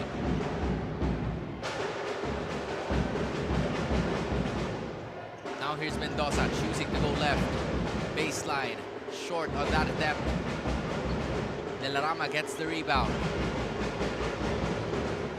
Finds Villanueva, who forces the issue. Kicks it out to Quejada. De La Rama. Quejada had a better look. Masyadong malakas, but De La Rama was right there for another offensive rebound.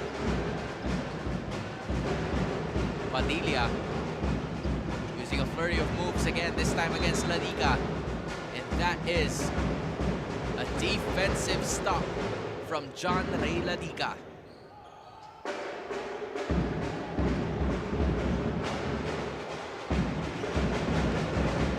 Nobody has scored just yet in this second half of action. Both teams looking for their first make in this one. As Ladica 1 second remaining. Manansala not even aware of it. 24-second shot clock violation.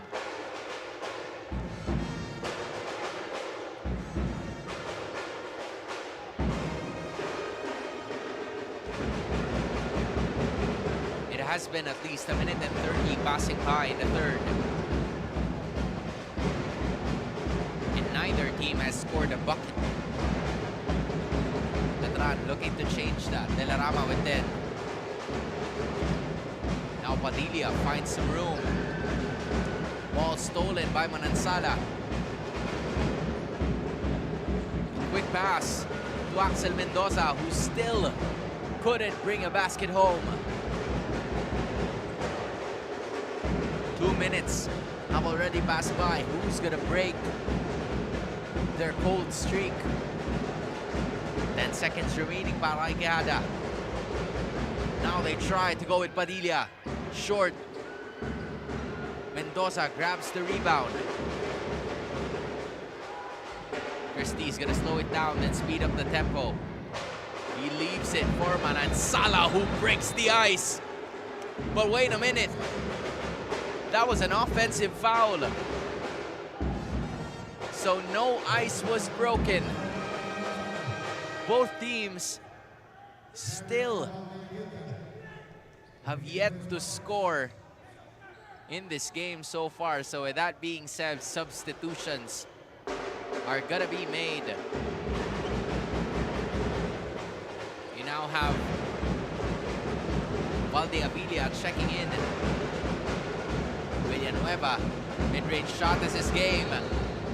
And that is a foul called against Manansala. Quite fortunate because it's error after error. Lawrence Villas is going to be checking in this ball game.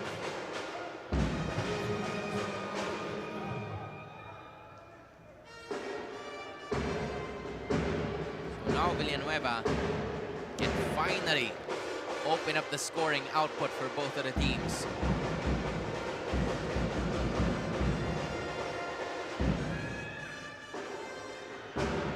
Alvin Villanueva has 5. Ball rolls off. Now Bilias looks for an attempt. Strong on that one. Ladiga didn't give up on the play, but it did not work. Quijada, Valdeavilla, some room. Could not go, as Letran was caught having last touch. Babalik ang bola dito sa Arellano ngayon. 52-46.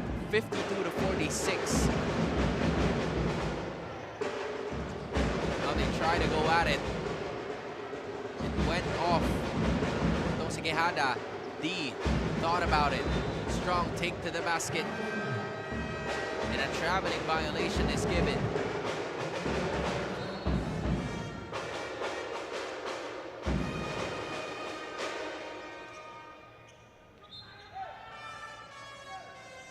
It is still Arellano trying to plead their case on how it is going to be.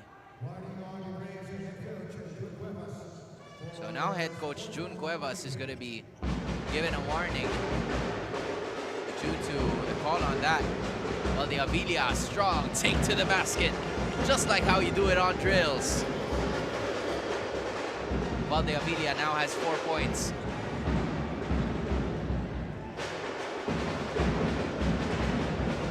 Miscommunication again.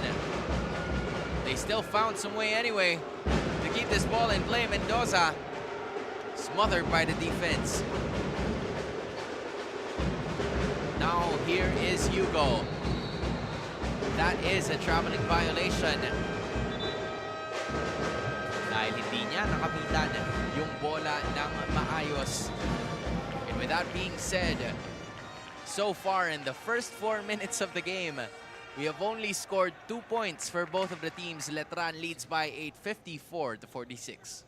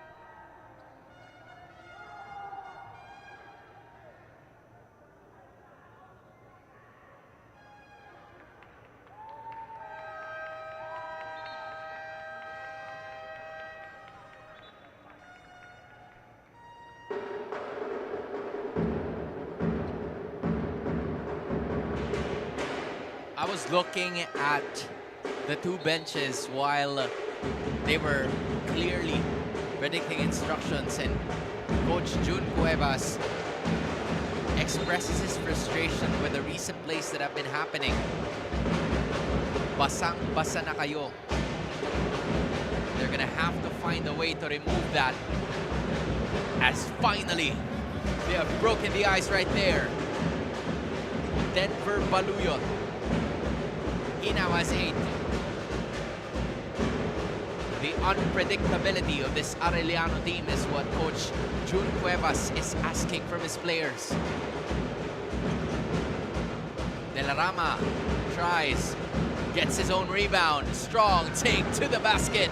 Second chance points. So Juniel De La Rama is the first Squire to be in double digits. Letran stays ahead with 8. Ladiga with 5 seconds remaining. Not a lot of play being manufactured here. Now here's Tagorda. And that is a 24-second shot clock violation.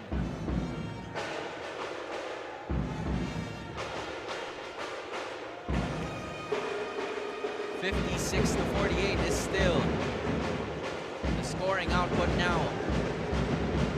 Triple team Valdiavilla. Now it's De La Rama who's home.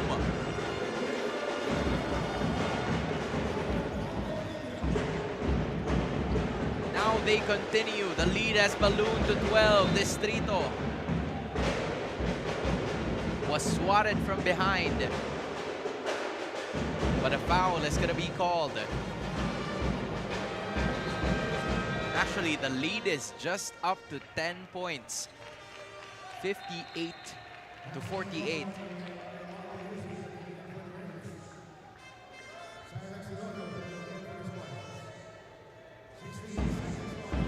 They're gonna have to obviously find a way to get some points on the board here.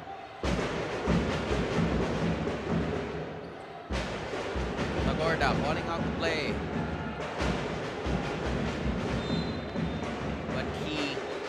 Had the play in mind before actually executing it.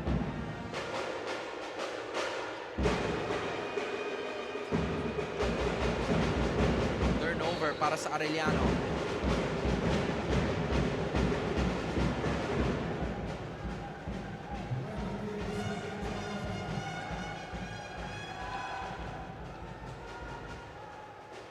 So Letran is going to be going for the inbound. Look at Alforque. Doesn't get it. Mendoza keeps the possession for the Braves. Tagorda calling up the play here, but that's a turnover. Quijada all the way to the basket.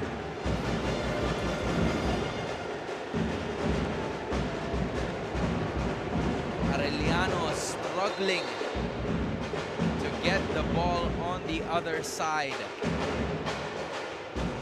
Thus, the lead ballooning to 12 points.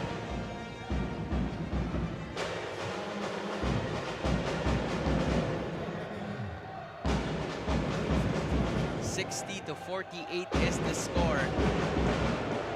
They're having quite a hard time trying to find and feel the way to get inside. Now Baluyot, hounded by the defense. That's a jump ball.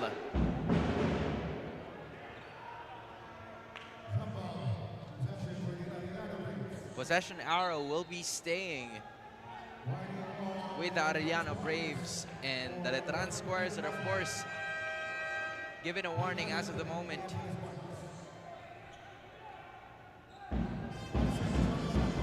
Just to be sure that everything's intact. Brings it for Mendoza. Power move. Does not connect. Danan grabs the rebound, and Letran could potentially extend this to an even bigger lead, but Danan napitawan yung bola. Unsure passing from the Squires, or from the Braves. But they will still maintain possession with 17 seconds left in the shot clock. The Braves have scored only 2 points in this quarter so far, but a foul is going to be called against Arellano.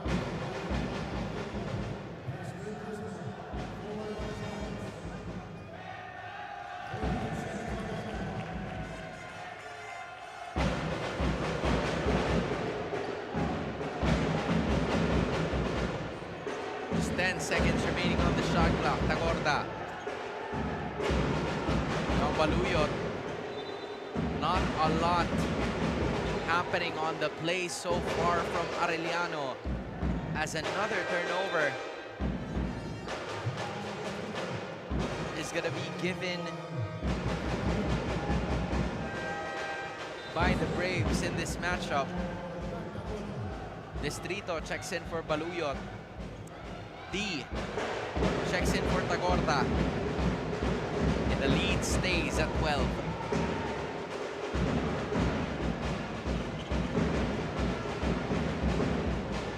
Now here's Silorio. Some room. Masyadong malakas, but look who is there. Alforque with a 2.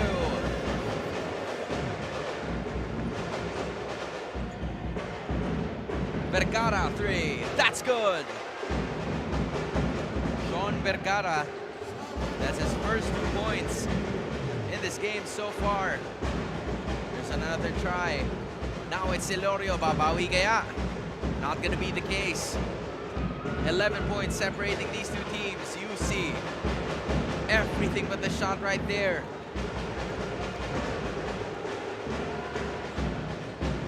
(62 to 51) with a bit more than 2 minutes remaining in this game.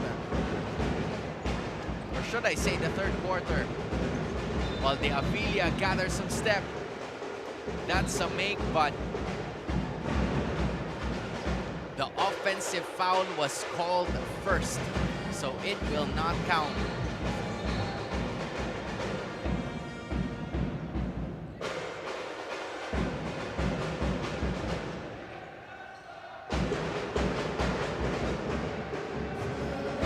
UC will be absorbing that inbound. They get it across in time. There's Vergara, thought about it. Mendoza almost had it in. Just not enough English, pero babalik naman siya sa free throw line to be able to shoot 2 free throws.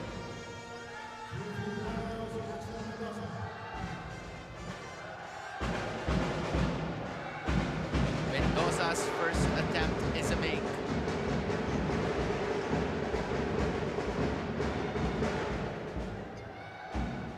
Axel Mendoza currently has 8 points in this game so far. And he brings the lead right back to single digits. 62 to 53. And that is a turnover, led about by Chris D's defense. This is momentum slowly shifting to their side as Vergara lights up a 3. Doesn't work that time. But Valde Avilla, foot race. Here he goes. Igagana sa puntong yon. Alforque with the last touch. Babalik ang bola sa Arellano. A minute and 23 left in the third quarter. Arellano could make a late run to hopefully give them some momentum. UC, strong take. Wants to get it right back. Alforque is not allowing it. Now Silorio wants to go to Danan for another teardrop. Ray Danan now has 7.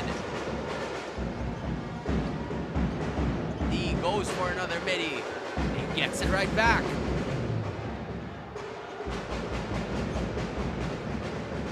Chris D now with 11 points.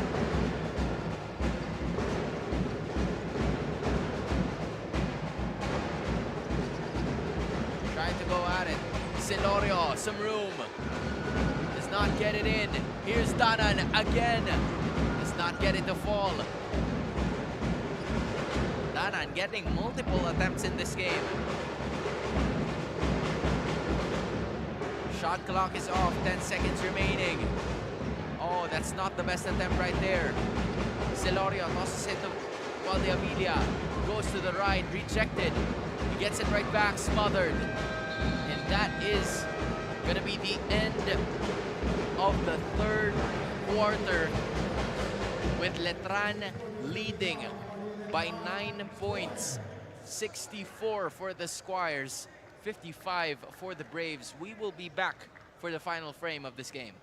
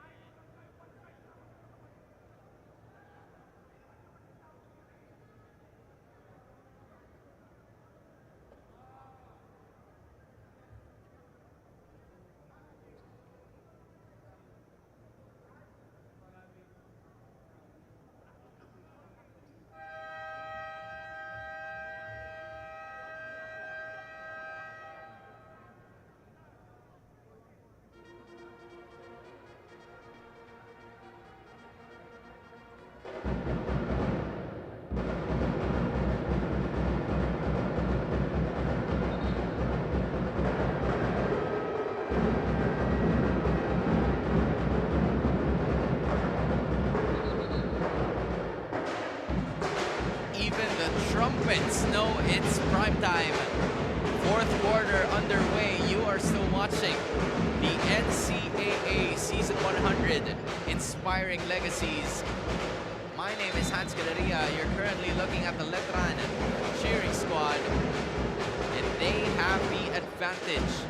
A 9-point difference, 64 to 55. Quinones can look to add to it. Baluyot absorbs the rebound.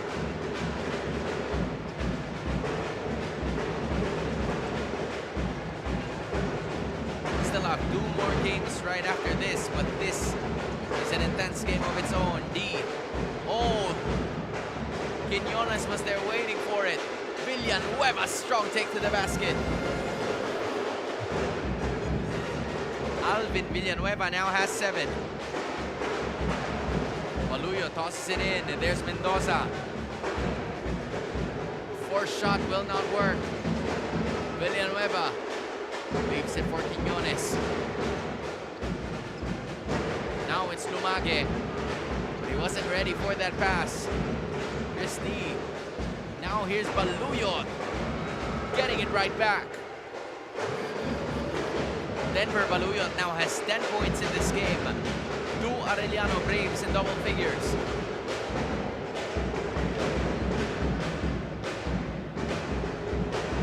Letran passing the ball around. Here's Cargo. But that was a 3-second violation called against Jello Lumage.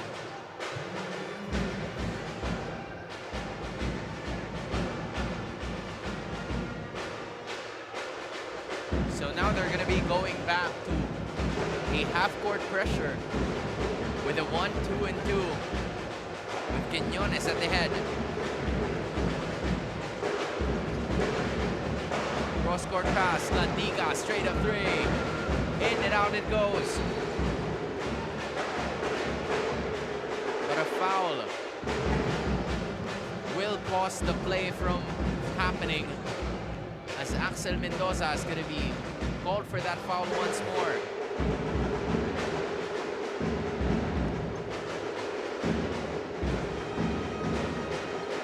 Nine points still separating these two teams.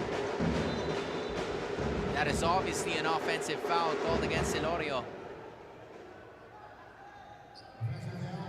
He was pleading his case that he was just not minding his arms. But Silorio is going to be heading back to the bench. Instead, it's Clint Pico joining the party here as the 5 of Coach Willie Miller.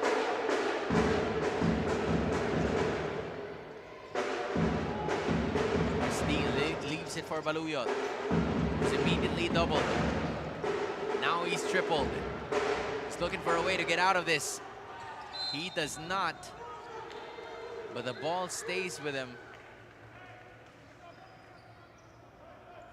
Our officials are literally saying that it is Arellano ball.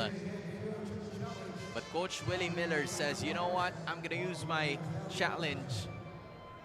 And that's exactly what's going to happen. Arellano University currently standing at 3 wins and 4 losses. Really important win here to give them a higher chance of making it into the Final Four. On the other hand, Colegio San Juan de Letran currently has 5 wins and 2 losses. This is going to be able to strengthen their position of already being part of the Final Four. Because again, based on our statisticians, the magic number should be 5. And they already have 5 wins. So 6 would be even better.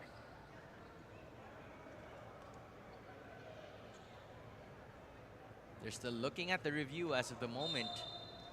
And the ball stays with the Arellano Braves. The challenge is going to be unsuccessful. 2 minutes have passed by in the 4th. Ladica with the inbound. Finds Mendoza, and now the Braves are on the move.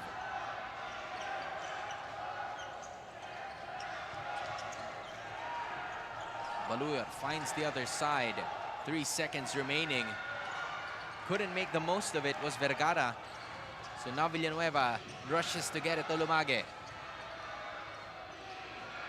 That was almost a backcourt violation. Cargo doesn't get it in. A tap from Ladica. Now the Braves are on the move. Once more, D. He gets it after almost a steal was gonna happen. Here's D for 3. Too strong of an attempt. Now here's Villanueva. The Arellano Brave squads are cheerleading. And there was an opening. Pico gets it in. Clint Pico, that's point number 3 and 4 para sa kanya ngayon. Now here he goes again. Mendoza leaves it for Ladica. 3. Does not work. Another attempt has happened. And things have been going Letran's way in the past 2 minutes with Quiñones. Strong take. 2 Letran squads are on the floor. D right there. Ladica. Soft touch is going to put them right back where they left off. John Ray Ladica currently has 8 points, but the lead stays at 9. Letran keeping Arellano within distance as Ladica will be called for a foul.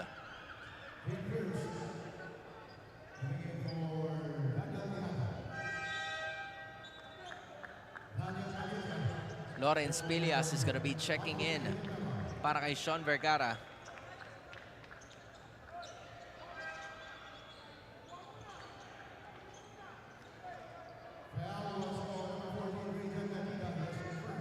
And looking at the defense here of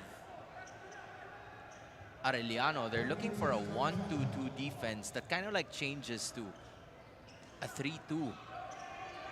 Oh no, it's actually a 1-3-1. And that defense has worked. as Tim Cruz off angle with that pass attempt.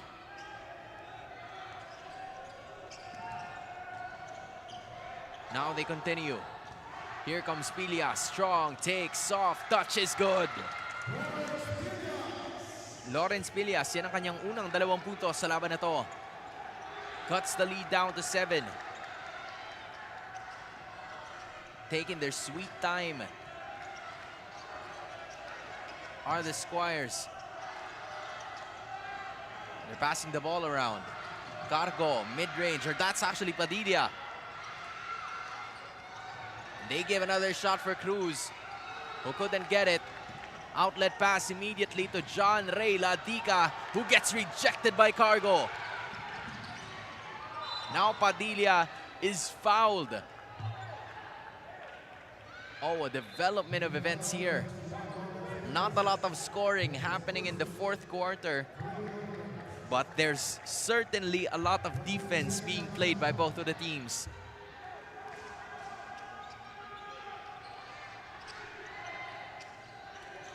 Five minutes remaining. Cruz, some room. Not gonna happen, but Pico with another offensive rebound. Cruz would love to have a second try. Instead, Padilla takes it from midi. Another attempt. Pico, some life. Take a look at that. Now here's D. They're looking for somebody else. Baluyo takes it all the way. Soft touch doesn't work.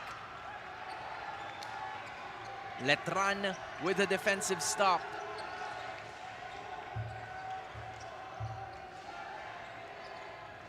Screen given by Pico here. Cruz, some room. Kaboom! And all of a sudden, balik ang kalamangan ng Letran sa 11 puntos. Ladica gets rejected by Cargo.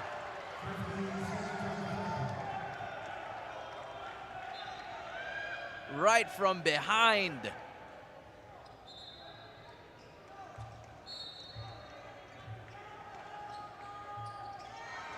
Letran, this is their way of basketball. Possibly on attempt, Pilias forces it again. Obviously will not happen, a hard fall.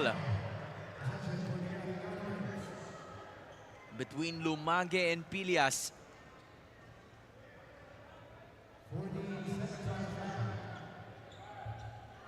The ball will stay with the Arellano Braves, but at the same time, they don't have a lot of it. Time to be specific.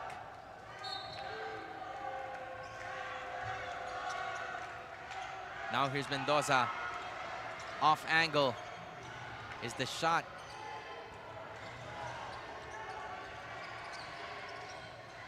Now here's Cruz slowing down the tempo for Letran. He almost kicked it out. Manansala had a hand on it. Pads, some room. No good. Baluyot finds it. Sense of urgency is being felt now by Arellano. Here comes Manansala, mid-range J. Short. Cargo was right there, but it looks like that's going to be a blocking foul called against Arellano. Cargo's going to have to take some time to actually get up. That was a hard foul after all. Clint Pico goes back to the bench and gets a really good commendation from his teammates. 72-61 with 3:18 to go. Now here's Padilla, strong, reverse, does not work. De La Rama wanted to go at it, but he still gotten the rebound anyway. Pads, 8 seconds remaining. Sizing up the defense, some room. Too strong, that one. But still, Lumage. And now Letran's gonna slow it down. Oh, those extra attempts have been so unforgiving for Arellano. Padilla, teardrop. And I thought that was going to be another possession, but apparently not. The bench of Letran was ready to explode right after the attempt was made. Some final substitutions are going to be made right here as Elijah UC checks in for Axel Mendoza. Same goes for Jax Distrito, replacing Lawrence Pillas.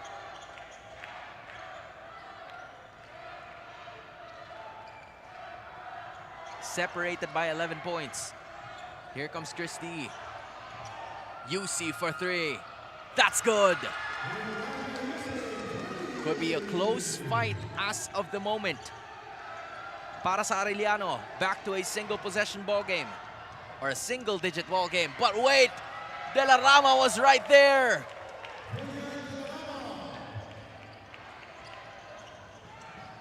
And then all of a sudden, Baluyot was rejected again.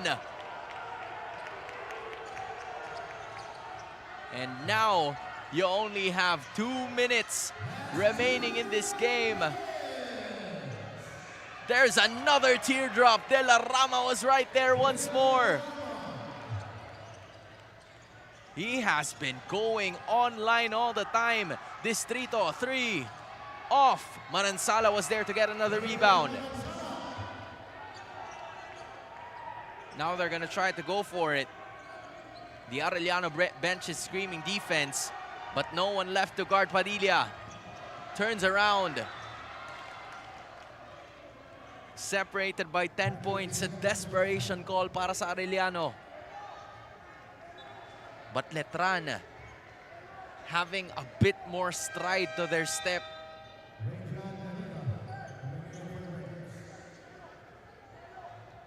Fast-paced basketball from minute 1 hanggang minute 40. Yan ang posible at madalas nating makita sa ngayon. But hold up, apparently, there's gonna be a review called against or called by Coach June Cuevas and the rest of the Arellano Braves, just to be sure that it was actually the right play happening.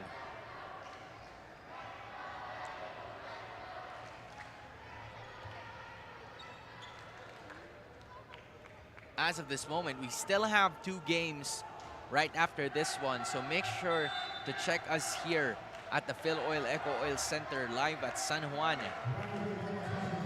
Or just in case, make sure to like and follow and share the official broadcast live streams of the NCAA Philippines at the Facebook and YouTube channels of our pages.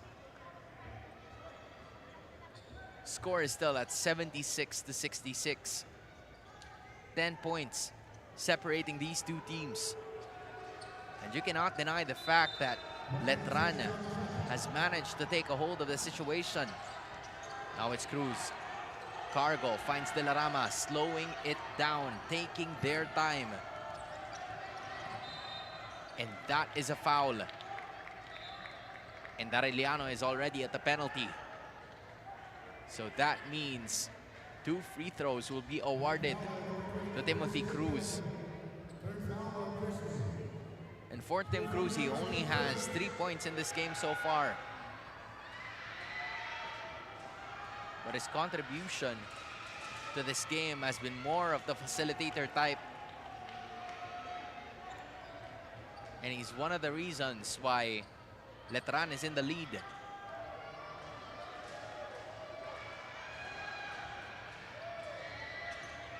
Two for 2.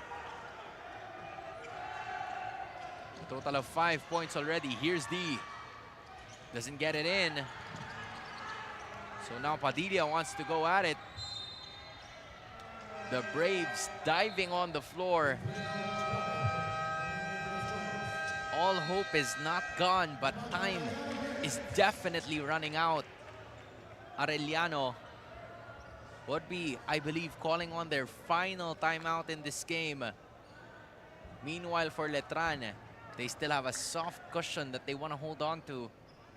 We're going to figure out if that will continue Or will it be Letran getting that win number 6? Because again, for the Letran Squires, they're going to be going up against the Perpetual Help Junior Altas for that final matchup that we're going to be seeing, I believe, on Sunday. Meanwhile, for Arellano, you don't want to be in a situation where your hopes of making it to the Final Four is dependent on the other teams. There's still a lot of time left para sa Arellano, pero marami pa rin silang kailangan na habulin. Coach Willie Miller giving some final instructions to his boys. And again, we started off this second half with Letran leading 35-40.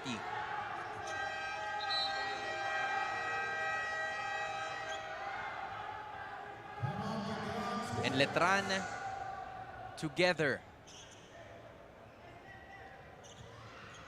with Perpetual is going to be facing off on Monday. Now that is going to be another series I cannot wait to watch. We're going to be seeing all of these 10 teams once again on Monday,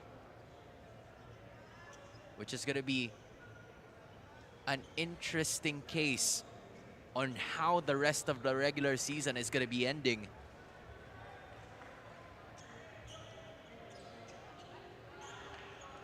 But Letran, of course, taking their time to go up. With what is about to happen, as the Squires have possession of the basketball. 1:19 remaining, 12-point lead for Letran. 78-66 is the score. Letran looking for their win number 6. Arellano still hopeful of making it 4-4. Magcale thought about the jumper. Now it's Arellano on the run. They're looking to find it through. But that was still Tim Cruz with the last touch of the basketball. 10 seconds. Or should I say 11 seconds have already passed by since the last 2 plays have been made. But of course, our officials are going to be reviewing it just in case that there was a certain angle that they didn't see. This is a very important possession, most especially for Arellano on their quest to be able to bounce back.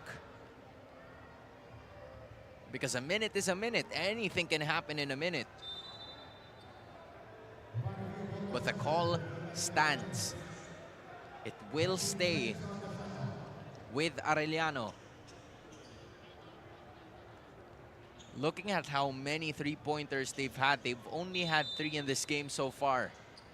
And it also came from 3 different people. So maybe, just maybe, Ladiga, 3. Still couldn't go. UC will get it back. Distrito finds Ladiga, second try, smothered again. And all of a sudden you have it. Cruz is off to the runs. And that will be a foul. Called against D.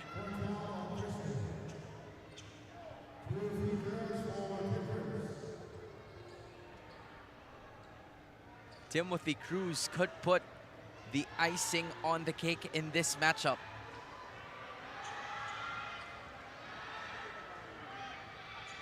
Gets the first. The lead goes up to 13. And it might be a bit difficult for Arellano to be able to do something about this now. But Telarama gets his 10th rebound.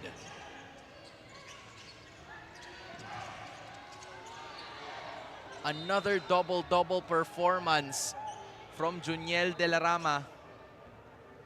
16 points, 10 rebounds. He's always been like this. Distrito lines it up for 3. Make that 11. 11 rebounds for Juniel De La Rama. Filling up the stat sheet. They just want to go at it. Lumage. A steal was right there. And there is Ladika going for it. They obviously want more chances. And that's a turnover. Para kay Justin Cargo, immediately apologizing. Ladika already has 10 points in this game so far. They're gonna have to chuck something up pretty quickly here, and that is a foul counted. Elijah Yusi not giving up just yet. Still a lot more time to be played here if they play their cards right. Elijah Yusi. There's another one of those. De La Rama with obviously 12 points. I do not understand where it's coming from.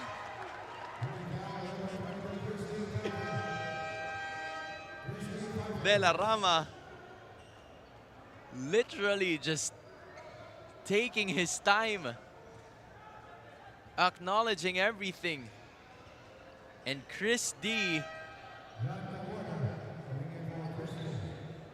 is gonna be going to the going back to the bench.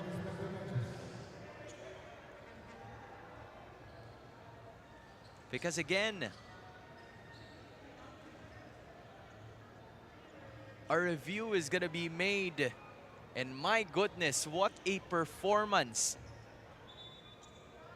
so far from the Letran Squires. It's been a really tight matchup from the start, and now Juniel De La Rama can add to his 16-point output right here.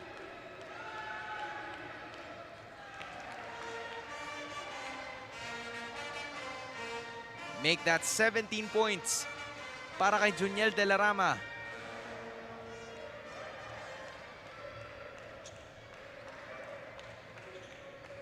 Misses on the second attempt.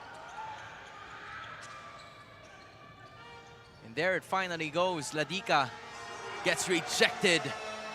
But he's gonna be right there to finish things off. 2 seconds remaining. And that is gonna be the end of this game. What an effort from the defending champions. Just making sure to be in control of the final frame of action.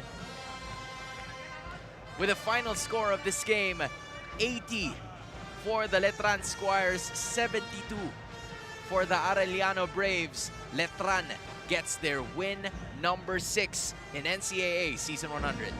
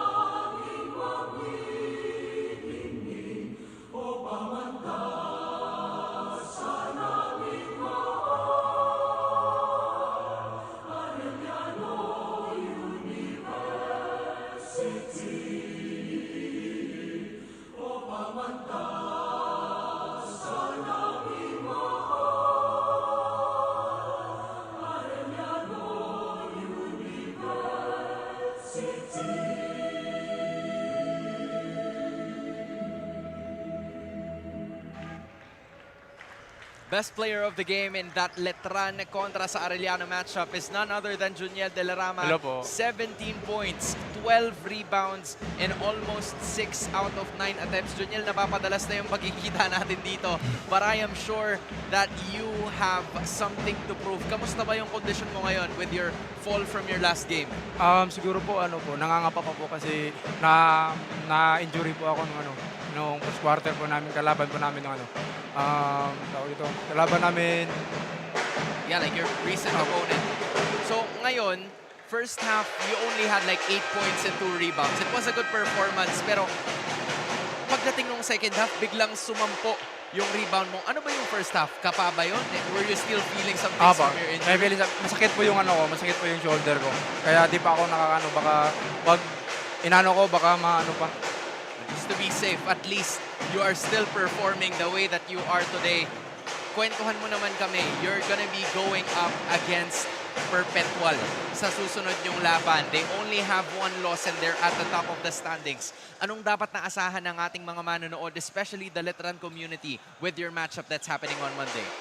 Siguro po pagigihan lang po namin yung mga dapat bantayan sa kanila at saka tsaka yung mga sinasabi ng coaches namin, lang po namin para po magawa namin ng tama yung mga pinapagawa nila at saka po focus lang po at magpalakas po ng katawan. Kasi alam naman po namin na malakas po yung Perpetual kasi sila po yung nakalaban namin last year, kaya paghahandaan po namin sila. And we're also gonna be waiting dun sa matchup na hinihintay namin next week happening on Monday. Juniel, hindi ko na patatagalin pa. I will give the floor to you para pasalamatan lahat ng sumusuporta sa'yo. Shoutout mo pa pala sa mama ko, Mama Jubilin, at Papa Junior Geraldo, at saka kuya ko, sa kapatid ko na babae, at saka yung mga tita ko, yung coach ko, Coach Romeo Rivera Bulyo, at saka Coach Brunel Villarba, at saka Kwasulit family, Anong family, at saka Witty family. Salamat po sa inyo, and shoutout lang po sa my supportive and loving girlfriend. At saka po sa Letran community and kay Boss. We finally have it once again. Juniel De La Rama, 17 points, 12 rebounds as Letran gets their 6th win in Season 100. Magbabalik tayo for the continuation of NCAA Philippines. Sige po.